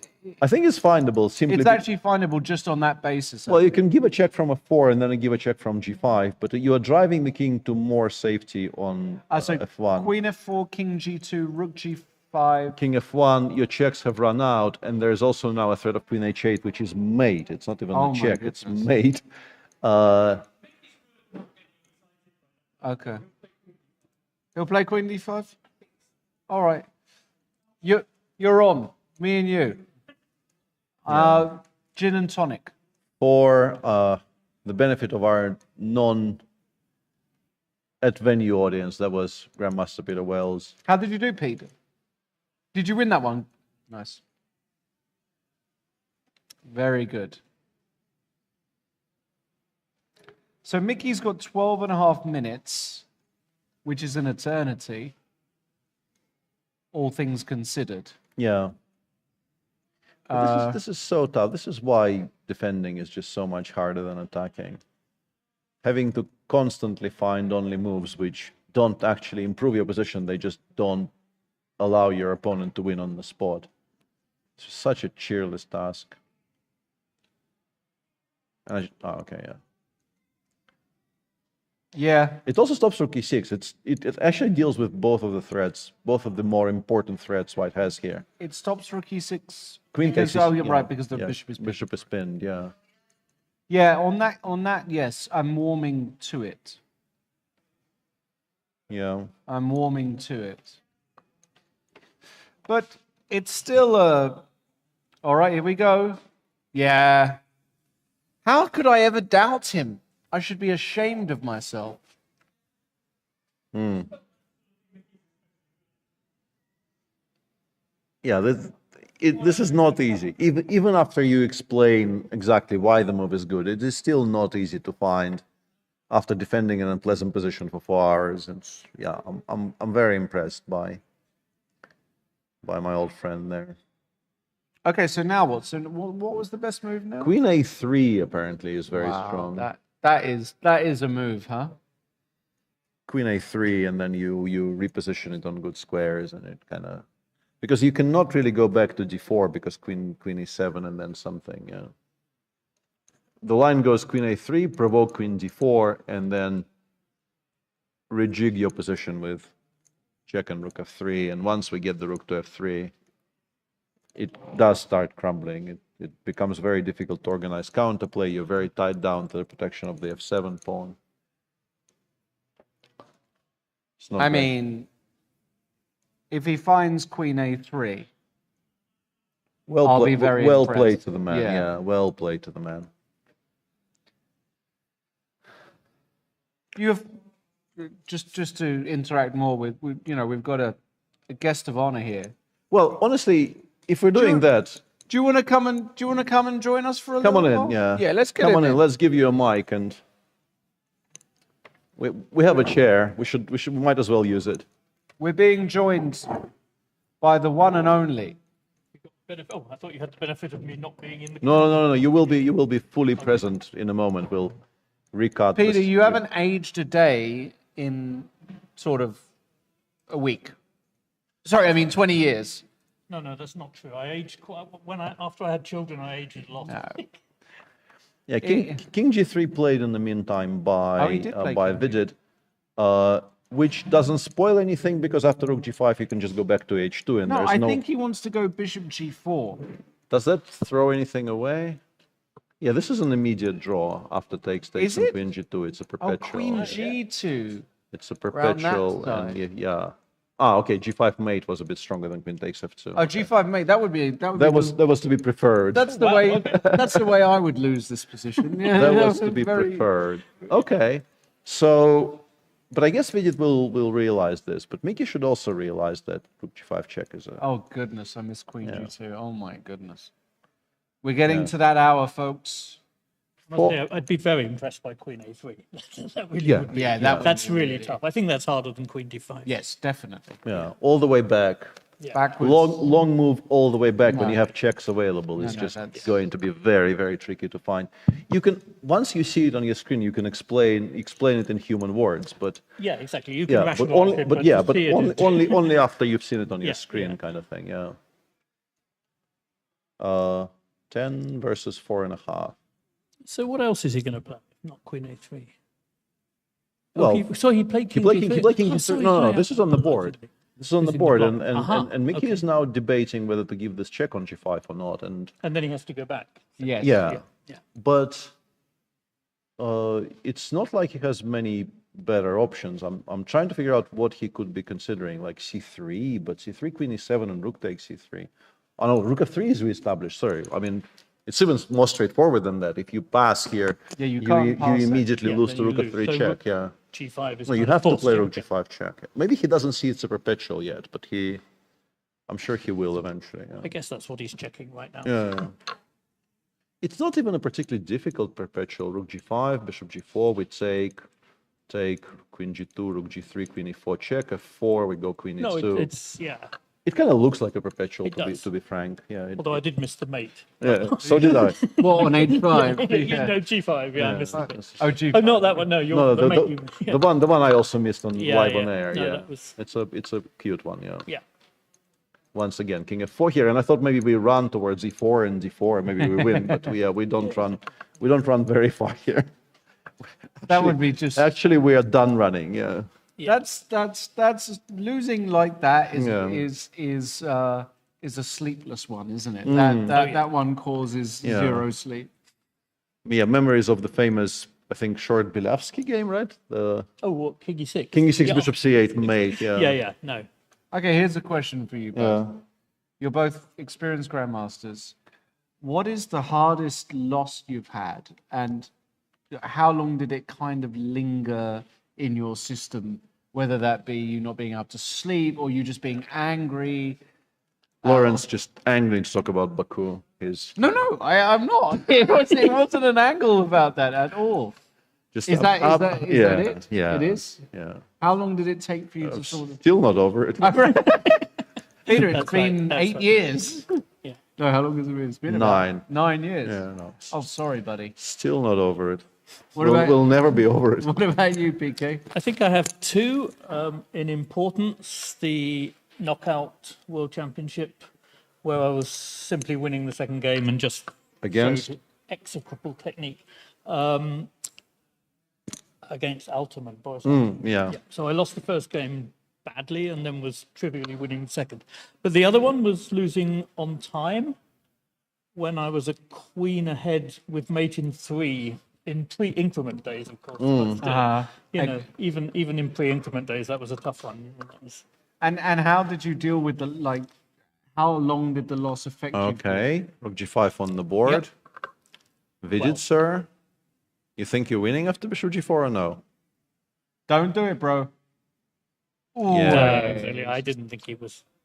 No G5 mate today. Yeah. Yeah, and Mickey obviously instantly blitzes out Rook H5 because he doesn't really want to. I mean, Rook Queen H8 mate in 1 was a strong threat. Yeah, so we're not allowing that. So now Queen A3 again. Yeah, or Queen B4 apparently. It's all kind of similar. We need to okay. the way to rationalize it. We need to create a threat of giving a check on the long diagonal, force the queen away from D5, and then we are able to kind of rework our pieces into better squares. Queen B8. What is this? Well, he's attacking the B6 pawn. Yeah. But he doesn't have a big check after Queen D4. Yeah, right? it throws away some of the advantage, but not all of it. You can play Queen C5 or Queen D4 here, and both of those moves are... Black is back to maybe being close to holding, because we've been discussing it for the past, I think, half an hour. What's your opinion? Imagine queens coming off and the entire queen side coming off. 2 against 1. Winning or draw? I mean, I think... With rooks on. I think higher probability of draw, right? But that's what. Yeah, I think it's just a not draw. Impossible. Yeah. No, I'm sure you can lose any position, and so can I. I think 70%. Yeah. Draw. I think it, and Mickey has already kind of avoided that. He could have more or less forced it a couple of times. Okay. So it's interesting that it feels like maybe he doesn't exactly believe it's a draw, which is kind of hampering him here. Because he's not steering towards that. Yeah. He had a few occasions where he could have just actively steered towards specifically that endgame. And here, I think Queen D4 isn't Rook F3, Queen C7 very strong. Oh, you have Queen D5. I keep on forgetting Queen D5 exists as a move. Good old Queen D5. Yeah, I kind of. Queen D4 play. You go to D4 as a human, right? Yeah, I think D4 is a bit better than C5. Yeah, in terms of optics. So yeah, he's gone King Queen D4, and best play is Rook F3, Queen C7. But then after Queen D5, once again, you have to continue.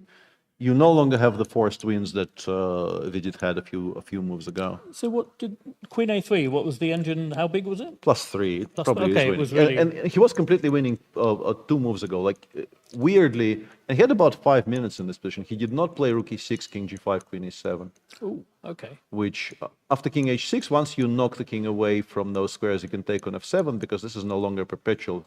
Since you don't have Queen H4 check. It's hardly a check. Yeah, there's hardly a check. And that means that you're forced to... Sorry, that's not the position. Hang on. Queen E7. You're forced to play F6.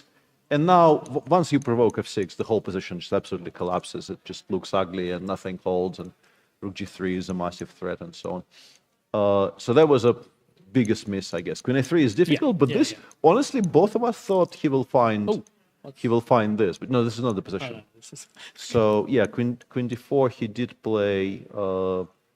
Rook No, F3. that's not it either. Where are we? It's just very difficult to find our spot. So he played here. Rook F3 check. Yeah. So we had King G3, King H2, and he played Rook F3, King G7, Queen C7. Queen 7 hasn't been played yet. Let's not get ahead of ourselves. Queen 7 hasn't been played yet. It's difficult to see what else the idea would be, right? Yeah, it has to be Queen C7. Has to be Queen C7. And Mickey, I mean, if you don't play Queen D5, you kind of resign. So, because I think if you play Queen E5 check and you allow White to play Bishop D7, you know you're not saving this one. Yeah, no, I mean... Once it gets over to B5, you know you're not saving this one. So, you absolutely try to avoid... But he rejected the cast iron queenside Well, disappearing, it wasn't on the board, but he could have made moves which more or less forced White to allow it. Let's put it like this. Okay. It wasn't a two-move sequence which was absolutely forced, but he had a couple of opportunities, maybe 7, 8 moves ago, where he could have provoked it quite forcefully. 4 against 7. Vidit playing quickly enough, and the King G3, King H2 foray actually didn't end up costing him any time. And Mickey is slowly kind of coming down to his level of on the clock.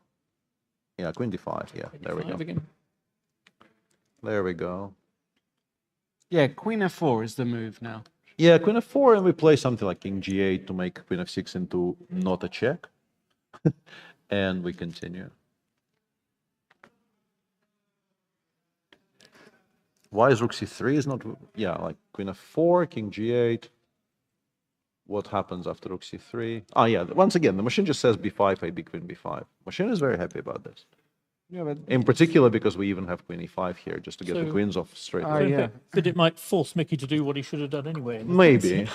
Yeah, I don't know. It's an interesting one because we can sort of surmise how Mickey feels about that endgame, but we don't really know. Like, Vidit has not really had a clear-cut opportunity to either avoid it or allow it. So it's less clear what Vidit feels about it.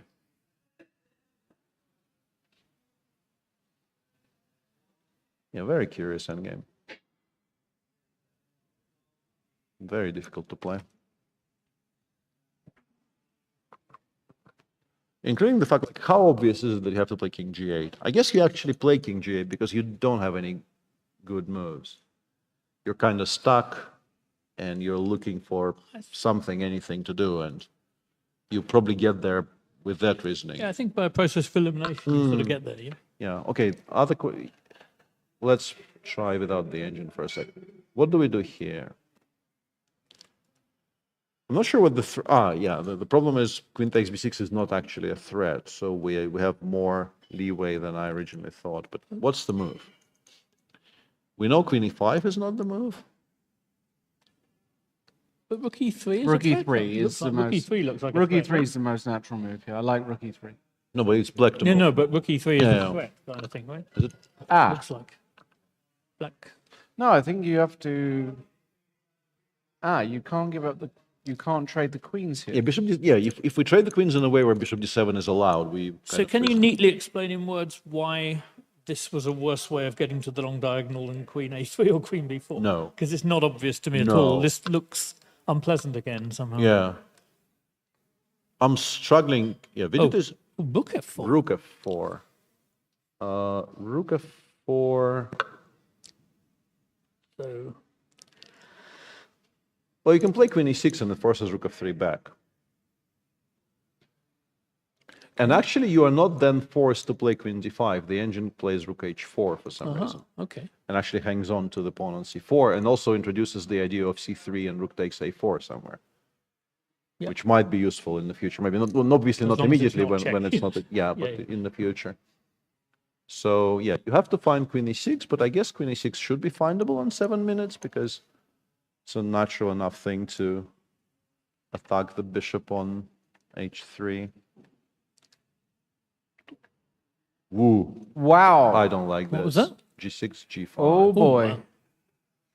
That is a knee-jerk reaction. A little bit. I mean, he realized queen takes c4, rook takes h3, followed by queen h1 is fine.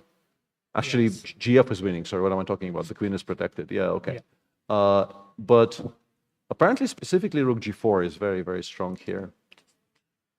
If rook takes c4, we have queen... now queen e6 followed by g5, g4. Oh, I see. Now, this is tricky. I mean, it's tricky Mickey. It's not a good move. It's a very un-Mickey sort of tricky, isn't it? It's not a good move, but it's a tricky move. I think it's specifically rook g4. Everything else might actually be throwing the entirety of the advantage away. And he's only got a minute 38. This is not trivial at all. But rook g4 is pretty natural. Oh, yeah. Right? I mean, It's very natural. And in a way... Is there even another square? In a way, this is good. This is good for... We're not going to get that endgame anymore, I'm pretty sure. The game will conclude in some other way, which is kind of good for our Probably you guys nervous getting system. to dinner or something. Yeah. Whoa. Okay, this is a draw now. Oh boy. Queen e6 followed by g5, g4 makes an immediate draw. Oh wow. Wow. Black is not even remotely worse, actually. Like we win a full piece on h3. We're not. There's not a single check after queen e6. Queen e6, rook c3 strictly only move. g4, there's not a single check to give. So like it's just completely fine instantly. In fact, can you play on here as black? Not really, no. So what do we? Pourquoi pas? How do we assess g5 as a practical move in that case? Seems it to worked have well, right? yeah, But seems to it's have been difficult. excellent. Yeah. Yeah. And yeah, for Mickey, is queen f5 just as good? No, queen f5, queen g3. No, we need to keep touch with the rook on c4. Yeah. Yeah, that's important. Yeah. No, but this has to be findable. He played g5 for some reason. Yeah. This has to be findable. But explain 6 to me minutes. again why we're not able to press at all. Sorry, was that? Like after Queen queen e6 e6 played, rook yeah. c3, Rook g4. Well, queen f4. And, I mean, you have to take with the rook. And then queen g5, queen g8. It's just a... Sorry, I have to take... So you want Mickey to press now? Yeah, okay. sorry, I have to take with the rook. Well, I mean, GH, you're not really playing for a win after GH, are you? Like, Well, rook E3, actually, not really, no. You might not play for a win. I will. Okay. Okay. I mean, I'm a pawn up, aren't I? Well, currently. You know the Russian phrase? Yes. Pieshka, pieshka? Pieshka, pieshka, yes, yes. It's a pawn, man. Yes. I've been a piece down. I'm not going to enjoy my pawn advantage for just a little while. No. I'll give you what's it called? Yeah. Yeah. Well, one thing's for sure, you're going to be stuck 8.5 orange juices. To That me. is true. Yeah. That's bad news. Yeah. I'm very sure I got slightly swindled on that. You were the one who proposed the. Yeah, but yeah. All right. On a serious note, no. This is Mickey, great for Mickey no yeah. longer loses this because there's nothing apart from rook c3. There's just not even any choice. We might win on time. Well, 17 seconds. Yeah. Yeah. He's getting nervous, is Mr. Vidit. Rook c3. Yeah, we play g4 because once again we don't have another move. We can't not attack the bishop here. We don't have any checks or anything. The entire sequence is completely forced. So Mickey blitzes out g4, and then, yeah. But I mean, it's not really pressable for black. As a matter of fact, I think Mickey just takes with the rook. I don't think. Yeah, he even, I think he takes. I don't think he even goes g8. He's not going to mess about. No, I think he. I mean, against 10 seconds maybe, but like there's a half a minute increment. It's true. It's only half. My feeling is he just goes rook takes h3 and says, "Yeah, I'm okay with this." You know I got away with a rook g3 is also probably completely fine. Leads to very similar things. Yeah, rook g3 actually kind of forces rook takes after which after which it's just like instantly drawn. Yeah, good decision by Vidit. Vidit looks kind of heartbroken and yeah, he should be with reason. He played a very good game and is now not going to get the full benefit. And Gawain remains the sole leader of the tournament as well. And this is our first round with fewer than 2 decisive games. Actually. Incredible. Bringing us back to 50% because yesterday we had 3. So we are back on exactly half of the games being decisive. Yeah. No, very, very interesting game actually. Very enjoyable and extremely difficult to play because even with engine running, we were struggling to understand many of the things it was suggesting. No, sure. Yeah. Yeah. No, I don't think Mickey even tries, really. It doesn't seem feasible. In order to prevent the perpetual, you eventually have to release the pawn on h3. You can't do it with the queen on h6. So I don't think he cares enough to pretend for another 15 minutes here, choosing like all the squares on the board with the king, like some people might, but yeah, Yeah. I don't think Mickey is one of them. Yeah, no, very, very nice defense by Michael. I mean, he probably runs down the clock here a little bit, trying to figure out if there's a way, but I don't think there is. Oh, there's some king and pawns that are actually bad. For example, if I go king h6 and you take on h3. Yeah, still a draw. There is. I can't rush. No, not really. No. King f5. No, we just stay with you. No, and yeah. No, I don't think this is a winning attempt. No. I don't think this is a winning attempt. And also, I can just give you checks. Like I don't. Yeah, you don't have to take. I don't even need to do this. Another problem for Mickey here is that, like, if you do something like this, the queen from b6 protects f2 as well. Yeah. So we can very safely even snack on b6 in all of these positions without a single worry in the world. So, no, you just don't really play this for a win, I don't think. Although here, have we lost the queen of 3? We haven't, yeah. Somehow we haven't, yeah. It's close, but we haven't, because we always find some checks to get the good squares. Yeah, funny. There you go. Funny. We'll wait for yeah, for this to conclude, but yeah, I'm pretty sure we know how this ends. The question is only whether Mickey will try for a bit or kind of not at all. I'm trying to read his gestures. I'm suspecting he's about to offer a draw. Yeah. Really? I don't know. I might be wrong. And Certainly not betting a gin and tonic. Yeah, I suspect we probably let them go. I don't think we're going to force them to. Yeah, there it is. There you go. I should have done. There it is. All right. Yeah, and a bit of a, I don't know if you call it a smirk, but yeah, rook e6 as we did. Yeah. Rook e6 was strong with it. Saw Yes. it. Yeah, Mickey seems very confused actually. I have a feeling he may have even kind of failed to realize it existed. Yeah. Yeah. Yeah, it would be like sometimes you really want to have sound in there, and that's probably they played a very interesting game, and they probably that conversation would be good to be a fly on the wall for. But yeah, Vidit is just like, yeah, it's very heartbreaking for him. Yeah, I think he is going to show him. Yeah. Let's just watch because I don't know. Look at 3. Yeah, he didn't see King G8. Yeah.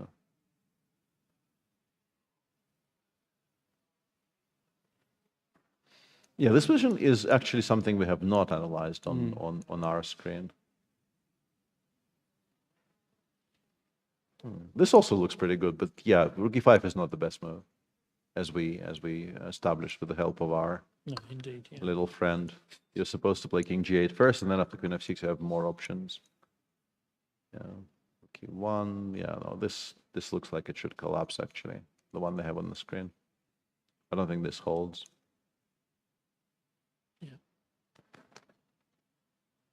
All right. So yeah, and yeah, without sound, this probably doesn't really work as well. So we probably should just wrap it up. Yeah, and let them have their little bit of post-mortem and time in peace. Very interesting day, very exciting games. Fantastic press conference with Shach and Andrew Hong, by the way, where Andrew, having played a very good game against a very strong player, just seemed heartbroken that he somehow did not win it, and Shach saying, "Why do I have this position without queens? Like, how am I playing this position?" It was really like revisiting some of the old hits there. I mean, there are some absolutely classical press conferences of Shach's, and this one was good, and a very nice victory for Juven Jun over Shreyas. and some very hard fought, in particular this one. We finally did have one, I mean, very understandable and absolutely no blame attaches, but we did have a grandmaster draw between Nikita Vichugov and Dwayne Jones. But this one, I think, covered it in spades. Very, very nice game between Vidit and Mickey. And the current standings, as we mentioned, Gwen is still leading, half a point ahead of the field. Shah and Vidit tied for second. Nikita, Mickey, and Andrew Hong tied for fourth. Juven Jun now in clear seventh, and Shreyas having a difficult tournament, which is not entirely unexpected. It's difficult actually to adjust to such a change of pace, but fantastic learning experience, and I'm sure he'll come away better for it. See you tomorrow. All right, guys, take care.